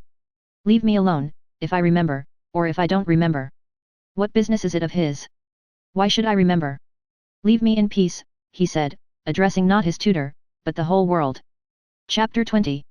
Stepan Arkadyevich, as usual, did not waste his time in Petersburg. In Petersburg, besides business, his sister's divorce, and his coveted appointment, he wanted, as he always did, to freshen himself up, as he said, after the mustiness of Moscow. In spite of its cafés chantants and its omnibuses, Moscow was yet a stagnant bog. Stepan Arkadyevich always felt it. After living for some time in Moscow, especially in close relations with his family, he was conscious of a depression of spirits. After being a long time in Moscow without a change, he reached a point when he positively began to be worrying himself over his wife's ill humor and reproaches, over his children's health and education, and the petty details of his official work. Even the fact of being in debt worried him. But he had only to go and stay a little while in Petersburg, in the circle there in which he moved, where people lived, really lived, instead of vegetating as in Moscow, and all such ideas vanished and melted away at once, like wax before the fire. His wife. Only that day he had been talking to Prince Chechinsky. Prince Chechinsky had a wife and family, grown-up pages in the corps, and he had another illegitimate family of children also. Though the first family was very nice too, Prince Chechensky felt happier in his second family, and he used to take his eldest son with him to his second family, and told Stepan Arkadyevich that he thought it good for his son, enlarging his ideas. What would have been said to that in Moscow? His children? In Petersburg, children did not prevent their parents from enjoying life. The children were brought up in schools, and there was no trace of the wild idea that prevailed in Moscow, in Lvov's household, for instance, that all the luxuries of life were for the children, while the parents have nothing but work and anxiety. Here people understood that a man is in duty bound to live for himself, as every man of culture should live. His official duties? Official work here was not the stiff, hopeless drudgery that it was in Moscow. Here there was some interest in official life. A chance meeting, a service rendered, a happy phrase, a knack of facetious mimicry, and a man's career might be made in a trice. So it had been with Bryantsov, whom Stepan Arkadyevich had met the previous day, and who was one of the highest functionaries in government now. There was some interest in official work like that. The Petersburg attitude on pecuniary matters had an especially soothing effect on Stepan Arkadyevich. Bartniansky, who must spend at least 50,000 to judge by the style he lived in, had made an interesting comment the day before on that subject. As they were talking before dinner, Stepan Arkadyevich said to Bartniansky, "You're friendly, I fancy, with Mordvinsky, you might do me a favor, say a word to him, please, for me there's an appointment I should like to get, secretary of the agency." "Oh, I shan't remember all that, if you tell it to me. But what possesses you to have to do with railways and Jews? Take it as you will, it's a low business." Stepan Arkadyevich did not say to Bartniansky that it was a growing thing. Bartniansky would not have understood that.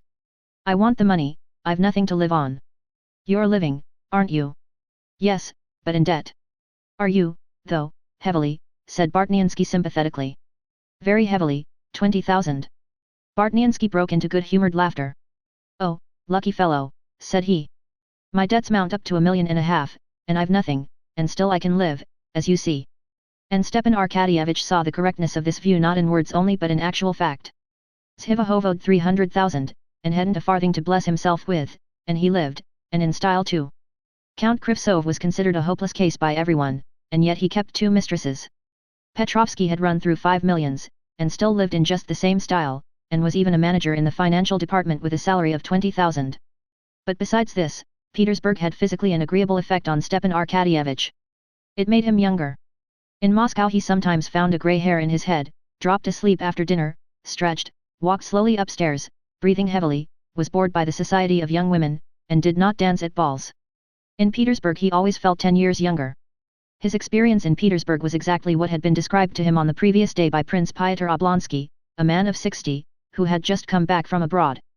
"We don't know the way to live here," said Pyotr Oblonsky. "I spent the summer in Baden, and you wouldn't believe it, I felt quite a young man at a glimpse of a pretty woman, my thoughts. One dines and drinks a glass of wine, and feels strong and ready for anything. I came home to Russia, had to see my wife, and, what's more, go to my country place, and there, you'd hardly believe it, in a fortnight I'd got into a dressing gown and given up dressing for dinner. Needn't say I had no thoughts left for pretty women. I became quite an old gentleman. There was nothing left for me but to think of my eternal salvation. I went off to Paris, I was as right as could be at once." Stepan Arkadyevich felt exactly the difference that Pyotr Oblonsky described. In Moscow he degenerated so much that if he had had to be there for long together, he might in good earnest have come to considering his salvation. In Petersburg he felt himself a man of the world again. Between Princess Betsy Tverskia and Stepan Arkadyevich there had long existed rather curious relations. Stepan Arkadyevich always flirted with her in jest, and used to say to her, also in jest, the most unseemly things, knowing that nothing delighted her so much. The day after his conversation with Karenin, Stepan Arkadyevich went to see her, and felt so youthful that in this jesting flirtation and nonsense he recklessly went so far that he did not know how to extricate himself, as unluckily he was so far from being attracted by her that he thought her positively disagreeable. What made it hard to change the conversation was the fact that he was very attractive to her. So that he was considerably relieved at the arrival of Princess Myakaya, which cut short their tête-à-tête. "Ah, so you're here," said she when she saw him. "Well, and what news of your poor sister? You needn't look at me like that," she added. "Ever since they've all turned against her, all those who are 1,000 times worse than she, I've thought she did a very fine thing. I can't forgive Vronsky for not letting me know when she was in Petersburg. I'd have gone to see her and gone about with her everywhere. Please give her my love. Come, tell me about her." "Yes, her position is very difficult, began Stepan Arkadyevich, in the simplicity of his heart accepting as sterling coin Princess Myakaya's words. "Tell me about her." Princess Myakaya interrupted him immediately, as she always did, and began talking herself. "She's done what they all do, except me. Only they hide it, but she wouldn't be deceitful, and she did a fine thing, and she did better still in throwing up that crazy brother-in-law of yours. You must excuse me, everybody used to say he was so clever, so very clever. I was the only one that said he was a fool. Now that he's so thick with Lydia Ivanovna and Landau, they all say he's crazy, and I should prefer not to agree with everybody, but this time I can't help it. Oh, do please explain, said Stepan Arkadyevitch. What does it mean? Yesterday I was seeing him on my sister's behalf, and I asked him to give me a final answer. He gave me no answer, and said he would think it over, but this morning, instead of an answer, I received an invitation from Countess Lydia Ivanovna for this evening. Ah, so that's it, said Princess Myakaya gleefully. They're going to ask Landau what he's to say. Ask Landau? What for? Who or what's Landau? What, you don't know Jules Landau, le famer Jules Landau, le clairvoyant? He's crazy too, but on him your sister's fate depends. See what comes of living in the provinces. You know nothing about anything. Landau, do you see, was a commis in a shop in Paris, and he went to a doctor's, and in the doctor's waiting room he fell asleep, and in his sleep he began giving advice to all the patients, and wonderful advice it was. Then the wife of Yuri Miledinsky, you know, the invalid, heard of this Landau, and had him to see her husband. And he cured her husband, though I can't say that I see he did him much good, for he's just as feeble a creature as ever he was, but they believed in him, and took him along with them and brought him to Russia. Here there's been a general rush to him, and he's begun doctoring everyone. He cured Countess Bezubova, and she took such a fancy to him that she adopted him. Adopted him? Yes, as her son. He's not Landau anymore now, but Count Bezubov. That's neither here nor there, though. But Lydia, I'm very fond of her, but she has a screw loose somewhere, has lost her heart to this Landau now, and nothing is settled now in her house or Alexei Alexandrovich's without him, and so your sister's fate is now in the hands of Landau, alias Count Bezubov. Chapter 21. After a capital dinner and a great deal of cognac drunk at Bartniansky's, Stepan Arkadyevitch, only a little later than the appointed time, went into Countess Lydia Ivanovna's. Who else is with the Countess? A Frenchman? Stepan Arkadyevitch asked the hall porter, as he glanced at the familiar overcoat of Alexei Alexandrovich and a queer, rather artless-looking overcoat with clasps. Alexei Alexandrovich Karenin and Count Bezubov, the porter answered severely. Princess Myakaya guessed right, thought Stepan Arkadyevitch, as he went upstairs. Curious, it would be quite as well, though, to get on friendly terms with her. She has immense influence. If she would say a word to Pomorsky, the thing would be a certainty. It was still quite light out of doors, but in Countess Lydia Ivanovna's little drawing room the blinds were drawn and the lamps lighted. At a round table under a lamp sat the Countess and Alexei Alexandrovich, talking softly. A short, thinnish man, very pale and handsome, with feminine hips and knock-kneed legs, with fine brilliant eyes and long hair lying on the collar of his coat, was standing at the end of the room gazing at the portraits on the wall. After greeting the lady of the house and Alexei Alexandrovich, Stepan Arkadyevitch could not resist glancing once more at the unknown man. Monsieur Landau, the Countess addressed him with a softness and caution that impressed Oblonsky. And she introduced them. Landau looked round hurriedly, came up, and smiling, laid his moist, lifeless hand in Stepan Arkadyevitch's outstretched hand and immediately walked away and fell to gazing at the portraits again. The Countess and Alexei Alexandrovich looked at each other significantly. I am very glad to see you, particularly today, said Countess Lydia Ivanovna, pointing Stepan Arkadyevitch to a seat beside Karenin. I introduced you to him as Landau, she said in a soft voice, glancing at the Frenchman and again immediately after at Alexei Alexandrovich, but he is really Count Bezubov, as you're probably aware, only he does not like the title. Yes, I heard so, answered Stepan Arkadyevitch. They say he completely cured Countess Bezubova. She was here today, poor thing, the Countess said, turning to Alexei Alexandrovich. This separation is awful for her. It's such a blow to her. And he positively is going, queried Alexei Alexandrovich. Yes, he's going to Paris. He heard a voice yesterday, said Countess Lydia Ivanovna, looking at Stepan Arkadyevitch.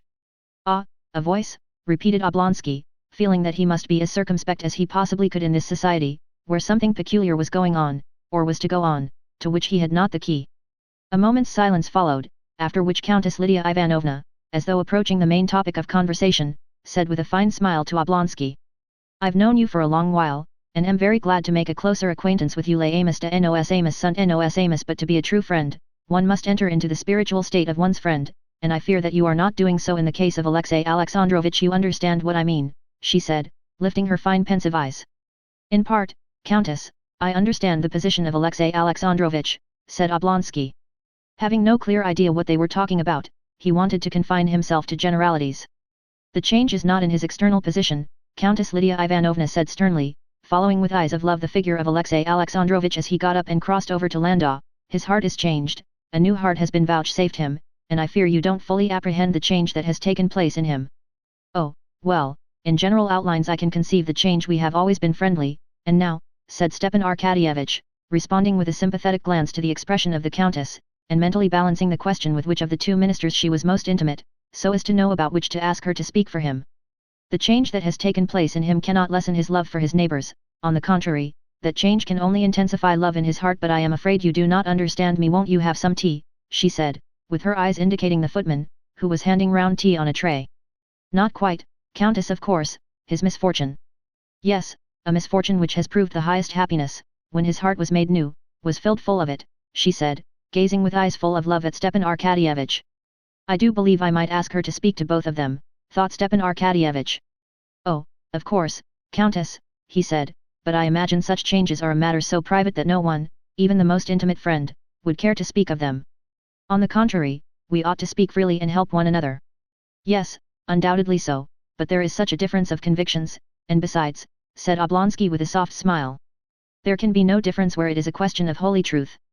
Oh, no, of course, but, and Stepan Arkadyevitch paused in confusion. He understood at last that they were talking of religion. I fancy he will fall asleep immediately, said Alexey Alexandrovitch in a whisper full of meaning, going up to Lydia Ivanovna. Stepan Arkadyevitch looked round. Landau was sitting at the window, leaning on his elbow in the back of his chair, his head drooping. Noticing that all eyes were turned on him, he raised his head and smiled a smile of childlike artlessness.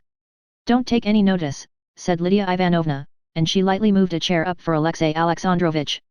I have observed, she was beginning, when a footman came into the room with a letter. Lydia Ivanovna rapidly ran her eyes over the note, and excusing herself, wrote an answer with extraordinary rapidity, handed it to the man, and came back to the table. I have observed, she went on, that Moscow people, especially the men, are more indifferent to religion than anyone. Oh, no, Countess, I thought Moscow people had the reputation of being the firmest in the faith, answered Stepan Arkadyevitch. But as far as I can make out, you are unfortunately one of the indifferent ones, said Alexey Alexandrovitch, turning to him with a weary smile. How anyone can be indifferent, said Lydia Ivanovna. I am not so much indifferent on that subject as I am waiting in suspense, said Stepan Arkadyevitch, with his most deprecating smile. I hardly think that the time for such questions has come yet for me. Alexey Alexandrovitch and Lydia Ivanovna looked at each other. We can never tell whether the time has come for us or not, said Alexey Alexandrovitch severely. We ought not to think whether we are ready or not ready. God's grace is not guided by human considerations, sometimes it comes not to those that strive for it, and comes to those that are unprepared, like Saul. No, I believe it won't be just yet, said Lydia Ivanovna, who had been meanwhile watching the movements of the Frenchmen. Landau got up and came to them. Do you allow me to listen, he asked. Oh, yes, I did not want to disturb you, said Lydia Ivanovna, gazing tenderly at him, sit here with us. One has only not to close one's eyes to shut out the light, Alexey Alexandrovitch went on. Ah, if you knew the happiness we know, feeling his presence ever in our hearts, said Countess Lydia Ivanovna with a rapturous smile. But a man may feel himself unworthy sometimes to rise to that height, said Stepan Arkadyevitch, conscious of hypocrisy in admitting this religious height, but at the same time unable to bring himself to acknowledge his free-thinking views before a person who, by a single word to Pomorsky, might procure him the coveted appointment. That is, you mean that sin keeps him back, said Lydia Ivanovna. But that is a false idea. There is no sin for believers, their sin has been atoned for. Pardon, she added, looking at the footman, who came in again with another letter. She read it and gave a verbal answer, tomorrow at the Grand Duchess's, say. For the believer sin is not, she went on. Yes, but faith without works is dead, said Stepan Arkadyevitch, recalling the phrase from the Catechism, and only by his smile clinging to his independence. There you have it, from the Epistle of St. James, said Alexey Alexandrovitch, addressing Lydia Ivanovna, with a certain reproachfulness in his tone. It was unmistakably a subject they had discussed more than once before. What harm has been done by the false interpretation of that passage? Nothing holds men back from belief like that misinterpretation. I have not works, so I cannot believe, though all the while that is not said. But the very opposite is said. Striving for God, saving the soul by fasting, said Countess Lydia Ivanovna, with disgusted contempt, those are the crude ideas of our monks. Yet that is nowhere said. It is far simpler and easier, she added, looking at Oblonsky with the same encouraging smile with which at court she encouraged youthful maids of honor, disconcerted by the new surroundings of the court. We are saved by Christ who suffered for us. We are saved by faith, Alexey Alexandrovitch chimed in, with a glance of approval at her words. Vous comprenez l'anglais? Asked Lydia Ivanovna, and receiving a reply in the affirmative, she got up and began looking through a shelf of books. I want to read him safe and happy, or Under the Wing, she said, looking inquiringly at Karenin. And finding the book, and sitting down again in her place, she opened it. It's very short and it is described the way by which faith can be reached, and the happiness, above all earthly bliss, with which it fills the soul. The believer cannot be unhappy because he is not alone, but you will see. She was just settling herself to read when the footman came in again. Madame Borozdina, tell her, tomorrow at 2 o'clock. Yes, she said, putting her finger in the place in the book, and gazing before her with her fine pensive eyes. That is how true faith acts. You know Marie Sanina, you know about her trouble. She lost her only child. She was in despair, and what happened? She found this comforter, and she thanks God now for the death of her child. Such is the happiness faith brings. Oh, yes, that is most, said Stepan Arkadyevitch, glad they were going to read, and let him have a chance to collect his faculties. No, I see I'd better not ask her about anything today, he thought. If only I can get out of this without putting my foot in it. It will be dull for you, said Countess Lydia Ivanovna, addressing Landau. You don't know English, but it's short. Oh, I shall understand, said Landau, with the same smile, and he closed his eyes. Alexey Alexandrovich and Lydia Ivanovna exchanged meaningful glances, and the reading began. Chapter 22. Stepan Arkadyevitch felt completely nonplussed by the strange talk which he was hearing for the first time. The complexity of Petersburg, as a rule, had a stimulating effect on him, rousing him out of his Moscow stagnation. But he liked these complications, and understood them only in the circles he knew and was at home in. In these unfamiliar surroundings he was puzzled and disconcerted, and could not get his bearings. As he listened to Countess Lydia Ivanovna, aware of the beautiful, artless, or perhaps artful, he could not decide which, eyes of Landau fixed upon him, Stepan Arkadyevitch began to be conscious of a peculiar heaviness in his head. The most incongruous ideas were in confusion in his head. Marie Sanina is glad her child's dead. How good a smoke would be now. To be saved, one need only believe, and the monks don't know how the thing's to be done, but Countess Lydia Ivanovna does know. And why is my head so heavy? Is it the cognac, or all this being so queer? Anyway, I fancy I've done nothing unsuitable so far. But anyway, it won't do to ask her now. They say they make one say one's prayers. I only hope they won't make me. That'll be too imbecile. And what stuff it is she's reading. But she has a good accent. Landau, Bezubov, what's he Bezubov for? All at once Stepan Arkadyevitch became aware that his lower jaw was uncontrollably forming a yawn. He pulled his whiskers to cover the yawn, and shook himself together. But soon after he became aware that he was dropping asleep and on the very point of snoring. He recovered himself at the very moment when the voice of Countess Lydia Ivanovna was saying he's asleep. Stepan Arkadyevitch started with dismay, feeling guilty and caught. But he was reassured at once by seeing that the words he's asleep referred not to him, but to Landau. The Frenchman was asleep as well as Stepan Arkadyevitch. But Stepan Arkadyevitch's being asleep would have offended them, as he thought, though even this, he thought, might not be so, as everything seemed so queer, while Landau's being asleep delighted them extremely, especially Countess Lydia Ivanovna. Monday Ami, said Lydia Ivanovna, carefully holding the folds of her silk gown so as not to rustle, and in her excitement calling Karenin not Alexey Alexandrovich, but Monday Ami, Donnez oui la main vous voyez, sh, she hissed at the footman as he came in again. Not at home. The Frenchman was asleep, or pretending to be asleep, with his head on the back of his chair, and his moist hand, as it lay on his knee, made faint movements, as though trying to catch something. Alexey Alexandrovich got up, tried to move carefully, but stumbled against the table, went up and laid his hand in the Frenchman's hand. Stepan Arkadyevitch got up too, and opening his eyes wide, trying to wake himself up if he were asleep, he looked first at one and then at the other. It was all real. Stepan Arkadyevitch felt that his head was getting worse and worse. Que la personne qui est arrivée la dernière, celle qui demanda, tu elle sort, articulated the Frenchman, without opening his eyes. Vous m'excuserez, mais vous voyez. Revenez vers dix encore mieux demain. Tu elle sort, repeated the Frenchman impatiently. C'est moi, nestce pas, and receiving an answer in the affirmative, Stepan Arkadyevitch, forgetting the favor he had meant to ask of Lydia Ivanovna, and forgetting his sister's affairs, caring for nothing, but filled with the sole desire to get away as soon as possible, went out on tiptoe and ran out into the street as though from a plague-stricken house. For a long while he chatted and joked with his cab driver, trying to recover his spirits. At the French theatre where he arrived for the last act, and afterwards at the Tatar restaurant after his champagne, Stepan Arkadyevitch felt a little refreshed in the atmosphere he was used to. But still he felt quite unlike himself all that evening. On getting home to Pyotr Oblonsky's, where he was staying, Stepan Arkadyevitch found a note from Betsy. She wrote to him that she was very anxious to finish their interrupted conversation, and begged him to come next day. He had scarcely read this note, and frowned at its contents, when he heard below the ponderous tramp of the servants, carrying something heavy. Stepan Arkadyevitch went out to look. It was the rejuvenated Pyotr Oblonsky. He was so drunk that he could not walk upstairs, but he told them to set him on his legs when he saw Stepan Arkadyevitch, and clinging to him, walked with him into his room and there began telling him how he had spent the evening, and fell asleep doing so. Stepan Arkadyevitch was in very low spirits, which happened rarely with him, and for a long while he could not go to sleep. Everything he could recall to his mind, everything was disgusting, but most disgusting of all, as if it were something shameful, was the memory of the evening he had spent at Countess Lydia Ivanovna's. Next day he received from Alexey Alexandrovitch a final answer, refusing to grant Anna's divorce, and he understood that this decision was based on what the Frenchman had said in his real or pretended trance. Chapter 23. In order to carry through any undertaking in family life, there must necessarily be either complete division between the husband and wife, or loving agreement. When the relations of a couple are vacillating and neither one thing nor the other, no sort of enterprise can be undertaken. Many families remain for years in the same place, though both husband and wife are sick of it, simply because there is neither complete division nor agreement between them.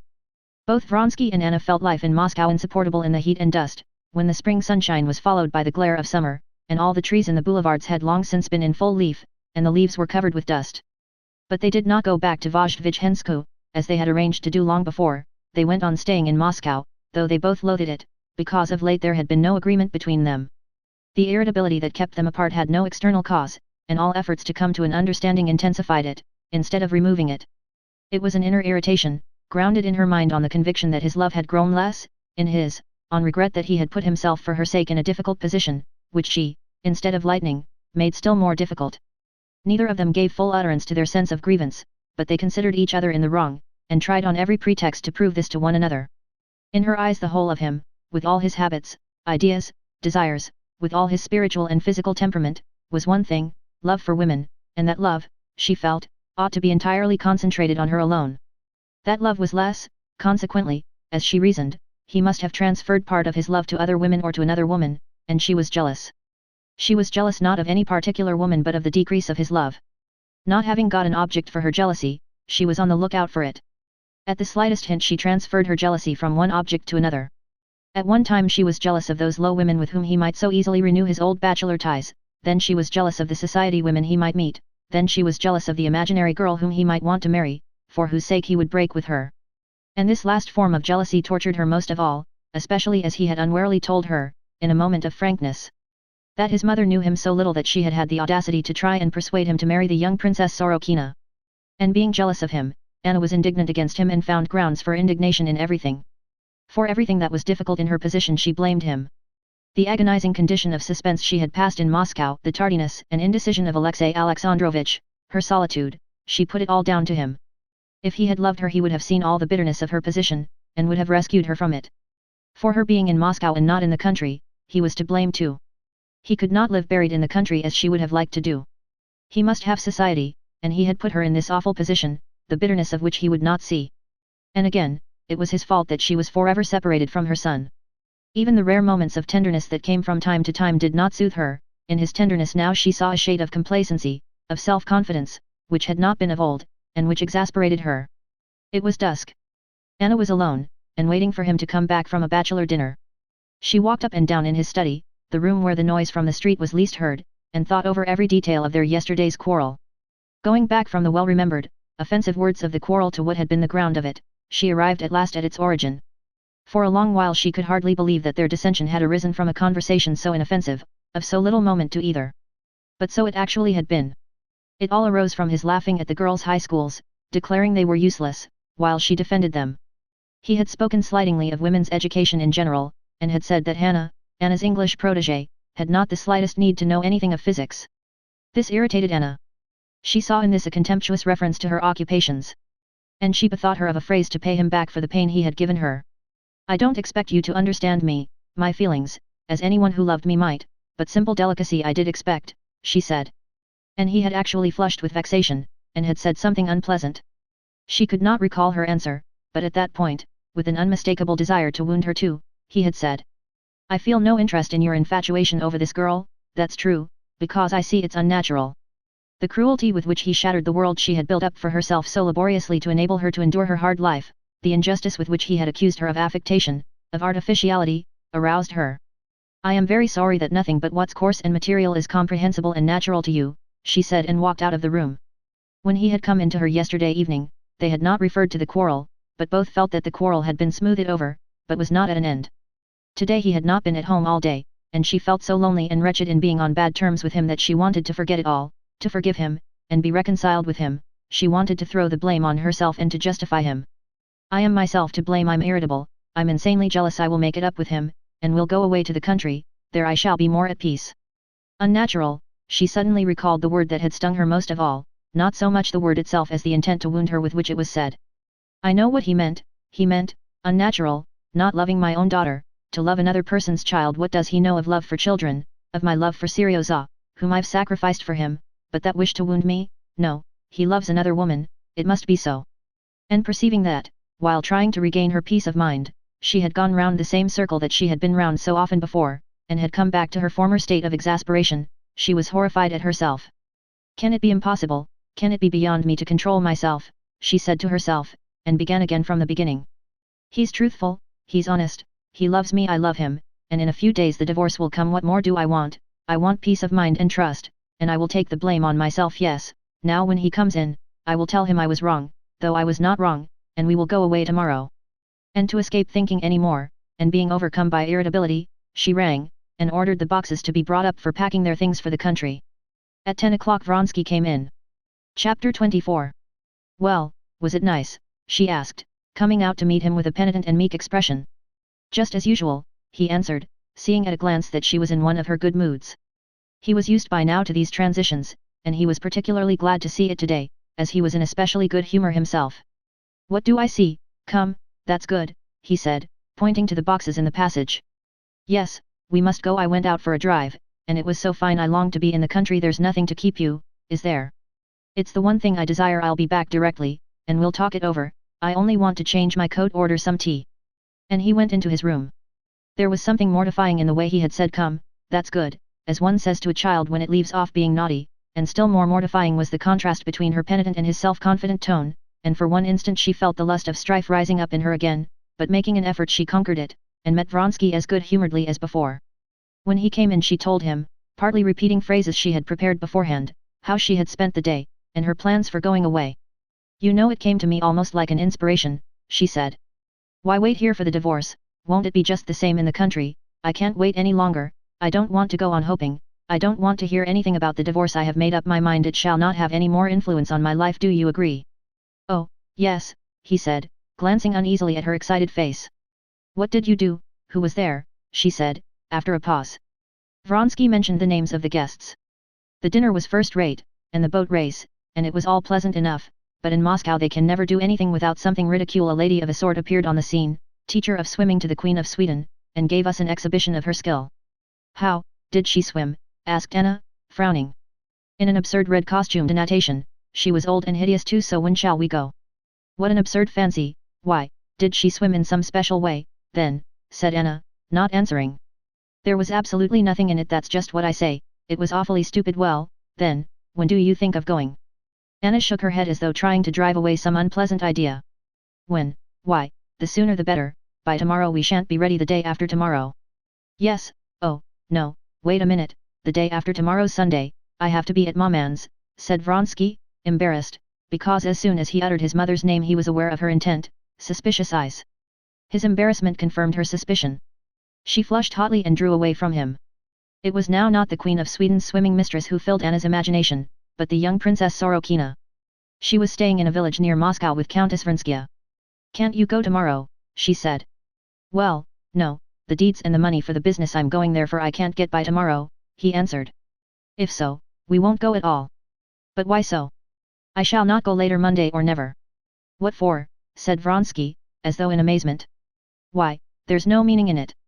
There's no meaning in it to you, because you care nothing for me. You don't care to understand my life. The one thing that I cared for here was Hannah. You say it's affectation. Why, you said yesterday that I don't love my daughter, that I love this English girl, that it's unnatural. I should like to know what life there is for me that could be natural. For an instant she had a clear vision of what she was doing, and was horrified at how she had fallen away from her resolution. But even though she knew it was her own ruin, she could not restrain herself, could not keep herself from proving to him that he was wrong, could not give way to him. I never said that, I said I did not sympathize with this sudden passion. How is it, though you boast of your straightforwardness, you don't tell the truth? I never boast, and I never tell lies, he said slowly, restraining his rising anger. It's a great pity if you can't respect. Respect was invented to cover the empty place where love should be, and if you don't love me anymore, it would be better and more honest to say so. No, this is becoming unbearable, cried Vronsky, getting up from his chair, and stopping short, facing her, he said, speaking deliberately, what do you try my patience for, looking as though he might have said much more, but was restraining himself. It has limits. What do you mean by that, she cried, looking with terror at the undisguised hatred in his whole face, and especially in his cruel, menacing eyes. I mean to say, he was beginning, but he checked himself. I must ask what it is you want of me. What can I want? All I can want is that you should not desert me, as you think of doing, she said, understanding all he had not uttered. But that I don't want, that's secondary. I want love, and there is none, so then all is over. She turned towards the door. Stop, stop, said Vronsky, with no change in the gloomy lines of his brows, though he held her by the hand. What is it all about? I said that we must put off going for 3 days, and on that you told me I was lying, that I was not an honorable man. Yes, and I repeat that the man who reproaches me with having sacrificed everything for me, she said, recalling the words of a still earlier quarrel, that he's worse than a dishonorable man, he's a heartless man. Oh, there are limits to endurance, he cried, and hastily let go her hand. He hates me, that's clear, she thought, and in silence, without looking round, she walked with faltering steps out of the room. He loves another woman, that's even clearer, she said to herself as she went into her own room. I want love, and there is none, so, then, all is over. She repeated the words she had said, and it must be ended. But how, she asked herself, and she sat down in a low chair before the looking-glass.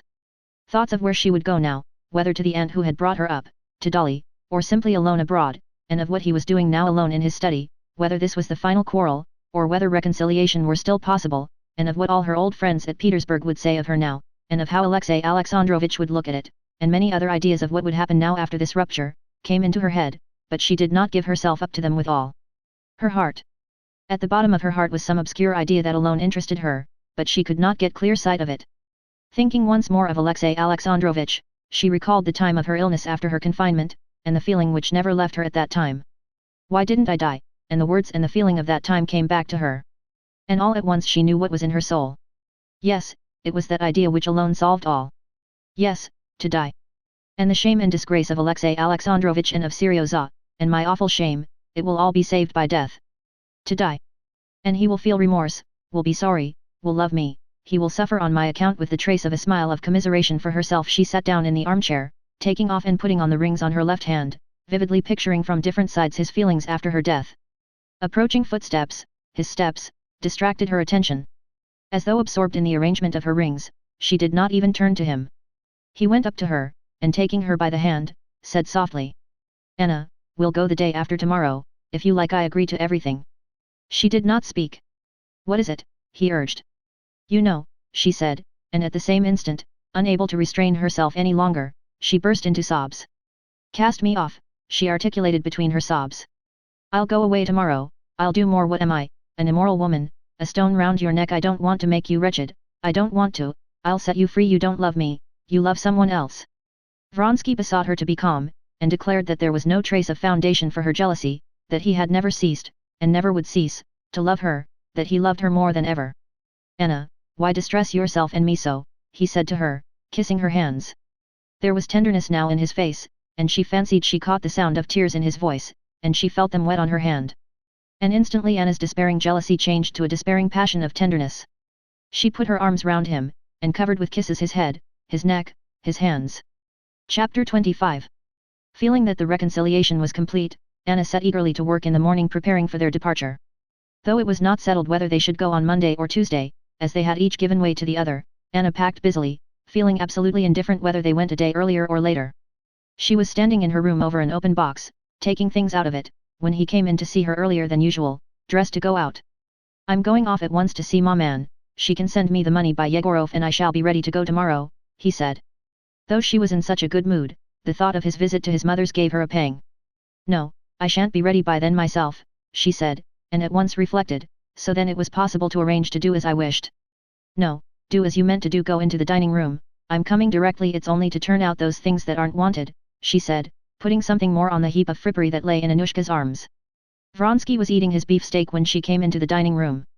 You wouldn't believe how distasteful these rooms have become to me, she said, sitting down beside him to her coffee. There's nothing more awful than these chambers garnis, there's no individuality in them, no soul, these clocks, and curtains, and, worst of all, the wallpapers, they're a nightmare. I think of Vozhdvizhenskoye as the promised land. You're not sending the horses off yet. No, they will come after us. Where are you going to? I wanted to go to Wilson's to take some dresses to her, so it's really to be tomorrow, she said in a cheerful voice, but suddenly her face changed. Vronsky's valet came in to ask him to sign a receipt for a telegram from Petersburg. There was nothing out of the way in Vronsky's getting a telegram, but he said, as though anxious to conceal something from her, that the receipt was in his study, and he turned hurriedly to her. By tomorrow, without fail, I will finish it all. From whom is the telegram? She asked, not hearing him. From Stava, he answered reluctantly. Why didn't you show it to me? What secret can there be between Stava and me? Vronsky called the valet back, and told him to bring the telegram. I didn't want to show it to you, because Stava has such a passion for telegraphing. Why telegraph when nothing is settled? About the divorce. Yes, but he says he has not been able to come at anything yet. He has promised a decisive answer in a day or two, but here it is, read it. With trembling hands Anna took the telegram, and read what Vronsky had told her. At the end was added, little hope, but I will do everything possible and impossible. I said yesterday that it's absolutely nothing to me when I get, or whether I never get, a divorce, she said, flushing crimson. There was not the slightest necessity to hide it from me. So he may hide and does hide his correspondence with women from me, she thought. Yashvin meant to come this morning with Voitov, said Vronsky. I believe he's won from Pivesoval and more than he can pay, about 60,000. No, she said, irritated by his so obviously showing by this change of subject that he was irritated. Why did you suppose that this news would affect me so, that you must even try to hide it? I said I don't want to consider it, and I should have liked you to care as little about it as I do. I care about it because I like definiteness, he said. Definiteness is not in the form but the love, she said, more and more irritated, not by his words, but by the tone of cool composure in which he spoke. What do you want it for? My God, love again, he thought, frowning. Oh, you know what for your sake and your children's in the future. There won't be children in the future. That's a great pity, he said. You want it for the children's sake, but you don't think of me, she said, quite forgetting or not having heard that he had said, for your sake and the children's. The question of the possibility of having children had long been a subject of dispute and irritation to her. His desire to have children she interpreted as a proof he did not prize her beauty. Oh, I said, for your sake, above all for your sake, he repeated, frowning as though in pain, because I am certain that the greater part of your irritability comes from the indefiniteness of the position. Yes, now he has laid aside all pretense, and all his cold hatred for me is apparent, she thought, not hearing his words, but watching with terror the cold, cruel judge who looked mocking her out of his eyes. The cause is not that, she said, and, indeed, I don't see how the cause of my irritability, as you call it, can be that I am completely in your power. What indefiniteness is there in the position? On the contrary. I am very sorry that you don't care to understand, he interrupted, obstinately anxious to give utterance to his thought. The indefiniteness consists in your imagining that I am free. On that score you can set your mind quite at rest, she said, and turning away from him, she began drinking her coffee.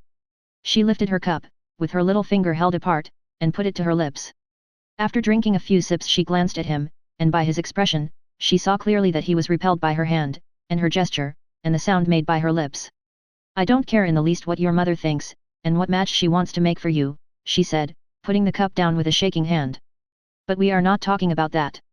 Yes, that's just what we are talking about, and let me tell you that a heartless woman, whether she's old or not old, your mother or anyone else, is of no consequence to me, and I would not consent to know her. Anna, I beg you not to speak disrespectfully of my mother. A woman whose heart does not tell her where her son's happiness and honor lie has no heart. I repeat my request that you will not speak disrespectfully of my mother, whom I respect, he said, raising his voice and looking sternly at her. She did not answer. Looking intently at him, at his face, his hands, she recalled all the details of their reconciliation the previous day, and his passionate caresses. There, just such caresses he has lavished, and will lavish, and longs to lavish on other women, she thought. You don't love your mother, that's all talk and talk and talk, she said, looking at him with hatred in her eyes. Even if so, you must decide, and I have decided, she said, and she would have gone away, but at that moment Yashvin walked into the room. Anna greeted him and remained.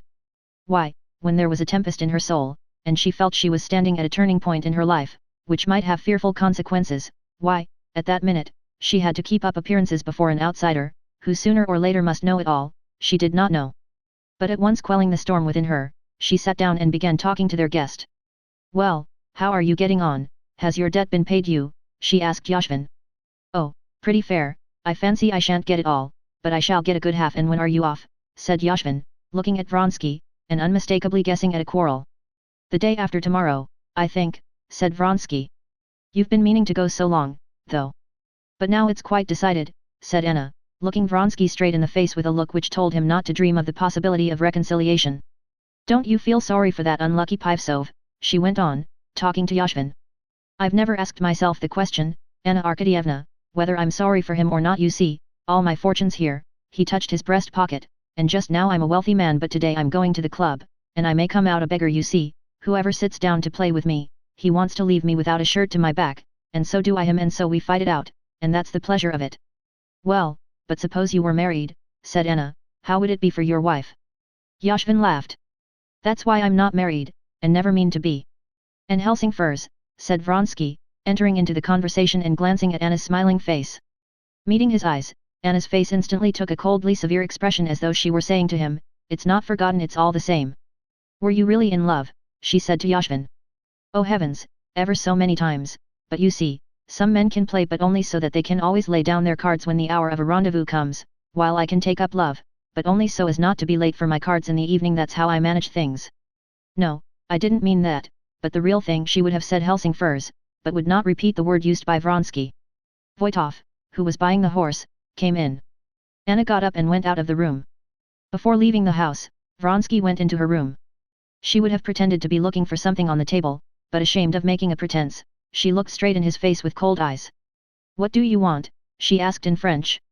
"To get the guarantee for Gambetta. I've sold him," he said, in a tone which said more clearly than words, "I've no time for discussing things, and it would lead to nothing. I'm not to blame in any way," he thought. "If she will punish herself, tant pis pour elle." But as he was going, he fancied that she said something, and his heart suddenly ached with pity for her. Anna?" he queried. "I said nothing," she answered just as coldly and calmly. "Oh, nothing, tant pis then," he thought, feeling cold again, and he turned and went out. As he was going out, he caught a glimpse in the looking glass of her face, white, with quivering lips. He even wanted to stop and to say some comforting word to her, but his legs carried him out of the room before he could think what to say. The whole of that day he spent away from home, and when he came in late in the evening, the maid told him that Anna Arkadyevna had a headache and begged him not to go into her. Chapter 26. Never before had a day been passed in quarrel. Today was the first time. And this was not a quarrel. It was the open acknowledgement of complete coldness. Was it possible to glance at her as he had glanced when he came into the room for the guarantee, to look at her, see her heart was breaking with despair, and go out without a word with that face of callous composure? He was not merely cold to her, he hated her because he loved another woman, that was clear. And remembering all the cruel words he had said, Anna supplied, too, the words that he had unmistakably wished to say and could have said to her, and she grew more and more exasperated. "I won't prevent you," he might say. "You can go where you like. You were unwilling to be divorced from your husband, no doubt so that you might go back to him. Go back to him if you want money, I'll give it to you. How many rubles do you want?" All the most cruel words that a brutal man could say, he said to her in her imagination, and she could not forgive him for them, as though he had actually said them. "But didn't he only yesterday swear he loved me, he, a truthful and sincere man? Haven't I despaired for nothing many times already?" she said to herself afterwards. All that day, except for the visit to Wilson's, which occupied 2 hours, Anna spent in doubts whether everything were over or whether there were still hope of reconciliation, whether she should go away at once or see him once more. She was expecting him the whole day, and in the evening, as she went to her own room, leaving a message for him that her head ached, she said to herself, "If he comes in spite of what the maid says, it means that he loves me still. If not, it means that all is over, and then I will decide what I'm to do." In the evening she heard the rumbling of his carriage stop at the entrance, his ring, his steps, and his conversation with the servant. He believed what was told him, did not care to find out more, and went to his own room. So then everything was over. And death rose clearly and vividly before her mind as the sole means of bringing back love for her in his heart, of punishing him and of gaining the victory in that strife which the evil spirit in possession of her heart was waging with him. Now nothing mattered, going or not going to Vozdvizhensku, getting or not getting a divorce from her husband, all that did not matter. The one thing that mattered was punishing him. When she poured herself out her usual dose of opium, and thought that she had only to drink off the whole bottle to die, it seemed to her so simple and easy, that she began musing with enjoyment on how he would suffer and repent and love her memory when it would be too late. She lay in bed with open eyes, by the light of a single burned-down candle, gazing at the carved cornice of the ceiling and at the shadow of the screen that covered part of it, while she vividly pictured to herself how he would feel when she would be no more, when she would be only a memory to him. "How could I say such cruel things to her?" he would say. "How could I go out of the room without saying anything to her? But now she is no more, she has gone away from us forever, she is." Suddenly the shadow of the screen wavered, pounced on the whole cornice, the whole ceiling. Other shadows from the other side swooped to meet it. For an instant the shadows flitted back, but then with fresh swiftness they darted forward, wavered, commingled, and all was darkness. "Death," she thought. And such horror came upon her that for a long while she could not realize where she was, and for a long while her trembling hands could not find the matches and light another candle, instead of the one that had burnt down and gone out. "No, anything, only to live. Why, I love him, why, he loves me, this has been before and will pass," she said, feeling that tears of joy at the return to life were trickling down her cheeks. And to escape from her panic she went hurriedly to his room. He was asleep there, and sleeping soundly. She went up to him, and holding the light above his face, she gazed a long while at him. Now when he was asleep, she loved him so that at the sight of him she could not keep back tears of tenderness. But she knew that if he waked up he would look at her with cold eyes, convinced that he was right, and that before telling him of her love, she would have to prove to him that he had been wrong in his treatment of her. Without waking him, she went back, and after a second dose of opium she fell towards morning into a heavy, incomplete sleep, during which she never quite lost consciousness. In the morning she was waked by a horrible nightmare, which had recurred several times in her dreams, even before her connection with Vronsky. A little old man with unkempt beard was doing something bent down over some iron, muttering meaningless French words, and she, as she always did in this nightmare, it was what made the horror of it, felt that this peasant was taking no notice of her, but was doing something horrible with the iron, over her. And she waked up in a cold sweat. When she got up, the previous day came back to her as though veiled in mist. "There was a quarrel, just what has happened several times. I said I had a headache, and he did not come in to see me. Tomorrow we're going away, I must see him and get ready for the journey," she said to herself. And learning that he was in his study, she went down to him. As she passed through the drawing room she heard a carriage stop at the entrance, and looking out of the window she saw the carriage, from which a young girl in a lilac hat was leaning out giving some direction to the footman ringing the bell. After a parley in the hall, someone came upstairs, and Vronsky's steps could be heard passing the drawing room. He went rapidly downstairs. Anna went again to the window. She saw him come out onto the steps without his hat and go up to the carriage. The young girl in the lilac hat handed him a parcel. Vronsky, smiling, said something to her. The carriage drove away. He ran rapidly upstairs again. The mists that had shrouded everything in her soul parted suddenly. The feelings of yesterday pierced the sick heart with a fresh pang. She could not understand now how she could have lowered herself by spending a whole day with him in his house. She went into his room to announce her determination. "That was Madame Sorokina and her daughter. They came and brought me the money and the deeds from Mom, and I couldn't get them yesterday. How is your head?" "Better," he said quietly, not wishing to see and to understand the gloomy and solemn expression of her face. She looked silently, intently at him, standing in the middle of the room. He glanced at her, frowned for a moment, and went on reading a letter. She turned, and went deliberately out of the room. He still might have turned her back, but she had reached the door. He was still silent, and the only sound audible was the rustling of the note paper as he turned it. "Oh, by the way," he said at the very moment she was in the doorway, "we're going tomorrow for certain, aren't we?" "You, but not I," she said, turning round to him. "Anna, we can't go on like this." "You, but not I," she repeated. "This is getting unbearable." You will be sorry for this," she said, and went out. Frightened by the desperate expression with which these words were uttered, he jumped up and would have run after her, but on second thoughts he sat down and scowled, setting his teeth. This vulgar, as he thought it, threat of something vague exasperated him. "I've tried everything," he thought, "the only thing left is not to pay attention," and he began to get ready to drive into town, and again to his mother's to get her signature to the deeds. She heard the sound of his steps about the study and the dining room. At the drawing room he stood still. But he did not turn in to see her, he merely gave an order that the horse should be given to Voitov if he came while he was away. Then she heard the carriage brought round, the door opened, and he came out again. But he went back into the porch again, and someone was running upstairs. It was the valet running up for his gloves that had been forgotten. She went to the window and saw him take the gloves without looking, and touching the coachman on the back he said something to him. Then without looking up at the window he settled himself in his usual attitude in the carriage, with his legs crossed, and drawing on his gloves he vanished round the corner. Chapter 27. "He has gone, it is over," Anna said to herself, standing at the window, and in answer to this statement the impression of the darkness when the candle had flickered out, and of her fearful dream mingling into one, filled her heart with cold terror.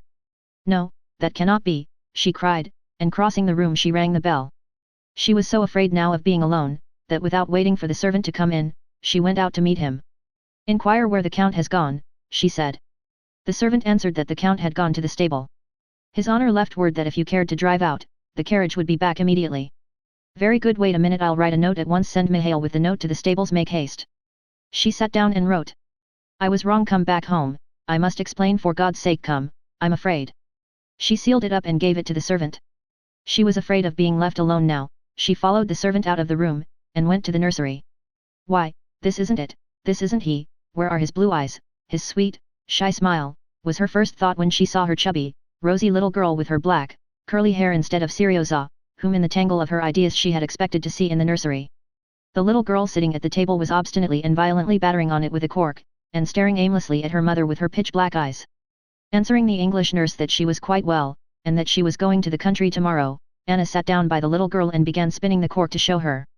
But the child's loud, ringing laugh, and the motion of her eyebrows, recalled Vronsky so vividly that she got up hurriedly, restraining her sobs, and went away. "Can it be all over? No, it cannot be," she thought. "He will come back, but how can he explain that smile, that excitement after he had been talking to her? But even if he doesn't explain, I will believe. If I don't believe, there's only one thing left for me, and I can't." She looked at her watch. 20 minutes had passed. By now he has received the note and is coming back, not long, 10 minutes more. But what if he doesn't come? No, that cannot be. He mustn't see me with tear-stained eyes. I'll go and wash. Yes, yes, did I do my hair or not, she asked herself. And she could not remember. She felt her head with her hand. Yes, my hair has been done, but when I did it I can't in the least remember. She could not believe the evidence of her hand, and went up to the pier glass to see whether she really had done her hair. She certainly had, but she could not think when she had done it. "Who's that?" she thought, looking in the looking glass at the swollen face with strangely glittering eyes, that looked in a scared way at her. "Why, it's I," she suddenly understood, and looking round, she seemed all at once to feel his kisses on her, and twitched her shoulders, shuddering.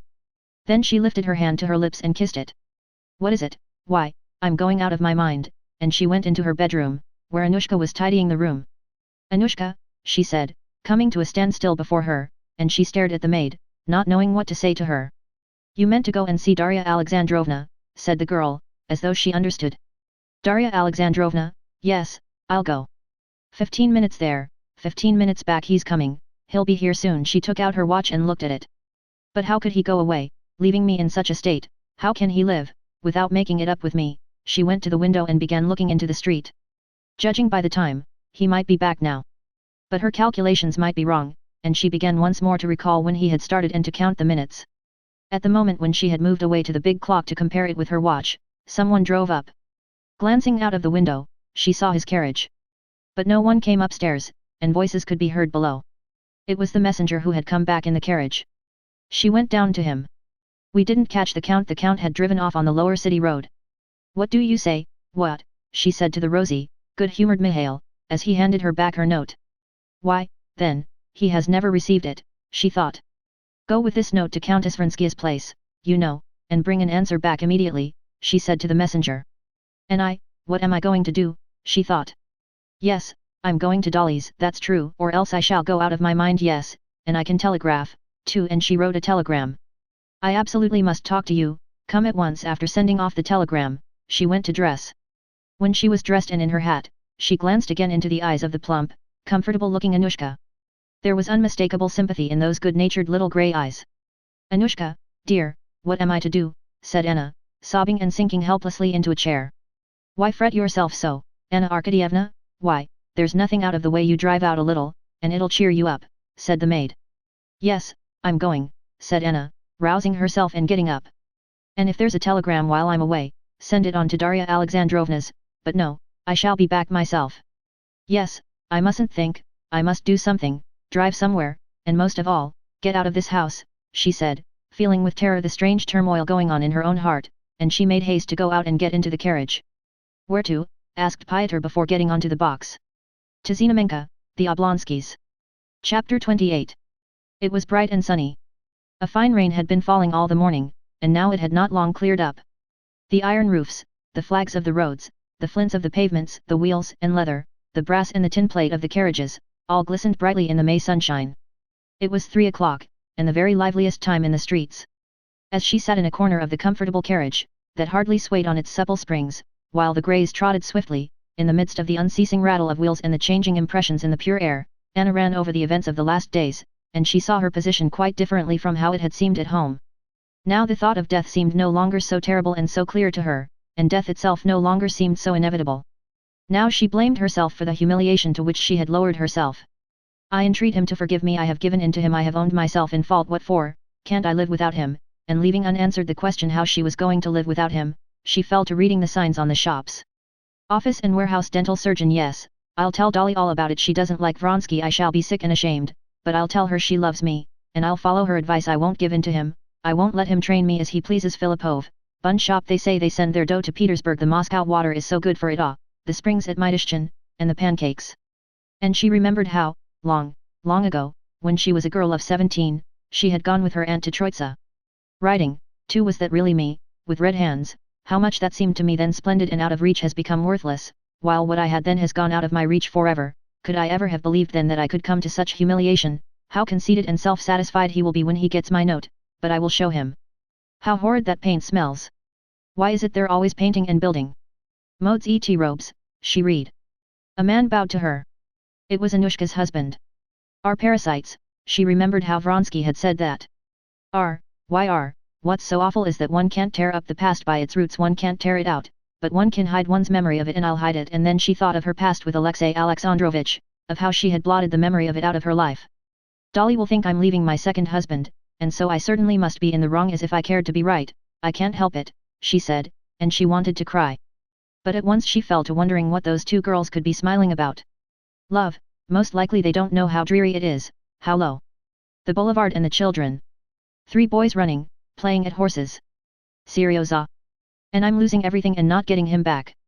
Yes, I'm losing everything, if he doesn't return. Perhaps he was late for the train and has come back by now. Longing for humiliation again, she said to herself.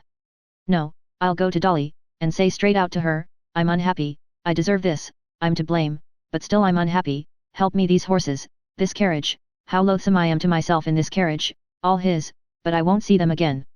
Thinking over the words in which she would tell Dolly, and mentally working her heart up to great bitterness, Anna went upstairs. Is there anyone with her? She asked in the hall. Katerina Alexandrovna Levin, answered the footman. Kitty, whom Vronsky was in love with, thought Anna, the girl he thinks of with love. He's sorry he didn't marry her, but me he thinks of with hatred, and is sorry he had anything to do with me. The sisters were having a consultation about nursing when Anna called. Dolly went down alone to see the visitor who had interrupted their conversation. Well, so you've not gone away yet? I meant to have come to you, she said. I had a letter from Stava today. We had a telegram too, answered Anna, looking round for Kitty. He writes that he can't make out quite what Alexei Alexandrovich wants, but he won't go away without a decisive answer. I thought you had someone with you. Can I see the letter? Yes, Kitty, said Dolly, embarrassed. She stayed in the nursery. She has been very ill. So I heard. May I see the letter? I'll get it directly, but he doesn't refuse. On the contrary, Stava has hopes, said Dolly, stopping in the doorway. I haven't, and indeed I don't wish it, said Anna. What's this? Does Kitty consider it degrading to meet me? Thought Anna when she was alone. Perhaps she's right, too, but it's not for her, the girl who was in love with Vronsky, it's not for her to show me that. Even if it is true, I know that in my position I can't be received by any decent woman. I knew that from the first moment. I sacrificed everything to him, and this is my reward. Oh, how I hate him, and what did I come here for? I'm worse here, more miserable. She heard from the next room the sisters' voices in consultation. And what am I going to say to Dolly now? Amuse Kitty by the sight of my wretchedness? Submit to her patronizing? No, and besides, Dolly wouldn't understand, and it would be no good my telling her. It would only be interesting to see Kitty, to show her how I despise everyone and everything, how nothing matters to me now. Dolly came in with the letter. Anna read it and handed it back in silence. I knew all that, she said, and it doesn't interest me in the least. Oh, why so? On the contrary, I have hopes, said Dolly, looking inquisitively at Anna. She had never seen her in such a strangely irritable condition. When are you going away? She asked. Anna, half closing her eyes, looked straight before her and did not answer. Why does Kitty shrink from me? She said, looking at the door and flushing red. Oh, what nonsense, she's nursing, and things aren't going right with her, and I've been advising her. She's delighted. She'll be here in a minute, said Dolly awkwardly, not clever at lying. Yes, here she is. Hearing that Anna had called, Kitty had wanted not to appear, but Dolly persuaded her. Rallying her forces, Kitty went in, walked up to her, blushing, and shook hands. "I am so glad to see you," she said with a trembling voice. Kitty had been thrown into confusion by the inward conflict between her antagonism to this bad woman and her desire to be nice to her. But as soon as she saw Anna's lovely and attractive face, all feeling of antagonism disappeared. "I should not have been surprised if you had not cared to meet me. I'm used to everything. You have been ill, yes, you are changed," said Anna. Kitty felt that Anna was looking at her with hostile eyes. She ascribed this hostility to the awkward position in which Anna, who had once patronized her, must feel with her now, and she felt sorry for her. They talked of Kitty's illness, of the baby, of Steva, but it was obvious that nothing interested Anna. "I came to say goodbye to you," she said, getting up. "Oh, when are you going?" But again not answering, Anna turned to Kitty. "Yes, I am very glad to have seen you," she said with a smile. "I have heard so much of you from everyone, even from your husband. He came to see me, and I liked him exceedingly," she said, unmistakably with malicious intent. "Where is he?" "He has gone back to the country," said Kitty, blushing. "Remember me to him, be sure you do." "I'll be sure to," Kitty said naively, looking compassionately into her eyes. "So goodbye, Dolly," and kissing Dolly and shaking hands with Kitty, Anna went out hurriedly. "She's just the same and just as charming, she's very lovely," said Kitty, when she was alone with her sister. "But there's something piteous about her, awfully piteous." "Yes, there's something unusual about her today," said Dolly. "When I went with her into the hall, I fancied she was almost crying." Chapter 29. Anna got into the carriage again in an even worse frame of mind than when she set out from home. To her previous tortures was added now that sense of mortification and of being an outcast which she had felt so distinctly on meeting Kitty. "Where to? Home?" asked Piotr. "Yes, home," she said, not even thinking now where she was going. "How they looked at me is something dreadful, incomprehensible, and curious. What can he be telling the other with such warmth?" she thought, staring at two men who walked by. "Can one ever tell anyone what one is feeling? I meant to tell Dolly, and it's a good thing I didn't tell her. How pleased she would have been at my misery, she would have concealed it, but her chief feeling would have been delight at my being punished for the happiness she envied me for. Kitty, she would have been even more pleased. How I can see through her. She knows I was more than usually sweet to her husband and she's jealous and hates me and she despises me. In her eyes I'm an immoral woman. If I were an immoral woman I could have made her husband fall in love with me, if I'd cared to. And, indeed, I did care to. There's someone who's pleased with himself," she thought, as she saw a fat, rubicund gentleman coming towards her.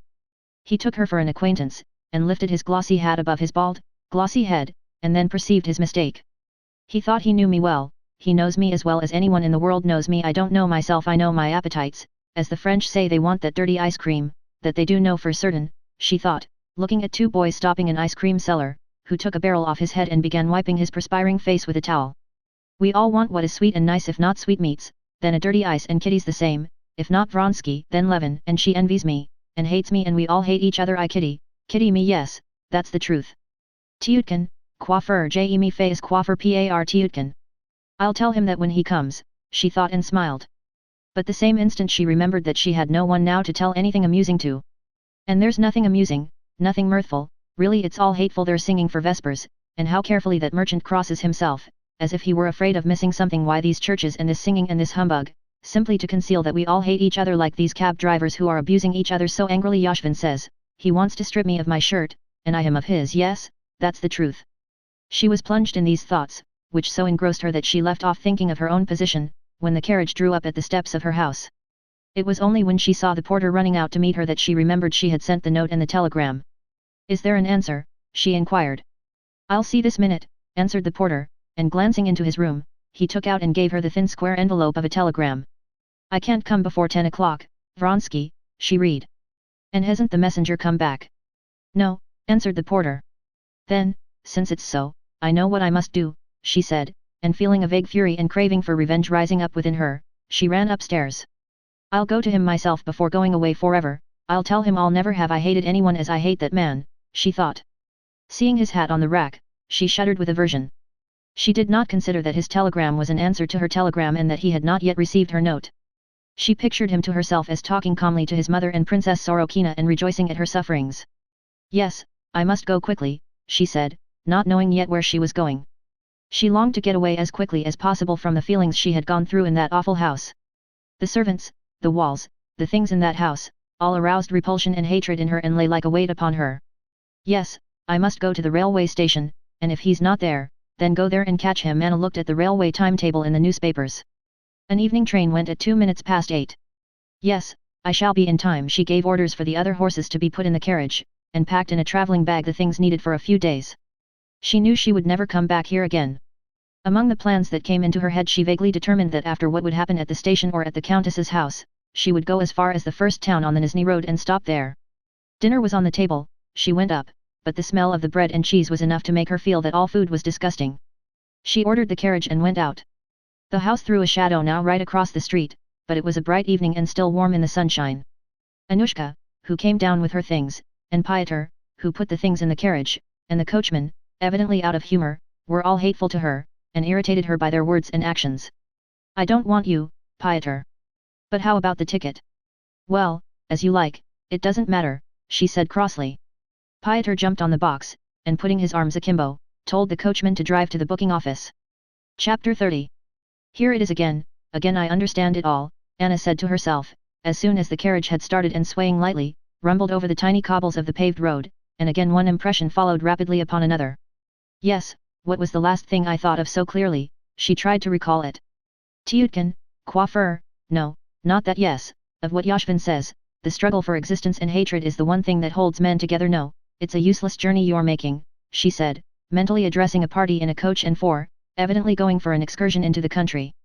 And the dog you're taking with you will be no help to you. You can't get away from yourselves. Turning her eyes in the direction Pyotr had turned to look, she saw a factory hand almost dead drunk, with hanging head, being led away by a policeman. Come, he's found a quicker way, she thought. Count Vronsky and I did not find that happiness either, though we expected so much from it. And now for the first time Anna turned that glaring light in which she was seeing everything onto her relations with him, which she had hitherto avoided thinking about.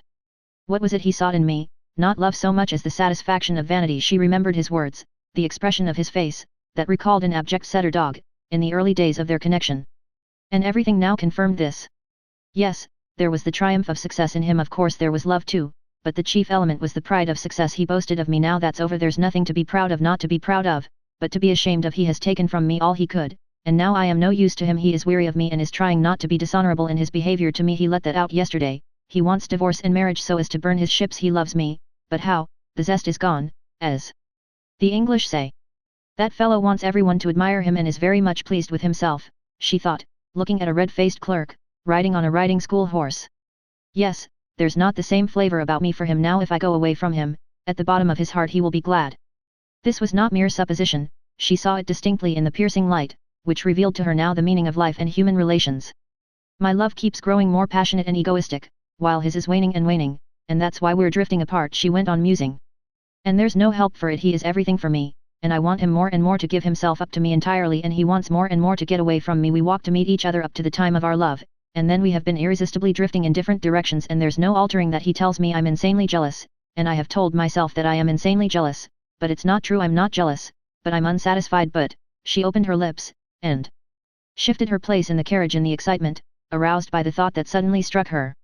If I could be anything but a mistress, passionately caring for nothing but his caresses, but I can't and I don't care to be anything else, and by that desire I rouse aversion in him, and he rouses fury in me, and it cannot be different. Don't I know that he wouldn't deceive me, that he has no schemes about Princess Sorokina, that he's not in love with Kitty, that he won't desert me? I know all that, but it makes it no better for me if without loving me, from duty he'll be good and kind to me. Without what I want, that's 1,000 times worse than unkindness. That's hell. And that's just how it is. For a long while now he hasn't loved me. And where love ends, hate begins. I don't know these streets at all. Hills it seems, and still houses, and houses. And in the houses always people and people. How many of them? No end, and all hating each other. Come, let me try and think what I want, to make me happy. Well? Suppose I am divorced, and Alexey Alexandrovich lets me have Seryoza.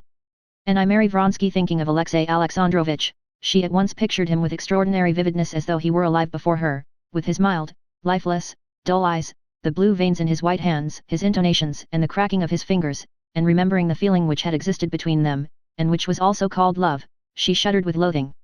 Well, I'm divorced, and become Vronsky's wife. Well, will Kitty cease looking at me as she looked at me today? No. And will Seryoza leave off asking and wondering about my two husbands? And is there any new feeling I can awaken between Vronsky and me? Is there possible, if not happiness, some sort of ease from misery? No, no, she answered now without the slightest hesitation. Impossible, we are drawn apart by life, and I make his unhappiness, and he mine, and there's no altering him or me. Every attempt has been made, the screw has come unscrewed. Oh, a beggar woman with a baby, she thinks I'm sorry for her. Aren't we all flung into the world only to hate each other, and so to torture ourselves and each other? Schoolboys coming, laughing seriously, she thought. I thought, too, that I loved him, and used to be touched by my own tenderness, but I have lived without him. I gave him up for another love, and did not regret the exchange till that love was satisfied. And with loathing she thought of what she meant by that love. And the clearness with which she saw life now, her own and all men's, was a pleasure to her. It's so with me and Pyotr, and the coachman, Fyodor, and that merchant, and all the people living along the Volga, where those placards invite one to go, and everywhere and always, she thought when she had driven under the low-pitched roof of the Nizhigorod station, and the porters ran to meet her. A ticket to Oberalovka, said Pyotr. She had utterly forgotten where and why she was going, and only by a great effort she understood the question. Yes, she said, handing him her purse, and taking a little red bag in her hand, she got out of the carriage. Making her way through the crowd to the first-class waiting room, she gradually recollected all the details of her position, and the plans between which she was hesitating. And again at the old sore places, hope and then despair poisoned the wounds of her tortured, fearfully throbbing heart. As she sat on the star-shaped sofa waiting for the train, she gazed with aversion at the people coming and going. They were all hateful to her, and thought how she would arrive at the station, would write him a note, and what she would write to him, and how he was at this moment complaining to his mother of his position, not understanding her sufferings, and how she would go into the room, and what she would say to him. Then she thought that life might still be happy, and how miserably she loved and hated him, and how fearfully her heart was beating. Chapter 31. A bell rang. Some young men, ugly and impudent, and at the same time careful of the impression they were making, hurried by. Pyotr, too, crossed the room in his livery and top boots, with his dull, animal face, and came up to her to take her to the train. Some noisy men were quiet as she passed them on the platform, and one whispered something about her to another, something vile, no doubt. She stepped up on the high step, and sat down in a carriage by herself on a dirty seat that had been white. Her bag lay beside her, shaken up and down by the springiness of the seat. With a foolish smile Pyotr raised his hat, with its coloured band, at the window, in token of farewell. An impudent conductor slammed the door and the latch. A grotesque-looking lady wearing a bustle, Anna mentally undressed the woman, and was appalled at her hideousness, and a little girl laughing affectedly ran down the platform. Katerina Andreevna, she's got them all, ma tante, cried the girl. Even the child's hideous and affected, thought Anna. To avoid seeing anyone, she got up quickly and seated herself at the opposite window of the empty carriage. A misshapen-looking peasant covered with dirt, in a cap from which his tangled hair stuck out all round, passed by that window, stooping down to the carriage wheels. There's something familiar about that hideous peasant, thought Anna. And remembering her dream, she moved away to the opposite door, shaking with terror. The conductor opened the door and let in a man and his wife. Do you wish to get out? Anna made no answer. The conductor and her two fellow passengers did not notice under her veil her panic-stricken face. She went back to her corner and sat down. The couple seated themselves on the opposite side, and intently but surreptitiously scrutinized her clothes. Both husband and wife seemed repulsive to Anna. The husband asked, would she allow him to smoke, obviously not with a view to smoking but to getting into conversation with her. Receiving her assent, he said to his wife in French something about caring less to smoke than to talk. They made inane and affected remarks to one another, entirely for her benefit. Anna saw clearly that they were sick of each other, and hated each other. And no one could have helped hating such miserable monstrosities. A second bell sounded, and was followed by moving of luggage, noise, shouting, and laughter. It was so clear to Anna that there was nothing for anyone to be glad of, that this laughter irritated her agonizingly, and she would have liked to stop up her ears not to hear it. At last the third bell rang, there was a whistle and a hiss of steam, and a clank of chains, and the man in her carriage crossed himself. It would be interesting to ask him what meaning he attaches to that, thought Anna, looking angrily at him. She looked past the lady out of the window at the people who seemed whirling by as they ran beside the train or stood on the platform. The train, jerking at regular intervals at the junctions of the rails, rolled by the platform, past a stone wall, a signal box, past other trains. The wheels, moving more smoothly and evenly, resounded with a slight clang on the rails. The window was lighted up by the bright evening sun, and a slight breeze fluttered the curtain. Anna forgot her fellow passengers, and to the light swaying of the train she fell to thinking again, as she breathed the fresh air. Yes, what did I stop at? That I couldn't conceive a position in which life would not be a misery, that we are all created to be miserable, and that we all know it, and all invent means of deceiving each other, and when one sees the truth, what is one to do?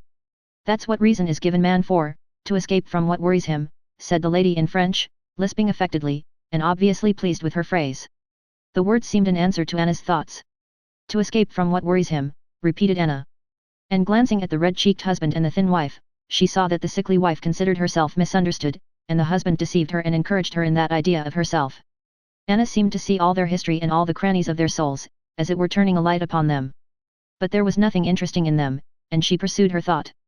Yes, I'm very much worried, and that's what reason was given me for, to escape, so then one must escape, why not put out the light when there's nothing more to look at, when it's sickening to look at it all, but how, why did the conductor run along the footboard, why are they shrieking, those young men in that train, why are they talking, why are they laughing, it's all falsehood, all lying, all humbug, all cruelty. When the train came into the station, Anna got out into the crowd of passengers, and moving apart from them as if they were lepers, she stood on the platform, trying to think what she had come here for, and what she meant to do. Everything that had seemed to her possible before was now so difficult to consider, especially in this noisy crowd of hideous people who would not leave her alone. One moment porters ran up to her proffering their services, then young men, clacking their heels on the planks of the platform and talking loudly, stared at her, people meeting her dodged past on the wrong side. Remembering that she had meant to go on further if there were no answer, she stopped a porter and asked if her coachman were not here with a note from Count Vronsky. Count Vronsky, they sent up here from the Vronskys just this minute, to meet Princess Sorokina and her daughter. And what is the coachman like? Just as she was talking to the porter, the coachman Mihail, red and cheerful in his smart blue coat and chain, evidently proud of having so successfully performed his commission, came up to her and gave her a letter. She broke it open, and her heart ached before she had read it.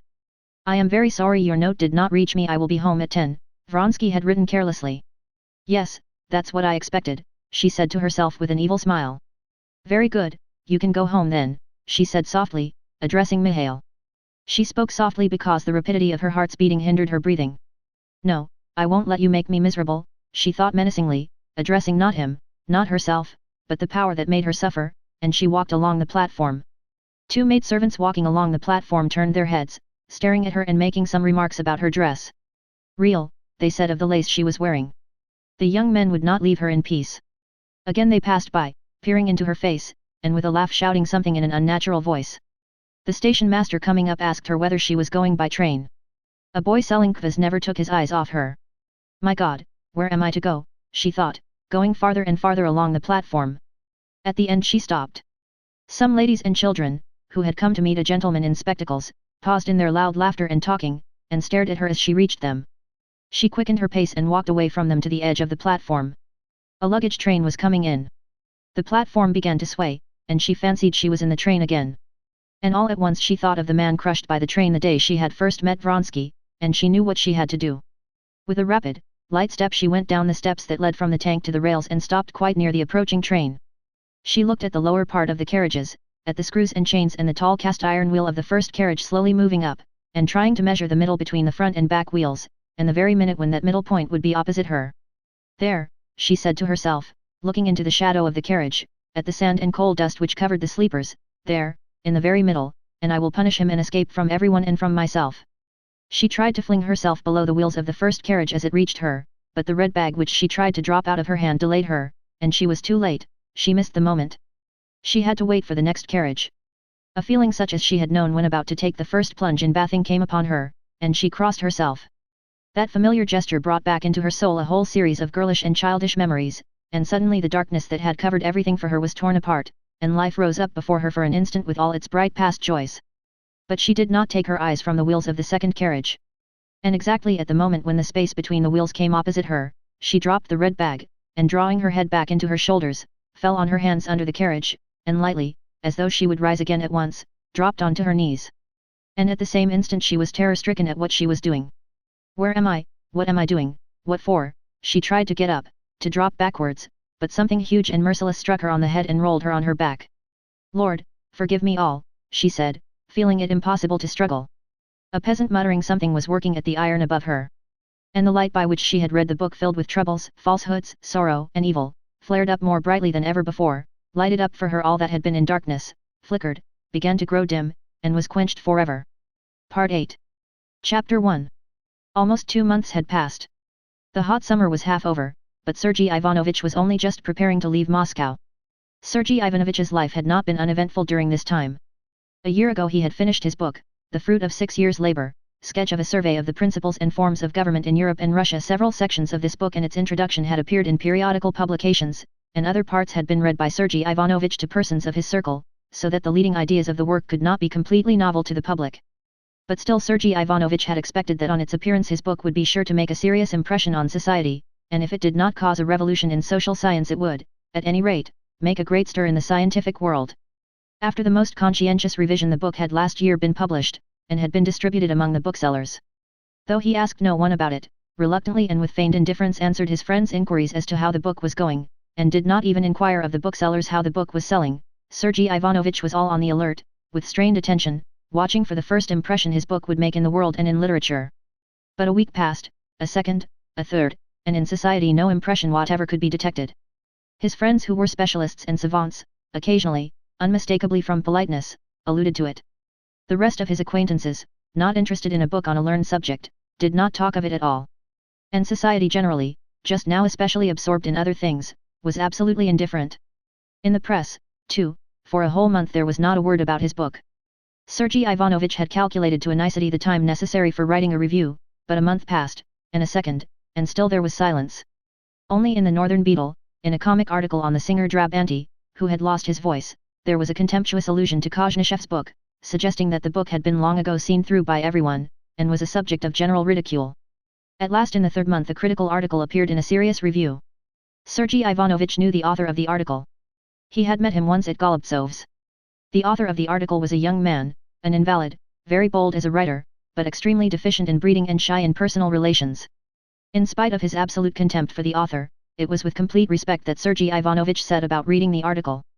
The article was awful. The critic had undoubtedly put an interpretation upon the book which could not possibly be put on it.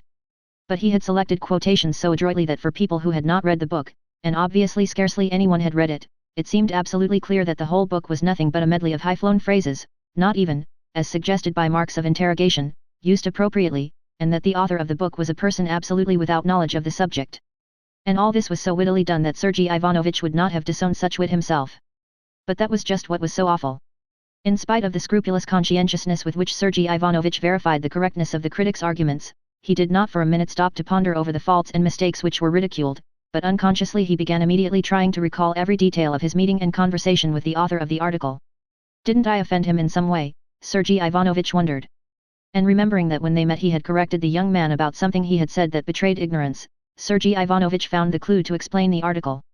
This article was followed by a deadly silence about the book both in the press and in conversation, and Sergei Ivanovich saw that his 6 years' task, toiled at with such love and labor, had gone, leaving no trace. Sergei Ivanovich's position was still more difficult from the fact that, since he had finished his book, he had had no more literary work to do, such as had hitherto occupied the greater part of his time.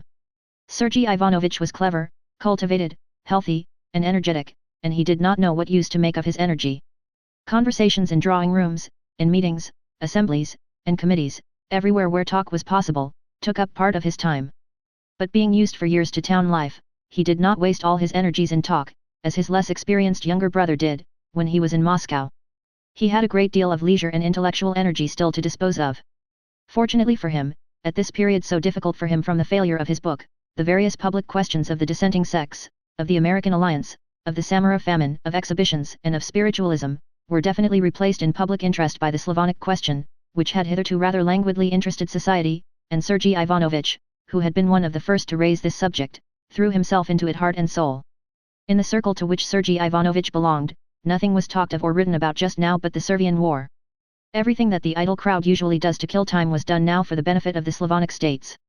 Balls, concerts, dinners, matchboxes, ladies' dresses, beer, restaurants, everything testified to sympathy with the Slavonic peoples. From much of what was spoken and written on the subject, Sergei Ivanovich differed on various points. He saw that the Slavonic question had become one of those fashionable distractions which succeed one another in providing society with an object and an occupation. He saw, too, that a great many people were taking up the subject from motives of self-interest and self-advertisement. He recognized that the newspapers published a great deal that was superfluous and exaggerated, with the sole aim of attracting attention and outbidding one another. He saw that in this general movement those who thrust themselves most forward and shouted the loudest were men who had failed and were smarting under a sense of injury, generals without armies, ministers not in the ministry, journalists not on any paper, party leaders without followers. He saw that there was a great deal in it that was frivolous and absurd. But he saw and recognized an unmistakable growing enthusiasm, uniting all classes, with which it was impossible not to sympathize. The massacre of men who were fellow Christians, and of the same Slavonic race, excited sympathy for the sufferers and indignation against the oppressors. And the heroism of the Servians and Montenegrins struggling for a great cause begot in the whole people a longing to help their brothers not in word but in deed. But in this there was another aspect that rejoiced Sergei Ivanovitch. That was the manifestation of public opinion. The public had definitely expressed its desire. The soul of the people had, as Sergei Ivanovitch said, found expression. And the more he worked in this cause, the more incontestable it seemed to him that it was a cause destined to assume vast dimensions, to create an epoch. He threw himself heart and soul into the service of this great cause, and forgot to think about his book. His whole time now was engrossed by it, so that he could scarcely manage to answer all the letters and appeals addressed to him. He worked the whole spring and part of the summer, and it was only in July that he prepared to go away to his brothers in the country. He was going both to rest for a fortnight, and in the very heart of the people, in the farthest wilds of the country, to enjoy the sight of that uplifting of the spirit of the people, of which, like all residents in the capital and big towns, he was fully persuaded. Katavasov had long been meaning to carry out his promise to stay with Levin, and so he was going with him. Chapter 2. Sergei Ivanovitch and Katavasov had only just reached the station of the Kursk line, which was particularly busy and full of people that day, when, looking round for the groom who was following with their things, they saw a party of volunteers driving up in 4 cabs. Ladies met them with bouquets of flowers, and followed by the rushing crowd they went into the station. One of the ladies, who had met the volunteers, came out of the hall and addressed Sergei Ivanovitch. "You two come to see them off?" she asked in French. "No, I'm going away myself, princess, to my brothers for a holiday." "Do you always see them off?" said Sergei Ivanovitch with a hardly perceptible smile. "Oh, that would be impossible," answered the princess. "Is it true that 800 have been sent from us already? Malvinsky wouldn't believe me." "More than 800 if you reckon those who have been sent not directly from Moscow, over 1,000, answered Sergei Ivanovitch. "There, that's just what I said," exclaimed the lady. "And it's true too, I suppose, that more than 1 million has been subscribed." "Yes, princess." "What do you say to today's telegram, beaten the Turks again?" "Yes, so I saw," answered Sergei Ivanovitch. They were speaking of the last telegram stating that the Turks had been for 3 days in succession beaten at all points and put to flight, and that tomorrow a decisive engagement was expected. "Ah, by the way, a splendid young fellow has asked leave to go, and they've made some difficulty. I don't know why I meant to ask you, I know him, please write a note about his case. He's being sent by Countess Lydia Ivanovna." Sergei Ivanovitch asked for all the details the princess knew about the young man, and going into the first-class waiting room, wrote a note to the person on whom the granting of leave of absence depended, and handed it to the princess. "You know Count Vronsky, the notorious one, is going by this train," said the princess with a smile full of triumph and meaning, when he found her again and gave her the letter. "I had heard he was going, but I did not know when by this train. I've seen him, he's here, there's only his mother seeing him off. It's the best thing, anyway, that he could do." "Oh, yes, of course." While they were talking the crowd streamed by them into the dining room. They went forward too, and heard a gentleman with a glass in his hand delivering a loud discourse to the volunteers. "In the service of religion, humanity and our brothers," the gentleman said, his voice growing louder and louder, "to this great cause Mother Moscow dedicates you with her blessing. Jivio," he concluded, loudly and tearfully. Everyone shouted Jivio. And a fresh crowd dashed into the hall, almost carrying the princess off her legs. "Ah, princess, that was something like," said Stepan Arkadyevitch, suddenly appearing in the middle of the crowd and beaming upon them with a delighted smile. "Capitally," warmly said, "wasn't it? Bravo!" And Sergei Ivanovitch, "Why, you ought to have said something, just a few words, you know, to encourage them, you do that so well," he added with a soft, respectful and discreet smile, moving Sergei Ivanovitch forward a little by the arm. "No, I'm just off." "Where to?" "To the country, to my brothers," answered Sergei Ivanovitch. "Then you'll see my wife. I've written to her, but you'll see her first. Please tell her that they've seen me and that it's all right, as the English say. She'll understand. Oh, and be so good as to tell her I'm appointed secretary of the committee." "But she'll understand. You know, les petites misères de la vie humaine," he said, as it were apologizing to the princess. "And Princess Myakaya, not Liza, but Bibish, is sending 1,000 guns and 12 nurses. Did I tell you?" "Yes, I heard so," answered Kozhnishev indifferently. "It's a pity you're going away," said Stepan Arkadyevitch.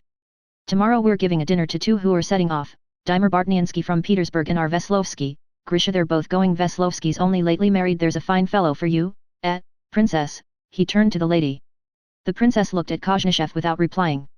But the fact that Sergei Ivanovitch and the princess seemed anxious to get rid of him did not in the least disconcert Stepan Arkadyevitch. Smiling, he stared at the feather in the princess's hat, and then about him as though he were going to pick something up. Seeing a lady approaching with a collecting box, he beckoned her up and put in a 5-ruble note. I can never see these collecting boxes unmoved while I've money in my pocket, he said. And how about today's telegram, fine chaps those Montenegrins. You don't say so, he cried, when the princess told him that Vronsky was going by this train. For an instant Stepan Arkadyevitch's face looked sad, but a minute later, when, stroking his mustaches and swinging as he walked, he went into the hall where Vronsky was, he had completely forgotten his own despairing sobs over his sister's corpse, and he saw in Vronsky only a hero and an old friend. With all his faults one can't refuse to do him justice, said the princess to Sergei Ivanovitch as soon as Stepan Arkadyevitch had left them. What a typically Russian, Slav nature, only, I'm afraid it won't be pleasant for Vronsky to see him. Say what you will, I'm touched by that man's fate. Do talk to him a little on the way, said the princess. Yes, perhaps, if it happens so. I never liked him, but this atones for a great deal. He's not merely going himself, he's taking a squadron at his own expense. Yes, so I heard. A bell sounded. Everyone crowded to the doors. Here he is, said the princess, indicating Vronsky, who with his mother on his arm walked by, wearing a long overcoat and wide-brimmed black hat. Oblonsky was walking beside him, talking eagerly of something. Vronsky was frowning and looking straight before him, as though he did not hear what Stepan Arkadyevitch was saying. Probably on Oblonsky's pointing them out, he looked round in the direction where the princess and Sergei Ivanovitch were standing, and without speaking lifted his hat. His face, aged and worn by suffering, looked stony. Going onto the platform, Vronsky left his mother and disappeared into a compartment. On the platform there rang out "God save the Tsar," then shouts of hurrah, and Jivio, one of the volunteers, a tall, very young man with a hollow chest, was particularly conspicuous, bowing and waving his felt hat and a nosegay over his head. Then two officers emerged, bowing too, and a stout man with a big beard, wearing a greasy forage cap. Chapter 3. Saying goodbye to the princess, Sergei Ivanovitch was joined by Katavasov. Together they got into a carriage full to overflowing, and the train started. At Tsaritsino station the train was met by a chorus of young men singing "Hail to Thee." Again the volunteers bowed and poked their heads out, but Sergei Ivanovitch paid no attention to them. He had had so much to do with the volunteers that the type was familiar to him and did not interest him. Katavasov, whose scientific work had prevented his having a chance of observing them hitherto, was very much interested in them and questioned Sergei Ivanovitch. Sergei Ivanovitch advised him to go into the second class and talk to them himself. At the next station Katavasov acted on this suggestion. At the first stop he moved into the second class and made the acquaintance of the volunteers. They were sitting in a corner of the carriage, talking loudly and obviously aware that the attention of the passengers and Katavasov as he got in was concentrated upon them. More loudly than all talked the tall, hollow-chested young man. He was unmistakably tipsy, and was relating some story that had occurred at his school. Facing him sat a middle-aged officer in the Austrian military jacket of the guard's uniform. He was listening with a smile to the hollow-chested youth, and occasionally pulling him up. The third, in an artillery uniform, was sitting on a box beside them. A fourth was asleep. Entering into conversation with the youth, Katavasov learned that he was a wealthy Moscow merchant who had run through a large fortune before he was 22. Katavasov did not like him, because he was unmanly and effeminate and sickly. He was obviously convinced, especially now after drinking, that he was performing a heroic action, and he bragged of it in the most unpleasant way. The second, the retired officer, made an unpleasant impression too upon Katavasov. He was, it seemed, a man who had tried everything.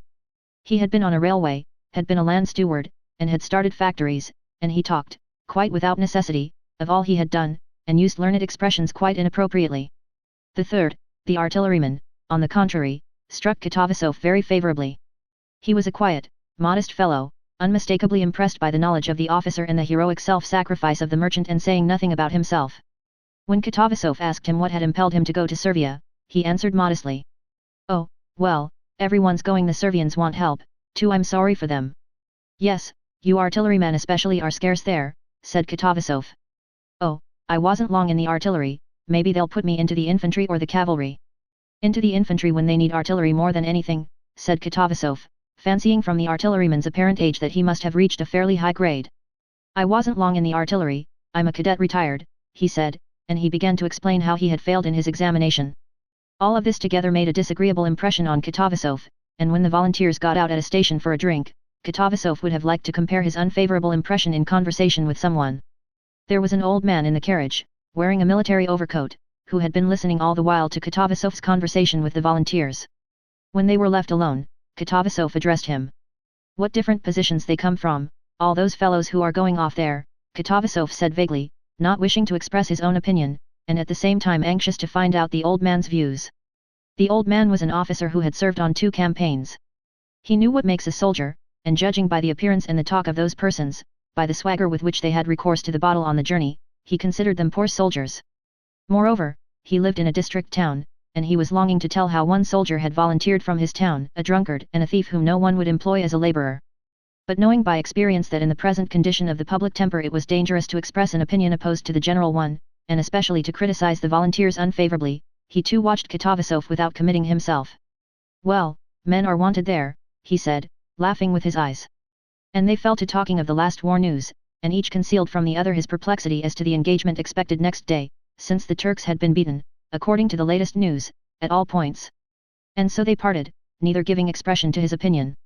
Katavasov went back to his own carriage, and with reluctant hypocrisy reported to Sergei Ivanovitch his observations of the volunteers, from which it would appear that they were capital fellows. At a big station at a town the volunteers were again greeted with shouts and singing, again men and women with collecting boxes appeared, and provincial ladies brought bouquets to the volunteers and followed them into the refreshment room, but all this was on a much smaller and feebler scale than in Moscow. Chapter 4. While the train was stopping at the provincial town, Sergei Ivanovitch did not go to the refreshment room, but walked up and down the platform. The first time he passed Vronsky's compartment he noticed that the curtain was drawn over the window, but as he passed it the second time he saw the old countess at the window. She beckoned to Koznishev. "I'm going, you see, taking him as far as Kursk," she said. "Yes, so I heard," said Sergei Ivanovitch, standing at her window and peeping in. "What a noble act on his part," he added, noticing that Vronsky was not in the compartment. "Yes, after his misfortune, what was there for him to do?" "What a terrible thing it was," said Sergei Ivanovitch.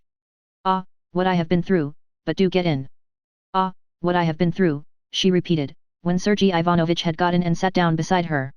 "You can't conceive it, for 6 weeks he did not speak to anyone, and would not touch food except when I implored him, and not for 1 minute could we leave him alone. We took away everything he could have used against himself. We lived on the ground floor, but there was no reckoning on anything. You know, of course, that he had shot himself once already on her account," she said, and the old lady's eyelashes twitched at the recollection. "Yes, hers was the fitting end for such a woman. Even the death she chose was low and vulgar." "It's not for us to judge, Countess," said Sergei Ivanovitch, "but I can understand that it has been very hard for you." "Ah, don't speak of it. I was staying on my estate, and he was with me. A note was brought him. He wrote an answer and sent it off. We hadn't an idea that she was close by at the station in the evening. I had only just gone to my room, when my Mary told me a lady had thrown herself under the train. Something seemed to strike me at once. I knew it was she. The first thing I said was, he was not to be told, but they'd told him already. His coachman was there and saw it all. When I ran into his room, he was beside himself. It was fearful to see him. He didn't say a word, but galloped off there. I don't know to this day what happened there, but he was brought back at death's door. I shouldn't have known him. Prostration complete, the doctor said. And that was followed almost by madness." "Oh, why talk of it," said the countess with a wave of her hand. "It was an awful time. No, say what you will, she was a bad woman. Why, what is the meaning of such desperate passions? It was all to show herself something out of the way. Well, and that she did do. She brought herself to ruin and 2 good men, her husband and my unhappy son." "And what did her husband do?" asked Sergei Ivanovitch. "He has taken her daughter." Alexei was ready to agree to anything at first. Now it worries him terribly that he should have given his own child away to another man, but he can't take back his word. Karenin came to the funeral, but we tried to prevent his meeting Alexei for him. For her husband, it was easier. Anyway, she had set him free, but my poor son was utterly given up to her. He had thrown up everything, his career, me, and even then she had no mercy on him, but of set purpose she made his ruin complete. No, say what you will, her very death was the death of a vile woman, of no religious feeling. God forgive me, but I can't help hating the memory of her, when I look at my son's misery. But how is he now? It was a blessing from Providence for us, this Servian war. I'm old, and I don't understand the rights and wrongs of it, but it's come as a providential blessing to him. Of course for me, as his mother, it's terrible, and what's worse, they say, CENEST Patres Bienvenue à Petersburg, but it can't be helped. It was the one thing that could rouse him. Yashvin, a friend of his, he had lost all he had at cards and he was going to Servia. He came to see him and persuaded him to go. Now it's an interest for him. Do please talk to him a little. I want to distract his mind. He's so low-spirited. And as bad luck would have it, he has toothache too. But he'll be delighted to see you. Please do talk to him, he's walking up and down on that side. Sergei Ivanovitch said he would be very glad to, and crossed over to the other side of the station. Chapter 5. In the slanting evening shadows cast by the baggage piled up on the platform, Vronsky in his long overcoat and slouch hat, with his hands in his pockets, strode up and down, like a wild beast in a cage, turning sharply after 20 paces. Sergei Ivanovitch fancied, as he approached him, that Vronsky saw him but was pretending not to see. This did not affect Sergei Ivanovich in the slightest. He was above all personal considerations with Vronsky. At that moment Sergei Ivanovich looked upon Vronsky as a man taking an important part in a great cause, and Kozhnichev thought it his duty to encourage him and express his approval. He went up to him. Vronsky stood still, looked intently at him, recognized him, and going a few steps forward to meet him, shook hands with him very warmly. "Possibly you didn't wish to see me," said Sergei Ivanovich, "but couldn't I be of use to you?" "There's no one I should less dislike seeing than you," said Vronsky. "Excuse me, and there's nothing in life for me to like." "I quite understand, and I merely meant to offer you my services," said Sergei Ivanovich, scanning Vronsky's face, full of unmistakable suffering. "Wouldn't it be of use to you to have a letter to Ristich, to Milan?" "Oh, no," Vronsky said, seeming to understand him with difficulty. "If you don't mind, let's walk on. It's so stuffy among the carriages. A letter? No, thank you, to meet death one needs no letters of introduction nor for the Turks," he said, with a smile that was merely of the lips. His eyes still kept their look of angry suffering. "Yes, but you might find it easier to get into relations, which are after all essential, with anyone prepared to see you, but that's as you like. I was very glad to hear of your intention. There have been so many attacks made on the volunteers, and a man like you raises them in public estimation." "My use as a man," said Vronsky, "is that life's worth nothing to me and that I've enough bodily energy to cut my way into their ranks, and to trample on them or fall. I know that I'm glad there's something to give my life for it's not simply useless but loathsome to me. Anyone's welcome to it." And his jaw twitched impatiently from the incessant gnawing toothache, that prevented him from even speaking with a natural expression. "You will become another man, I predict," said Sergei Ivanovich, feeling touched. "To deliver one's brothermen from bondage is an aim worth death and life. God grant you success outwardly, and inwardly peace," he added, and he held out his hand. Vronsky warmly pressed his outstretched hand. "Yes, as a weapon I may be of some use, but as a man, I'm a wreck," he jerked out. He could hardly speak for the throbbing ache in his strong teeth, that were like rows of ivory in his mouth. He was silent, and his eyes rested on the wheels of the tender, slowly and smoothly rolling along the rails. And all at once a different pain, not an ache, but an inner trouble, that set his whole being in anguish, made him for an instant forget his toothache. As he glanced at the tender and the rails, under the influence of the conversation with a friend he had not met since his misfortune, he suddenly recalled her, that is, what was left of her when he had run like one distraught into the cloakroom of the railway station, on the table, shamelessly sprawling out among strangers, the blood-stained body so lately full of life, the head unhurt dropping back with its weight of hair, and the curling tresses about the temples, and the exquisite face, with red, half-opened mouth, the strange, fixed expression, piteous on the lips and awful in the still open eyes, that seemed to utter that fearful phrase, that he would be sorry for it, that she had said when they were quarreling. And he tried to think of her as she was when he met her the first time, at a railway station too, mysterious, exquisite, loving, seeking and giving happiness, and not cruelly revengeful as he remembered her on that last moment. He tried to recall his best moments with her, but those moments were poisoned forever. He could only think of her as triumphant, successful in her menace of a wholly useless remorse never to be effaced. He lost all consciousness of toothache, and his face worked with sobs. Passing twice up and down beside the baggage in silence and regaining his self-possession, he addressed Sergei Ivanovich calmly. "You have had no telegrams since yesterday's?" "Yes, driven back for a third time, but a decisive engagement expected for tomorrow." And after talking a little more of King Milan's proclamation, and the immense effect it might have, they parted, going to their carriages on hearing the second bell. Chapter 6. Sergei Ivanovich had not telegraphed to his brother to send to meet him, as he did not know when he should be able to leave Moscow. Levin was not at home when Katavasov and Sergei Ivanovich in a fly hired at the station drove up to the steps of the Pokrovskoe house, as black as moors from the dust of the road. Kitty, sitting on the balcony with her father and sister, recognized her brother-in-law, and ran down to meet him. "What a shame not to have let us know," she said, giving her hand to Sergei Ivanovich, and putting her forehead up for him to kiss. "We drove here capitally, and have not put you out," answered Sergei Ivanovich. "I'm so dirty I'm afraid to touch you. I've been so busy, I didn't know when I should be able to tear myself away. And so you are still as ever enjoying your peaceful, quiet happiness," he said, smiling, "out of the reach of the current in your peaceful backwater. Here's our friend Fyodor Vasilievich who has succeeded in getting here at last. But I'm not a Negro, I shall look like a human being when I wash," said Katavasov in his jesting fashion, and he shook hands and smiled, his teeth flashing white in his black face. "Kostya will be delighted. He has gone to his settlement. It's time he should be home." "Busy as ever with his farming. It really is a peaceful backwater," said Katavasov, "while we in town think of nothing but the Servian war. Well, how does our friend look at it? He's sure not to think like other people." "Oh, I don't know, like everybody else," Kitty answered, a little embarrassed, looking round at Sergei Ivanovich. I'll send to fetch him. Papa's staying with us, he's only just come home from abroad. And making arrangements to send for Levin and for the guests to wash, one in his room and the other in what had been Dolly's, and giving orders for their luncheon, Kitty ran out onto the balcony, enjoying the freedom and rapidity of movement, of which she had been deprived during the months of her pregnancy.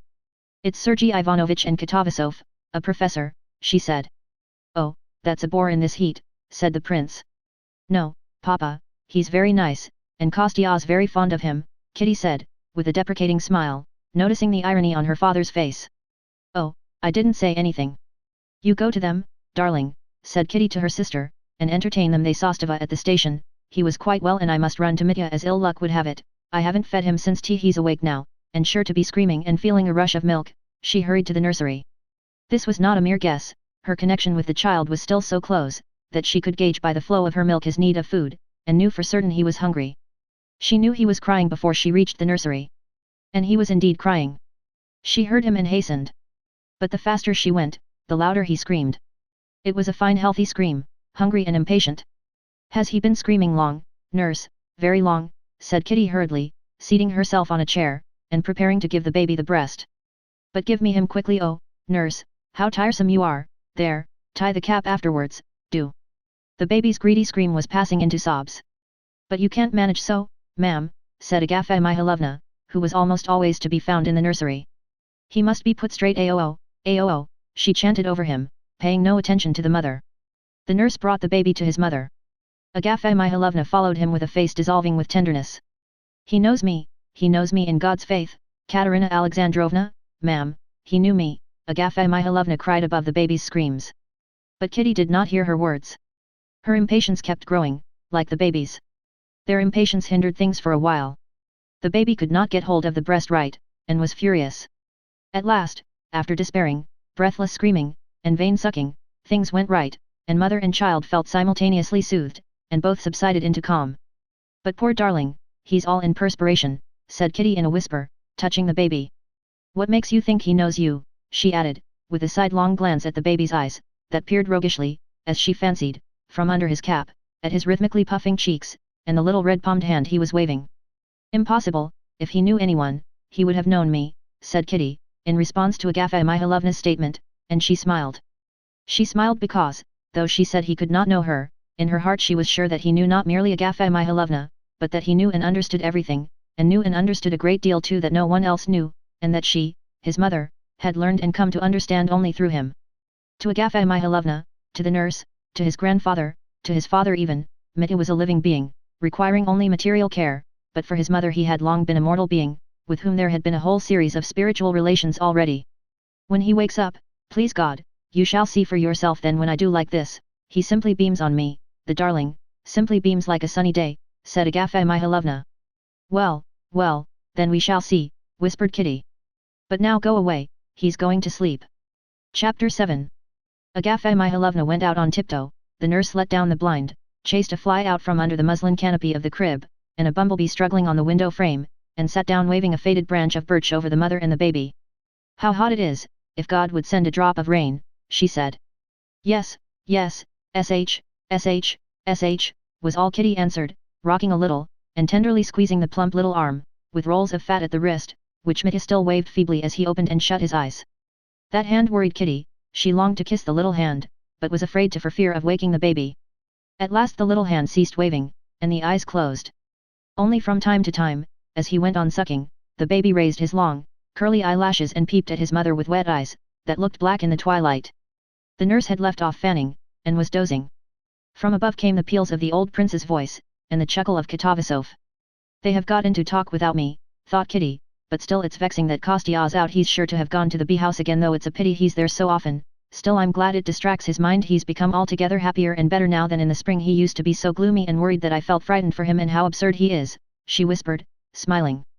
She knew what worried her husband. It was his unbelief. Although, if she had been asked whether she supposed that in the future life, if he did not believe, he would be damned, she would have had to admit that he would be damned. His unbelief did not cause her unhappiness.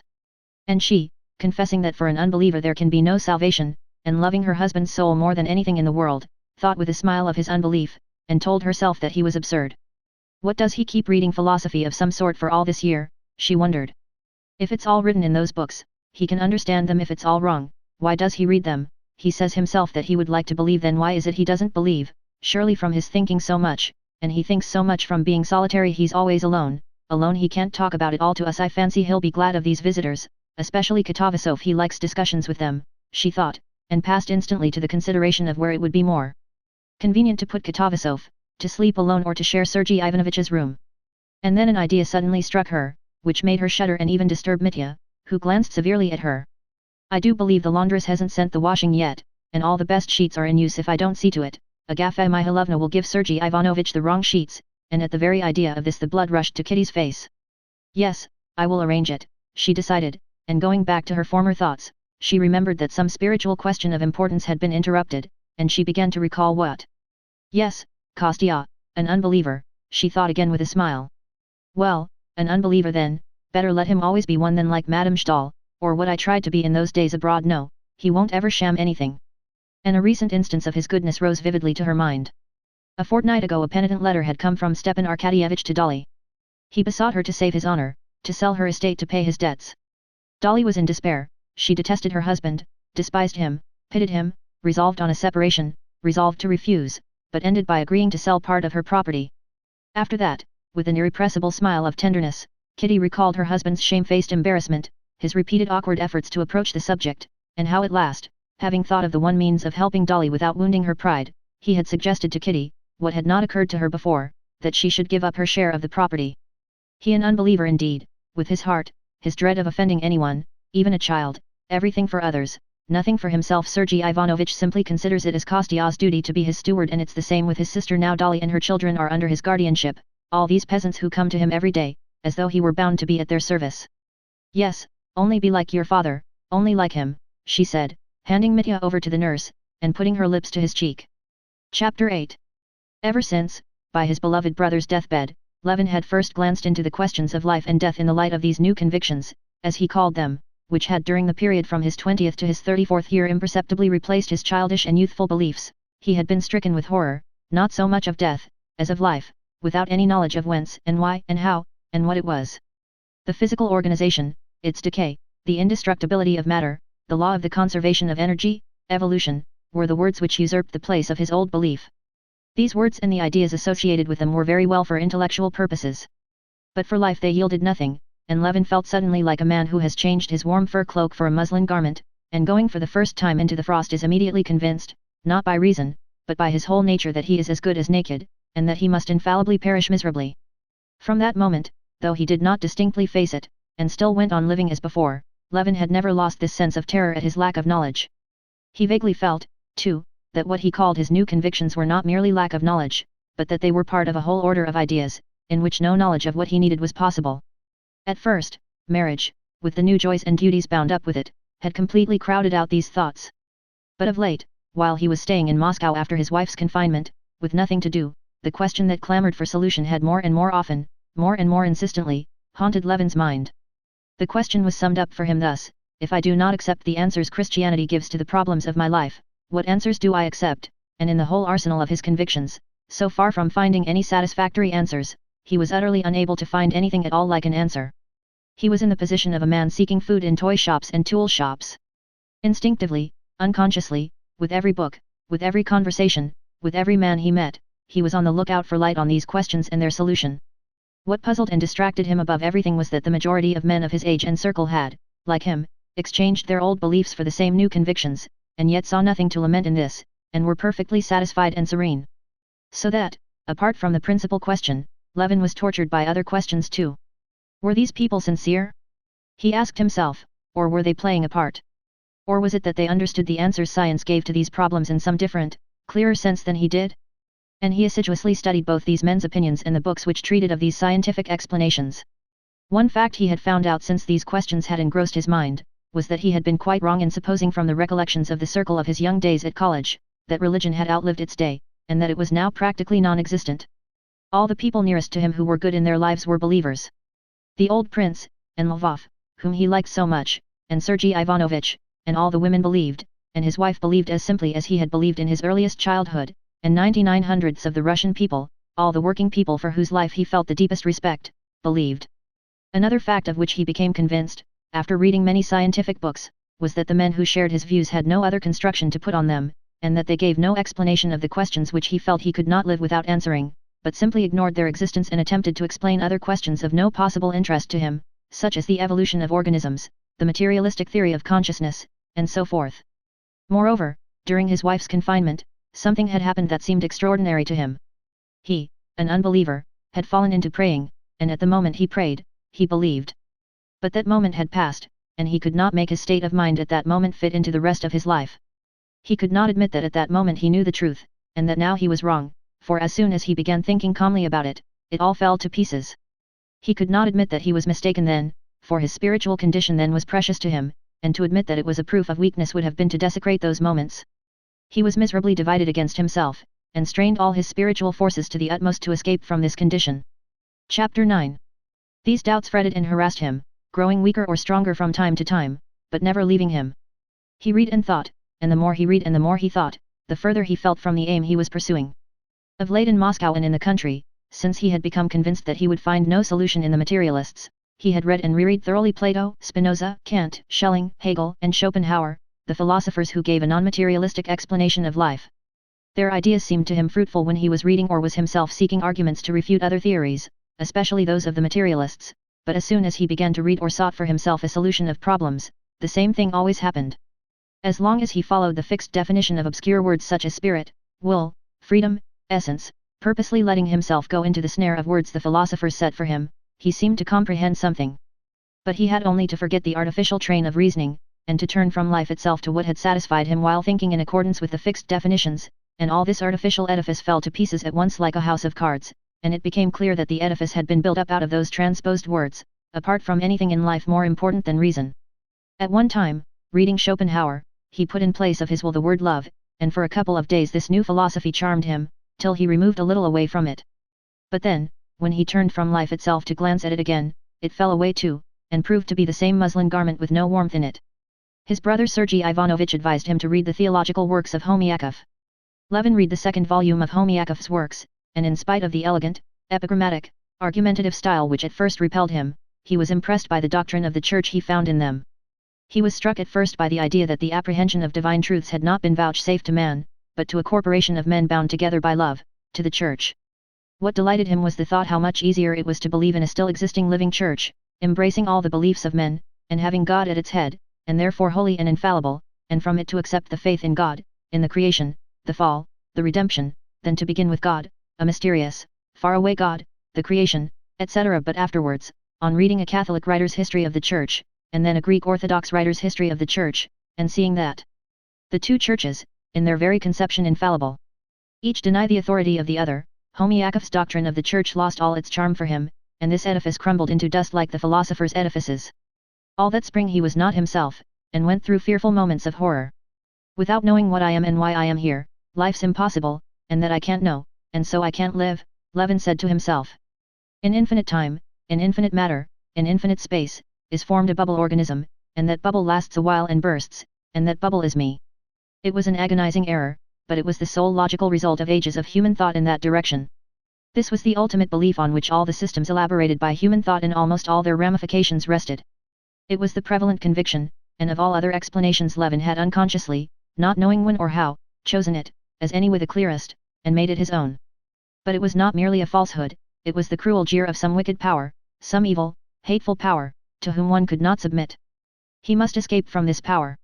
And the means of escape every man had in his own hands. He had but to cut short this dependence on evil. And there was one means, death.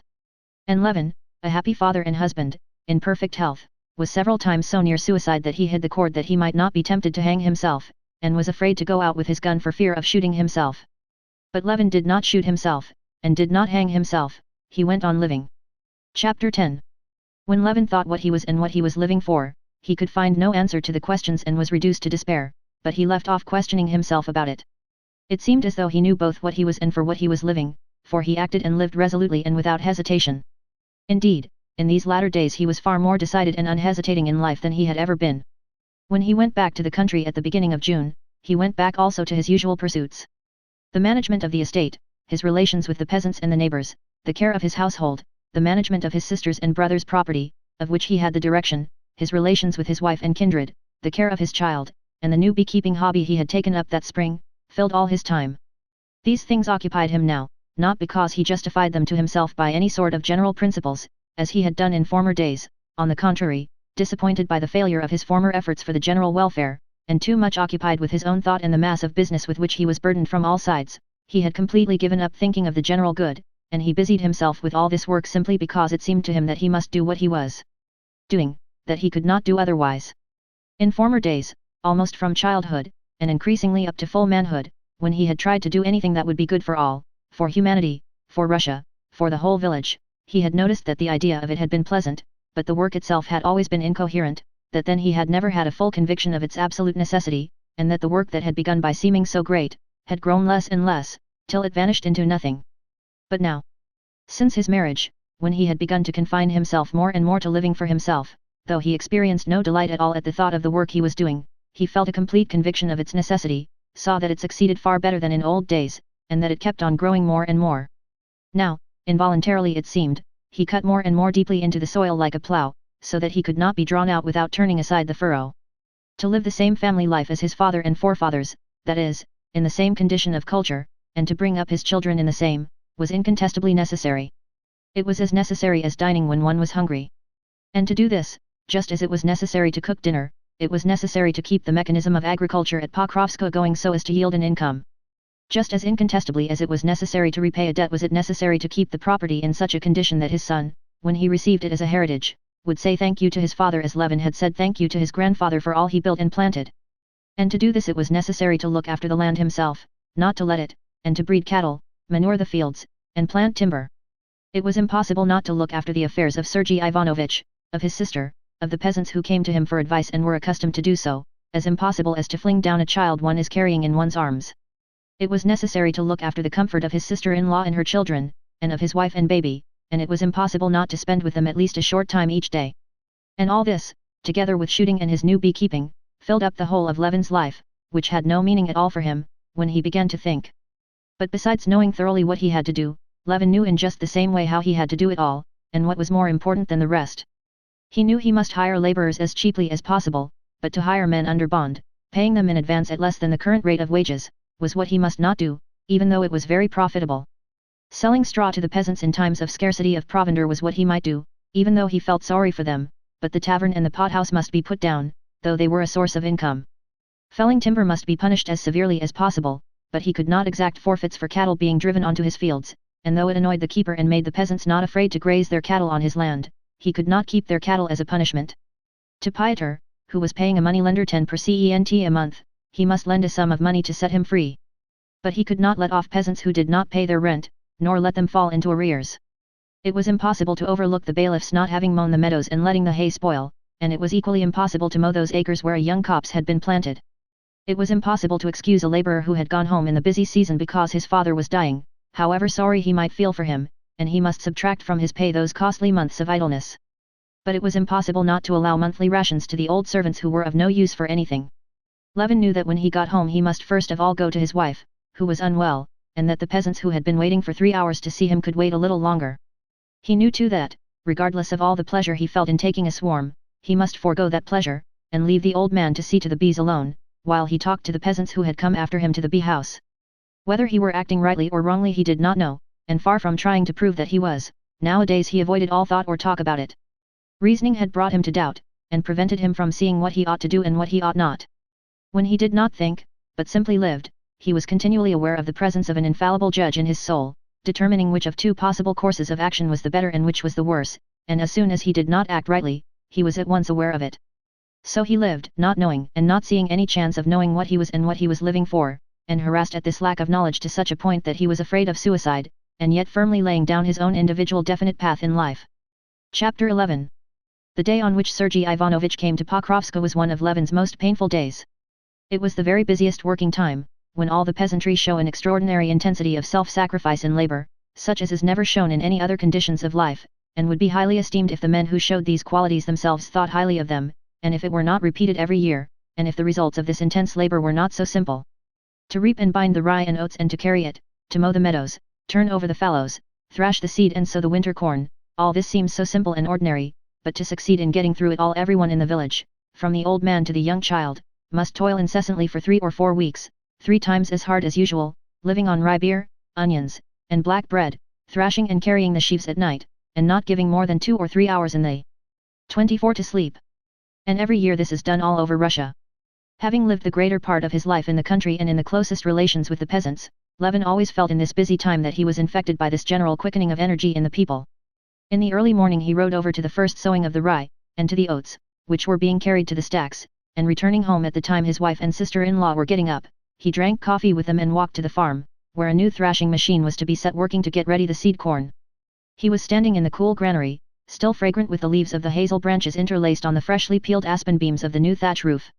He gazed through the open door in which the dry bitter dust of the thrashing whirled and played, at the grass of the thrashing floor in the sunlight and the fresh straw that had been brought in from the barn, then at the speckly-headed, white-breasted swallows that flew chirping in under the roof and, fluttering their wings, settled in the crevices of the doorway, then at the peasants bustling in the dark, dusty barn, and he thought strange thoughts.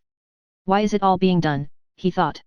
Why am I standing here, making them work? What are they all so busy for, trying to show their zeal before me? What is that old Matrona, my old friend, toiling for? I doctored her, when the beam fell on her in the fire, he thought, looking at a thin old woman who was raking up the grain, moving painfully with her bare, sun-blackened feet over the uneven, rough floor. Then she recovered, but today or tomorrow or in 10 years she won't, they'll bury her, and nothing will be left either of her or of that smart girl in the red jacket, who with that skillful, soft action shakes the ears out of their husks. They'll bury her and this piebald horse, and very soon too, he thought, gazing at the heavily moving, panting horse that kept walking up the wheel that turned under him. And they will bury her and Fyodor the thrasher with his curly beard full of chaff and his shirt torn on his white shoulders, they will bury him. He's untying the sheaves, and giving orders, and shouting to the women, and quickly setting straight the strap on the moving wheel. And what's more, it's not them alone, me they'll bury too, and nothing will be left what for. He thought this, and at the same time looked at his watch to reckon how much they thrashed in an hour. He wanted to know this so as to judge by it the task to set for the day. It'll soon be one, and they're only beginning the 3rd sheaf, thought Levin. He went up to the man that was feeding the machine, and shouting over the roar of the machine he told him to put it in more slowly. You put in too much at a time, Fyodor, do you see, it gets choked, that's why it isn't getting on, do it evenly. Fyodor, black with the dust that clung to his moist face, shouted something in response, but still went on doing it as Levin did not want him to. Levin, going up to the machine, moved Fyodor aside, and began feeding the corn in himself. Working on till the peasants' dinner hour, which was not long in coming, he went out of the barn with Fyodor and fell into talk with him, stopping beside a neat yellow sheaf of rye laid on the thrashing floor for seed. Fyodor came from a village at some distance from the one in which Levin had once allotted land to his cooperative association. Now it had been let to a former house porter. Levin talked to Fyodor about this land and asked whether Platon, a well-to-do peasant of good character belonging to the same village, would not take the land for the coming year. It's a high rent, it wouldn't pay Platon, Konstantin Dmitrievich, answered the peasant, picking the ears off his sweat-drenched shirt. But how does Kirillov make it pay? Mida. So the peasant called the house porter, in a tone of contempt, you may be sure he'll make it pay, Konstantin Dmitrievich, he'll get his share, however he has to squeeze to get it, he's no mercy on a Christian but Uncle Fokanich, so he called the old peasant Platon, do you suppose he'd flay the skin off a man, where there's debt, he'll let anyone off and he'll not wring the last penny out, he's a man too. But why will he let anyone off? Oh, well, of course, folks are different, one man lives for his own wants and nothing else, like Mida, he only thinks of filling his belly, but Fokanich is a righteous man, he lives for his soul, he does not forget God. How thinks of God, how does he live for his soul? Levin almost shouted. Why, to be sure, in truth, in God's way folks are different, take you now, you wouldn't wrong a man. Yes, yes, goodbye, said Levin, breathless with excitement, and turning round he took his stick and walked quickly away towards home. At the peasant's words that Fokanich lived for his soul, in truth, in God's way, undefined but significant ideas seemed to burst out as though they had been locked up, and all striving towards one goal, they thronged whirling through his head, blinding him with their light. Chapter 12.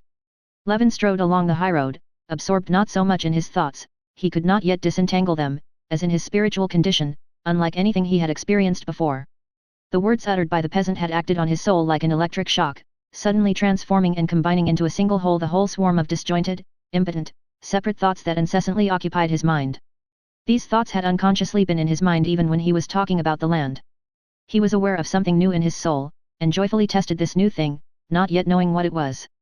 Not living for his own wants, but for God, for what God, and could one say anything more senseless than what he said that one must not live for one's own wants, that is, that one must not live for what we understand, what we are attracted by, what we desire, but must live for something incomprehensible, for God, whom no one can understand nor even define what of it. Didn't I understand those senseless words of Fyodor's, and understanding them, did I doubt of their truth, did I think them stupid, obscure, inexact? No, I understood him, and exactly as he understands the words. I understood them more fully and clearly than I understand anything in life, and never in my life have I doubted nor can I doubt about it. And not only I, but everyone, the whole world understands nothing fully but this, and about this only they have no doubt and are always agreed. And I looked out for miracles, complained that I did not see a miracle which would convince me, a material miracle would have persuaded me, and here is a miracle, the sole miracle possible, continually existing, surrounding me on all sides, and I never noticed it.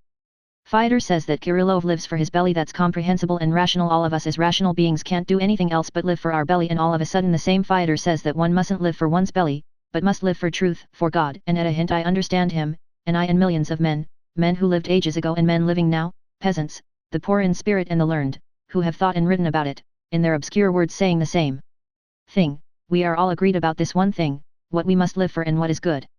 I and all men have only one firm, incontestable, clear knowledge, and that knowledge cannot be explained by the reason, it is outside it, and has no causes and can have no effects. If goodness has causes, it is not goodness, if it has effects, a reward, it is not goodness either, so goodness is outside the chain of cause and effect. And yet I know it, and we all know it. What could be a greater miracle than that? Can I have found the solution of it all, can my sufferings be over, thought Levin, striding along the dusty road, not noticing the heat nor his weariness, and experiencing a sense of relief from prolonged suffering. This feeling was so delicious that it seemed to him incredible. He was breathless with emotion and incapable of going farther. He turned off the road into the forest and lay down in the shade of an aspen on the uncut grass. He took his hat off his hot head and lay propped on his elbow in the lush, feathery, woodland grass.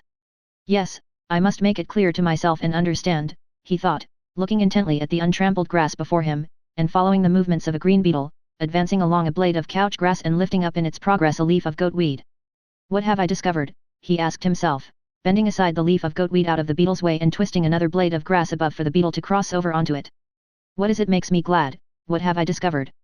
I have discovered nothing. I have only found out what I knew. I understand the force that in the past gave me life, and now too gives me life. I have been set free from falsity, I have found the master. Of old I used to say that in my body, that in the body of this grass and of this beetle, there, she didn't care for the grass, she's opened her wings and flown away. There was going on a transformation of matter in accordance with physical, chemical, and physiological laws, and in all of us, as well as in the aspens and the clouds and the misty patches, there was a process of evolution from what, into what, eternal evolution and struggle. As though there could be any sort of tendency and struggle in the eternal. And I was astonished that in spite of the utmost effort of thought along that road I could not discover the meaning of life, the meaning of my impulses and yearnings. Now I say that I know the meaning of my life, to live for God, for my soul, and this meaning, in spite of its clearness, is mysterious and marvelous. Such, indeed, is the meaning of everything existing. Yes, pride, he said to himself, turning over on his stomach and beginning to tie a noose of blades of grass. Trying not to break them.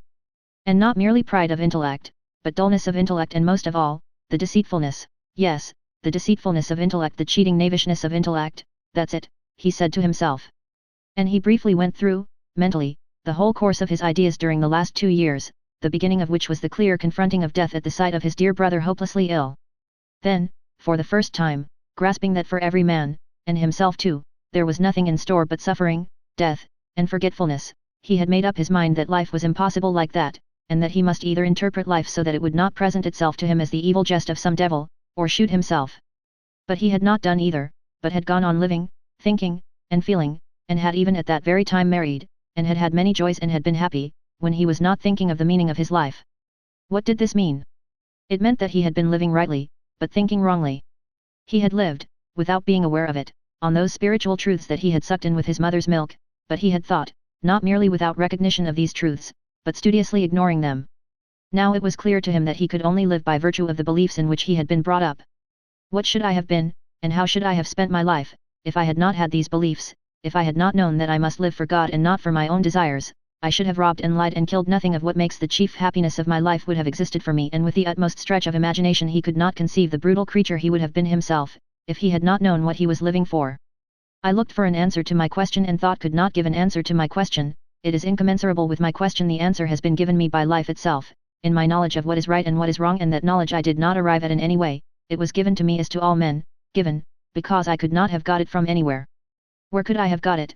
By reason could I have arrived at knowing that I must love my neighbor and not oppress him. I was told that in my childhood, and I believed it gladly, for they told me what was already in my soul. But who discovered it? Not reason. Reason discovered the struggle for existence, and the law that requires us to oppress all who hinder the satisfaction of our desires. That is the deduction of reason. But loving one's neighbor reason could never discover, because it's irrational. Chapter 13. And Levin remembered a scene he had lately witnessed between Dolly and her children. The children, left to themselves, had begun cooking raspberries over the candles and squirting milk into each other's mouths with a syringe.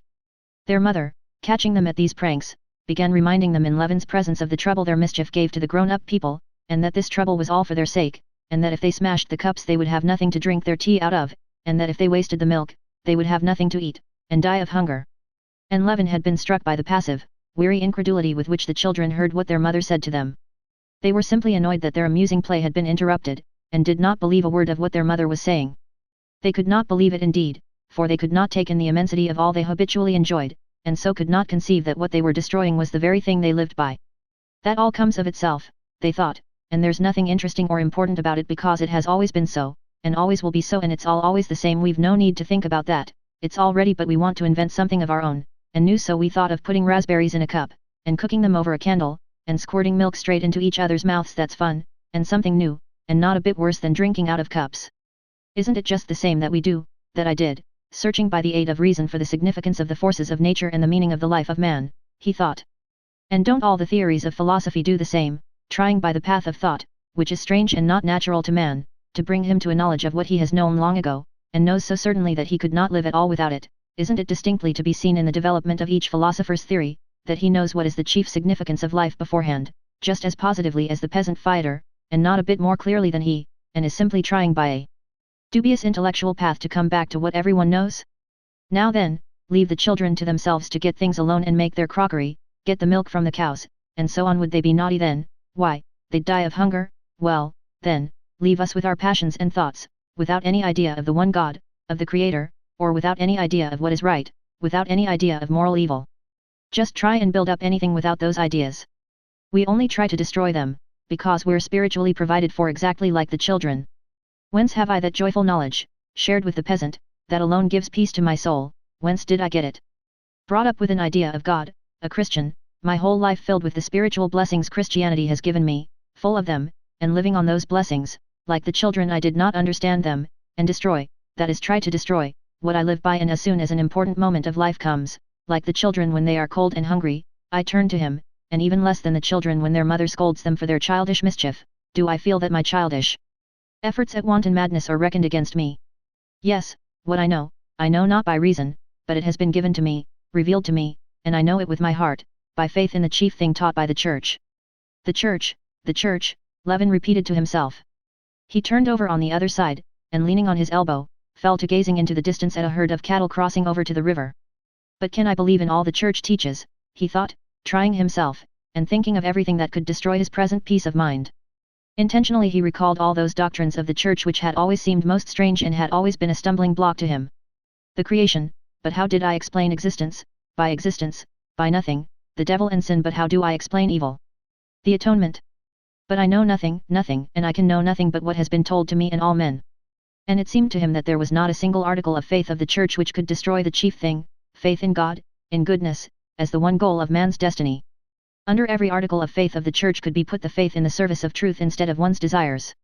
And each doctrine did not simply leave that faith unshaken, each doctrine seemed essential to complete that great miracle, continually manifest upon earth, that made it possible for each man and millions of different sorts of men, wise men and imbeciles, old men and children, all men, peasants, lvoff, kitty, beggars, and kings to understand perfectly the same one thing, and to build up thereby that life of the soul which alone is worth living, and which alone is precious to us.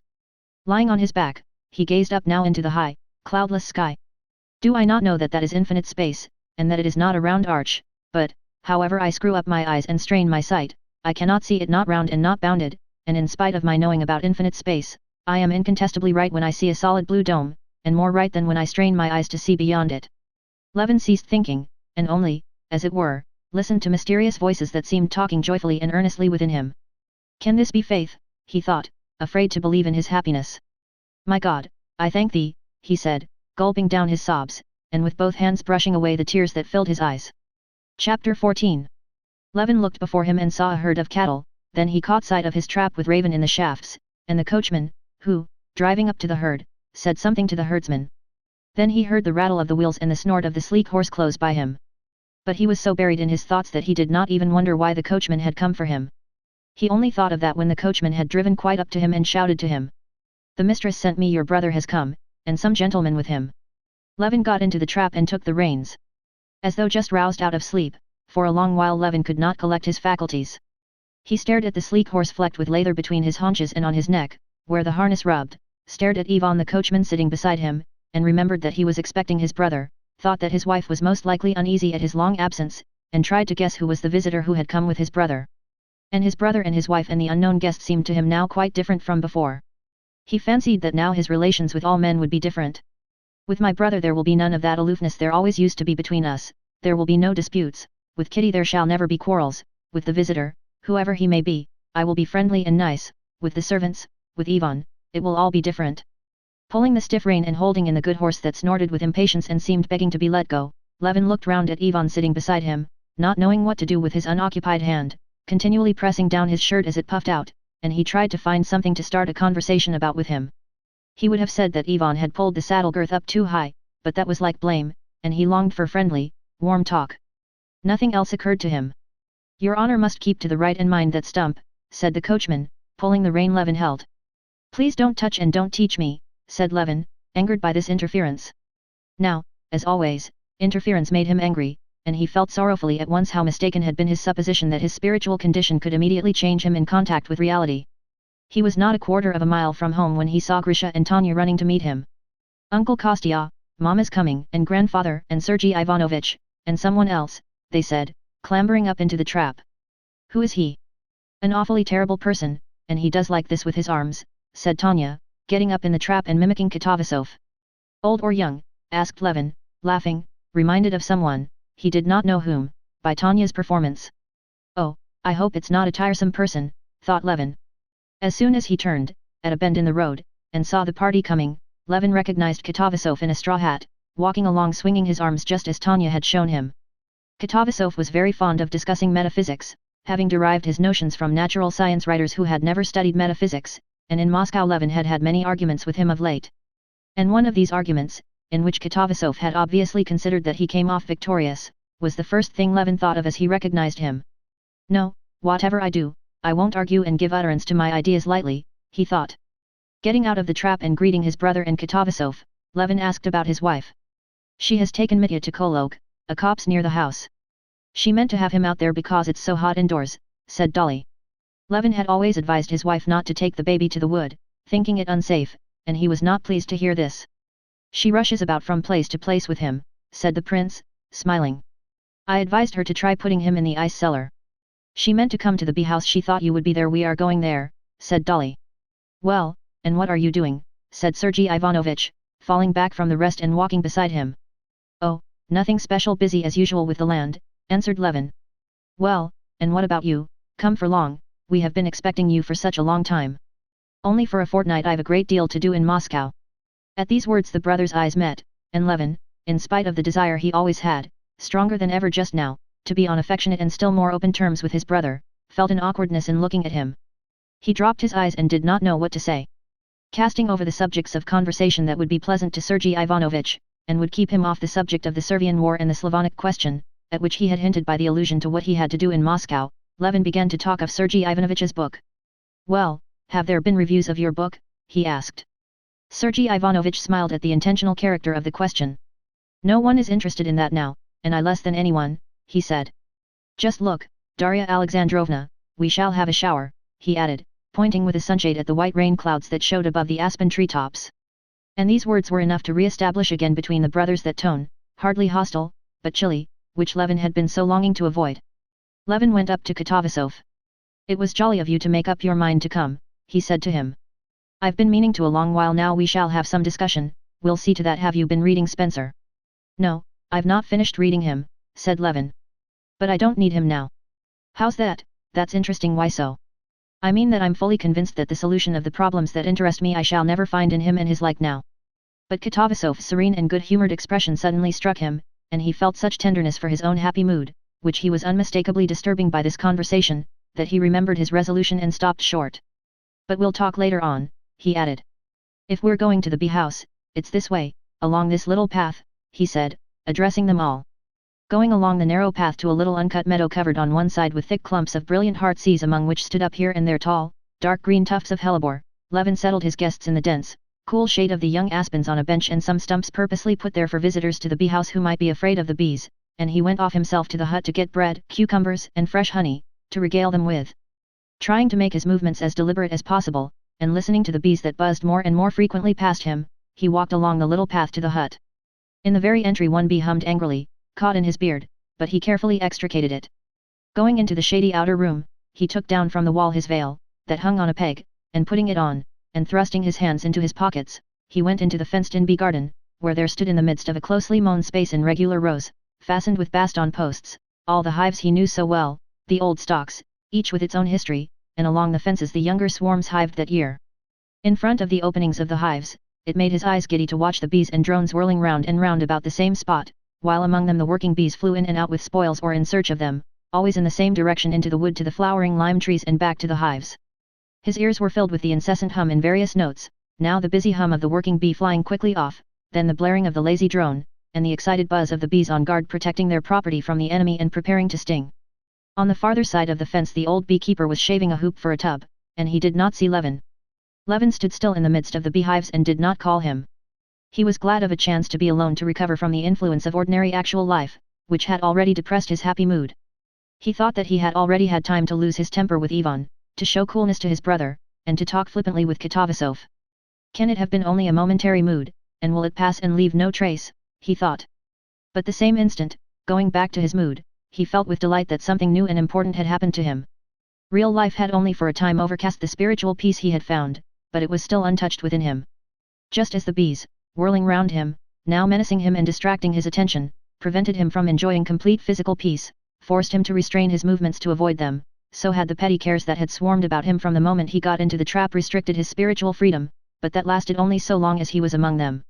Just as his bodily strength was still unaffected, in spite of the bees, so too was the spiritual strength that he had just become aware of. Chapter 15. "Do you know, Kostya, with whom Sergei Ivanovitch travelled on his way here," said Dolly, doling out cucumbers and honey to the children, "with Vronsky, he's going to Servia.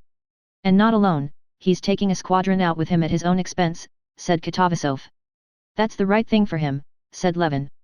"Are volunteers still going out then?" he added, glancing at Sergei Ivanovitch. Sergei Ivanovitch did not answer. He was carefully with a blunt knife getting a live bee covered with sticky honey out of a cup full of white honeycomb. "I should think so, you should have seen what was going on at the station yesterday," said Katavasov, biting with a juicy sound into a cucumber. "Well, what is one to make of it? For mercy's sake, do explain to me, Sergei Ivanovitch, where are all those volunteers going, whom are they fighting with?" asked the old prince, unmistakably taking up a conversation that had sprung up in Levin's absence. "With the Turks," Sergei Ivanovitch answered, smiling serenely, as he extricated the bee, dark with honey and helplessly kicking, and put it with the knife on a stout aspen leaf. "But who has declared war on the Turks?" Ivan Ivanovitch Ragozov and Countess Lydia Ivanovna, assisted by Madame Stahl. "No one has declared war, but people sympathize with their neighbors' sufferings and are eager to help them," said Sergei Ivanovitch. "But the prince is not speaking of help," said Levin, coming to the assistance of his father-in-law, "but of war. The prince says that private persons cannot take part in war without the permission of the government." "Kostya, mind, that's a bee, really, they'll sting us," said Dolly, waving away a wasp. "But that's not a bee, it's a wasp," said Levin. Well, what's your own theory?" Katavasov said to Levin with a smile, distinctly challenging him to a discussion. "Why have not private persons the right to do so?" "Oh, my theory's this: war is on one side such a beastly, cruel and awful thing, that no one man, not to speak of a Christian, can individually take upon himself the responsibility of beginning wars, that can only be done by a government, which is called upon to do this, and is driven inevitably into war. On the other hand, both political science and common sense teach us that in matters of state, and especially in the matter of war, private citizens must forego their personal individual will." Sergei Ivanovitch and Katavasov had their replies ready, and both began speaking at the same time. "But the point is, my dear fellow, that there may be cases when the government does not carry out the will of the citizens and then the public asserts its will," said Katavasov. But evidently Sergei Ivanovich did not approve of this answer. His brows contracted at Katavasov's words and he said something else. You don't put the matter in its true light. There is no question here of a declaration of war, but simply the expression of a human Christian feeling. Our brothers, one with us in religion and in race, are being massacred, even supposing they were not our brothers nor fellow Christians, but simply children, women, old people. Feeling is aroused and Russians go eagerly to help in stopping these atrocities. Fancy, if you were going along the street and saw drunken men beating a woman or a child. I imagine you would not stop to inquire whether war had been declared on the men, but would throw yourself on them, and protect the victim. But I should not kill them, said Levin. Yes, you would kill them. I don't know if I saw that, I might give way to my impulse of the moment, but I can't say beforehand, and such a momentary impulse there is not, and there cannot be, in the case of the oppression of the Slavonic peoples. Possibly for you there is not, but for others there is, said Sergei Ivanovich, frowning with displeasure. There are traditions still extant among the people of Slavs of the true faith suffering under the yoke of the unclean sons of Hagar. The people have heard of the sufferings of their brethren and have spoken. Perhaps so, said Levin evasively, but I don't see it. I'm one of the people myself, and I don't feel it. Here am I too, said the old prince. I've been staying abroad and reading the papers, and I must own, up to the time of the Bulgarian atrocities, I couldn't make out why it was all the Russians were all of a sudden so fond of their Slavonic brethren. While I didn't feel the slightest affection for them, I was very much upset, thought I was a monster, or that it was the influence of Carlsbad on me. But since I have been here, my mind's been set at rest. I see that there are people besides me who are only interested in Russia, and not in their Slavonic brethren. Here's Konstantin too. Personal opinions mean nothing in such a case, said Sergei Ivanovich. It's not a matter of personal opinions when all Russia, the whole people, has expressed its will. But excuse me, I don't see that the people don't know anything about it, if you come to that, said the old prince. Oh, Papa! How can you say that? And last Sunday in church, said Dolly, listening to the conversation. Please give me a cloth, she said to the old man, who was looking at the children with a smile. Why, it's not possible that all. But what was it in church on Sunday? The priest had been told to read that. He read it. They didn't understand a word of it. Then they were told that there was to be a collection for a pious object in church. Well, they pulled out their halfpence and gave them, but what for they couldn't say. The people cannot help knowing, the sense of their own destinies is always in the people, and at such moments as the present that sense finds utterance, said Sergei Ivanovich with conviction, glancing at the old beekeeper. The handsome old man, with black grizzled beard and thick silvery hair, stood motionless, holding a cup of honey, looking down from the height of his tall figure with friendly serenity at the gentlefolk, obviously understanding nothing of their conversation and not caring to understand it. That's so, no doubt, he said, with a significant shake of his head at Sergei Ivanovich's words. Here, then, ask him. He knows nothing about it and thinks nothing, said Levin. Have you heard about the war, Mihalich? He said, turning to him. What they read in the church, what do you think about it? Ought we to fight for the Christians? What should we think? Alexander Nikolaevich, our emperor, has thought for us. He thinks for us indeed in all things. It's clearer for him to see. Shall I bring a bit more bread? Give the little lad some more, he said, addressing Darya Alexandrovna and pointing to Grisha, who had finished his crust. I don't need to ask, said Sergei Ivanovich. We have seen and are seeing hundreds and hundreds of people who give up everything to serve a just cause, come from every part of Russia, and directly and clearly express their thought and aim. They bring their halfpence or go themselves and say directly what for. What does it mean? It means, to my thinking, said Levin, who was beginning to get warm, that among 80 millions of people there can always be found not hundreds, as now, but tens of thousands of people who have lost caste, ne'er-do-wells, who are always ready to go anywhere, to Pugachev's bands, to Khiva, to Servia. I tell you that it's not a case of hundreds or of ne'er-do-wells, but the best representatives of the people, said Sergei Ivanovich, with as much irritation as if he were defending the last penny of his fortune. And what of the subscriptions? In this case it is a whole people directly expressing their will. That word people is so vague, said Levin. Parish clerks, teachers, and 1 in 1,000 of the peasants, maybe, know what it's all about. The rest of the 80 millions, like Mihalich, far from expressing their will, haven't the faintest idea what there is for them to express their will about. What right have we to say that this is the people's will? Chapter 16. Sergei Ivanovich, being practiced in argument, did not reply, but at once turned the conversation to another aspect of the subject.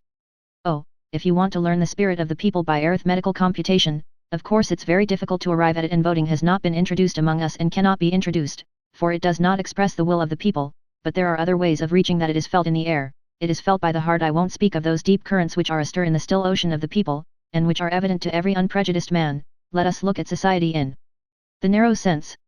All the most diverse sections of the educated public, hostile before, are merged in one. Every division is at an end, all the public organs say the same thing over and over again, all feel the mighty torrent that has overtaken them and is carrying them in one direction. Yes, all the newspapers do say the same thing, said the prince. That's true, but so it is the same thing that all the frogs croak before a storm, one can hear nothing for them. Frogs or no frogs, I'm not the editor of a paper and I don't want to defend them, but I am speaking of the unanimity in the intellectual world, said Sergei Ivanovich, addressing his brother. Levin would have answered, but the old prince interrupted him. Well, about that unanimity, that's another thing, one may say, said the prince.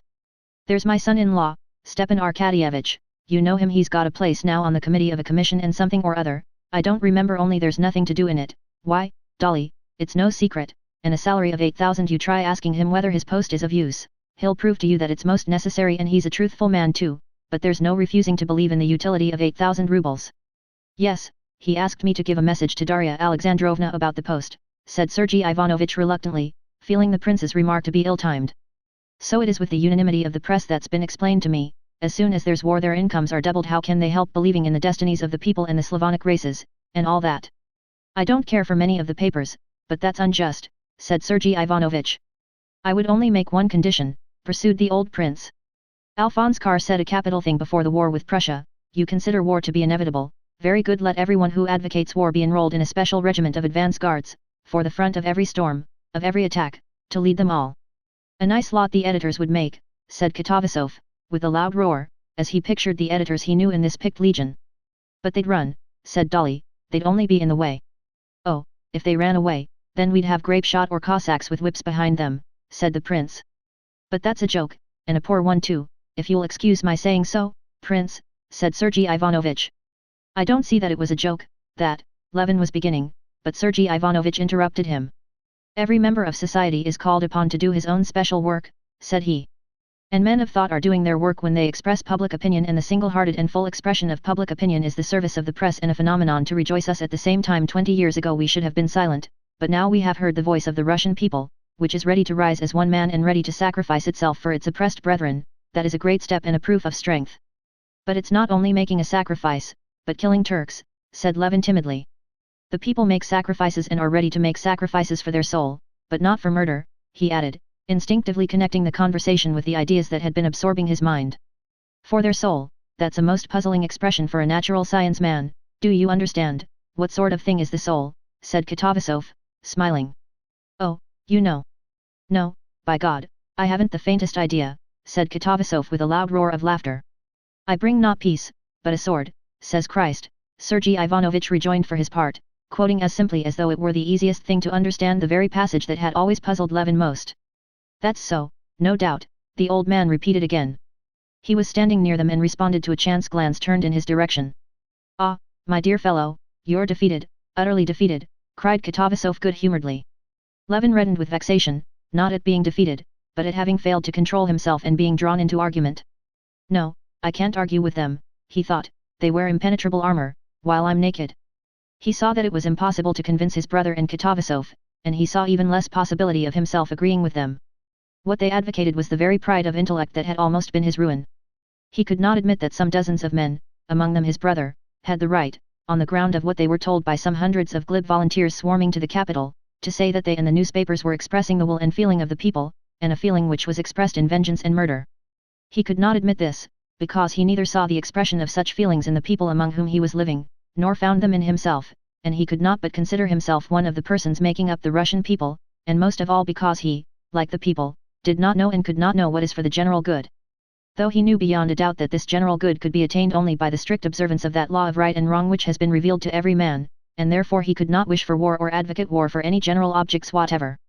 He said as Mihalich did, and the people, who had expressed their feeling in the traditional invitations of the Variety, be princes and rule over us gladly, we promise complete submission, all the labor, all humiliations, all sacrifices we take upon ourselves, but we will not judge and decide. And now, according to Sergei Ivanovich's account, the people had foregone this privilege they had bought at such a costly price. He wanted to say too that if public opinion were an infallible guide, then why were not revolutions and the commune as lawful as the movement in favor of the Slavonic peoples? But these were merely thoughts that could settle nothing. One thing could be seen beyond doubt, that was that at the actual moment the discussion was irritating Sergei Ivanovich, and so it was wrong to continue it. And Levin ceased speaking and then called the attention of his guests to the fact that the storm clouds were gathering, and that they had better be going home before it rained. Chapter 17. The old prince and Sergei Ivanovich got into the trap and drove off, the rest of the party hastened homewards on foot. But the storm clouds, turning white and then black, moved down so quickly that they had to quicken their pace to get home before the rain. The foremost clouds, lowering and black as soot-laden smoke, rushed with extraordinary swiftness over the sky. They were still 200 paces from home and a gust of wind had already blown up, and every second the downpour might be looked for. The children ran ahead with frightened and gleeful shrieks. Darya Alexandrovna, struggling painfully with her skirts that clung round her legs, was not walking, but running, her eyes fixed on the children. The men of the party, holding their hats on, strode with long steps beside her. They were just at the steps when a big drop fell splashing on the edge of the iron guttering. The children and their elders after them ran into the shelter of the house, talking merrily. Katerina Alexandrovna, Levin asked of Agafya Mihailovna, who met them with kerchiefs and rugs in the hall. "We thought she was with you," she said. "And Mitya?" "In the copse, he must be, and the nurse with him." Levin snatched up the rugs and ran towards the copse. In that brief interval of time the storm clouds had moved on, covering the sun so completely that it was dark as an eclipse. Stubbornly, as though insisting on its rights, the wind stopped Levin, and tearing the leaves and flowers off the lime trees and stripping the white birch branches into strange unseemly nakedness, it twisted everything on one side, acacias, flowers, burdocks, long grass, and tall tree tops. The peasant girls working in the garden ran shrieking into shelter in the servants' quarters. The streaming rain had already flung its white veil over all the distant forest and half the fields close by, and was rapidly swooping down upon the copse. The wet of the rain spurting up in tiny drops could be smelt in the air. Holding his head bent down before him, and struggling with the wind that strove to tear the wraps away from him, Levin was moving up to the copse and had just caught sight of something white behind the oak tree, when there was a sudden flash, the whole earth seemed on fire, and the vault of heaven seemed crashing overhead. Opening his blinded eyes, Levin gazed through the thick veil of rain that separated him now from the copse, and to his horror the first thing he saw was the green crest of the familiar oak tree in the middle of the copse uncannily changing its position. Can it have been struck? Levin hardly had time to think when, moving more and more rapidly, the oak tree vanished behind the other trees, and he heard the crash of the great tree falling upon the others. The flash of lightning, the crash of thunder, and the instantaneous chill that ran through him were all merged for Levin in one sense of terror.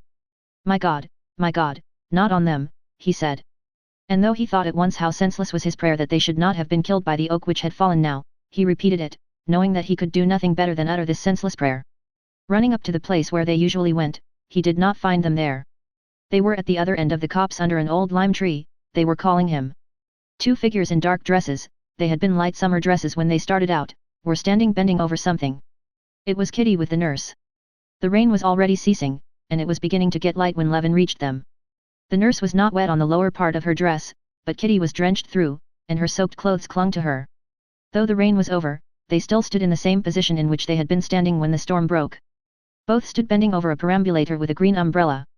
"Alive, unhurt, thank God," he said, splashing with his soaked boots through the standing water and running up to them. Kitty's rosy wet face was turned towards him, and she smiled timidly under her shapeless sopped hat. "Aren't you ashamed of yourself? I can't think how you can be so reckless," he said angrily to his wife. "It wasn't my fault, really we were just meaning to go, when he made such a to-do that we had to change him we were just," Kitty began defending herself. Mitya was unharmed, dry and still fast asleep. "Well, thank God, I don't know what I'm saying." They gathered up the baby's wet belongings, the nurse picked up the baby and carried it. Levin walked beside his wife, and, penitent for having been angry, he squeezed her hand when the nurse was not looking. Chapter 18. During the whole of that day, in the extremely different conversations in which he took part, only as it were with the top layer of his mind, in spite of the disappointment of not finding the change he expected in himself, Levin had been all the while joyfully conscious of the fullness of his heart. After the rain it was too wet to go for a walk, besides, the storm clouds still hung about the horizon, and gathered here and there, black and thundery, on the rim of the sky. The whole party spent the rest of the day in the house. No more discussions sprang up, on the contrary, after dinner everyone was in the most amiable frame of mind. At first Katavasov amused the ladies by his original jokes, which always pleased people on their first acquaintance with him. Then Sergei Ivanovich induced him to tell them about the very interesting observations he had made on the habits and characteristics of common houseflies, and their life. Sergei Ivanovich, too, was in good spirits, and at tea his brother drew him on to explain his views of the future of the Eastern question, and he spoke so simply and so well, that everyone listened eagerly. Kitty was the only one who did not hear it all. She was summoned to give Mitya his bath. A few minutes after Kitty had left the room she sent for Levin to come to the nursery. Leaving his tea, and regretfully interrupting the interesting conversation, and at the same time uneasily wondering why he had been sent for, as this only happened on important occasions, Levin went to the nursery.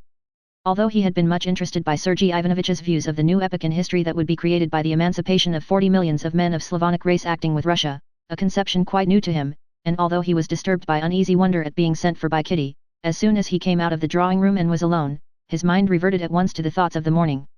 And all the theories of the significance of the Slav element in the history of the world seemed to him so trivial compared with what was passing in his own soul, that he instantly forgot it all and dropped back into the same frame of mind that he had been in that morning. He did not, as he had done at other times, recall the whole train of thought, that he did not need. He fell back at once into the feeling which had guided him, which was connected with those thoughts, and he found that feeling in his soul even stronger and more definite than before. He did not, as he had had to do with previous attempts to find comforting arguments, need to revive a whole chain of thought to find the feeling.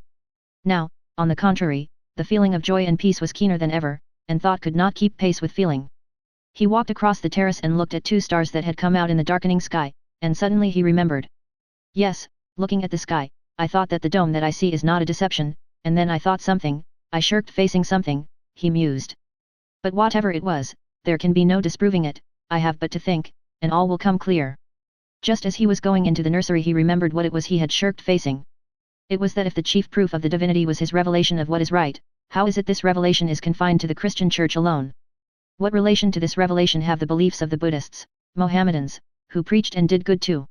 It seemed to him that he had an answer to this question, but he had not time to formulate it to himself before he went into the nursery. Kitty was standing with her sleeves tucked up over the baby in the bath. Hearing her husband's footstep, she turned towards him, summoning him to her with her smile. With one hand she was supporting the fat baby that lay floating and sprawling on its back, while with the other she squeezed the sponge over him. Come, look, she said, when her husband came up to her. Agafe Mihailovna's right, he knows us. Mitya had on that day given unmistakable, incontestable signs of recognizing all his friends. As soon as Levin approached the bath, the experiment was tried, and it was completely successful. The cook, sent for with this object, bent over the baby. He frowned and shook his head disapprovingly. Kitty bent down to him, he gave her a beaming smile, propped his little hands on the sponge and chirruped, making such a queer little contented sound with his lips that Kitty and the nurse were not alone in their admiration. Levin, too, was surprised and delighted. The baby was taken out of the bath, drenched with water, wrapped in towels, dried, and after a piercing scream, handed to his mother. Well, I am glad you are beginning to love him, said Kitty to her husband, when she had settled herself comfortably in her usual place, with the baby at her breast. I am so glad. It had begun to distress me. You said you had no feeling for him. No, did I say that? I only said I was disappointed.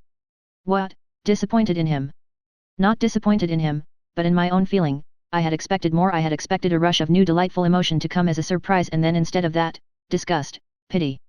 She listened attentively, looking at him over the baby, while she put back on her slender fingers the rings she had taken off while giving Mitya his bath. And most of all, at there being far more apprehension and pity than pleasure today, after that fright during the storm, I understand how I love him. Kitty's smile was radiant. Were you very much frightened? She said. So was I too, but I feel it more now that it's over. I'm going to look at the oak. How nice Katovasov is, and what a happy day we've had all together, and you're so nice with Sergei Ivanovich, when you care to be. Well, go back to them. It's always so hot and steamy here after the bath. Chapter 19. Going out of the nursery and being again alone, Levin went back at once to the thought, in which there was something not clear. Instead of going into the drawing room, where he heard voices, he stopped on the terrace, and leaning his elbows on the parapet, he gazed up at the sky. It was quite dark now, and in the south, where he was looking, there were no clouds. The storm had drifted on to the opposite side of the sky, and there were flashes of lightning and distant thunder from that quarter. Levin listened to the monotonous drip from the lime trees in the garden, and looked at the triangle of stars he knew so well, and the Milky Way with its branches that ran through its midst. At each flash of lightning the Milky Way, and even the bright stars, vanished, but as soon as the lightning died away, they reappeared in their places as though some hand had flung them back with careful aim. Well, what is it perplexes me, Levin said to himself, feeling beforehand that the solution of his difficulties was ready in his soul, though he did not know it yet.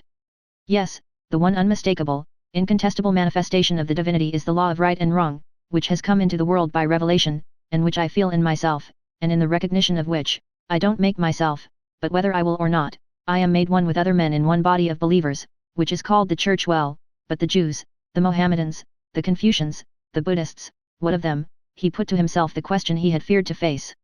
Can these hundreds of millions of men be deprived of that highest blessing without which life has no meaning? He pondered a moment, but immediately corrected himself. But what am I questioning? he said to himself. I am questioning the relation to divinity of all the different religions of all mankind. I am questioning the universal manifestation of God to all the world with all those misty blurs. What am I about?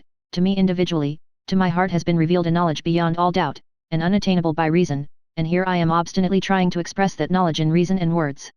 Don't I know that the stars don't move? He asked himself, gazing at the bright planet which had shifted its position up to the topmost twig of the birch tree. But looking at the movements of the stars, I can't picture to myself the rotation of the earth, and I'm right in saying that the stars move.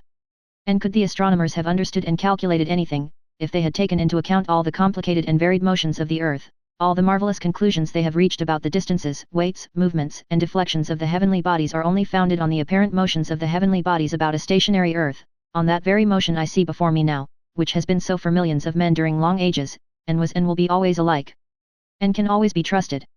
And just as the conclusions of the astronomers would have been vain and uncertain if not founded on observations of the seen heavens, in relation to a single meridian and a single horizon, so would my conclusions be vain and uncertain if not founded on that conception of right, which has been and will be always alike for all men, which has been revealed to me as a Christian, and which can always be trusted in my soul.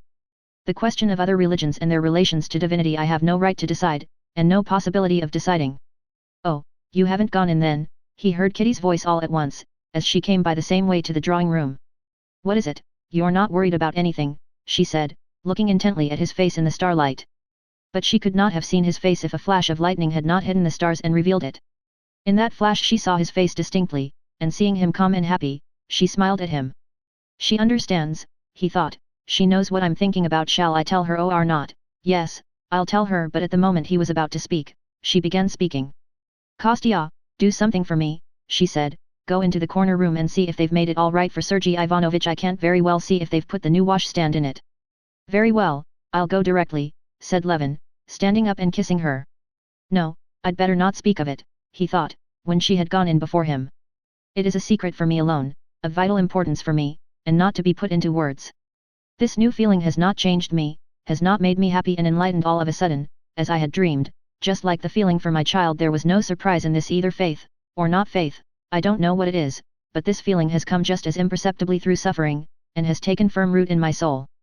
I shall go on in the same way, losing my temper with Ivan the coachman, falling into angry discussions, expressing my opinions tactlessly. There will be still the same wall between the holy of holies of my soul and other people, even my wife.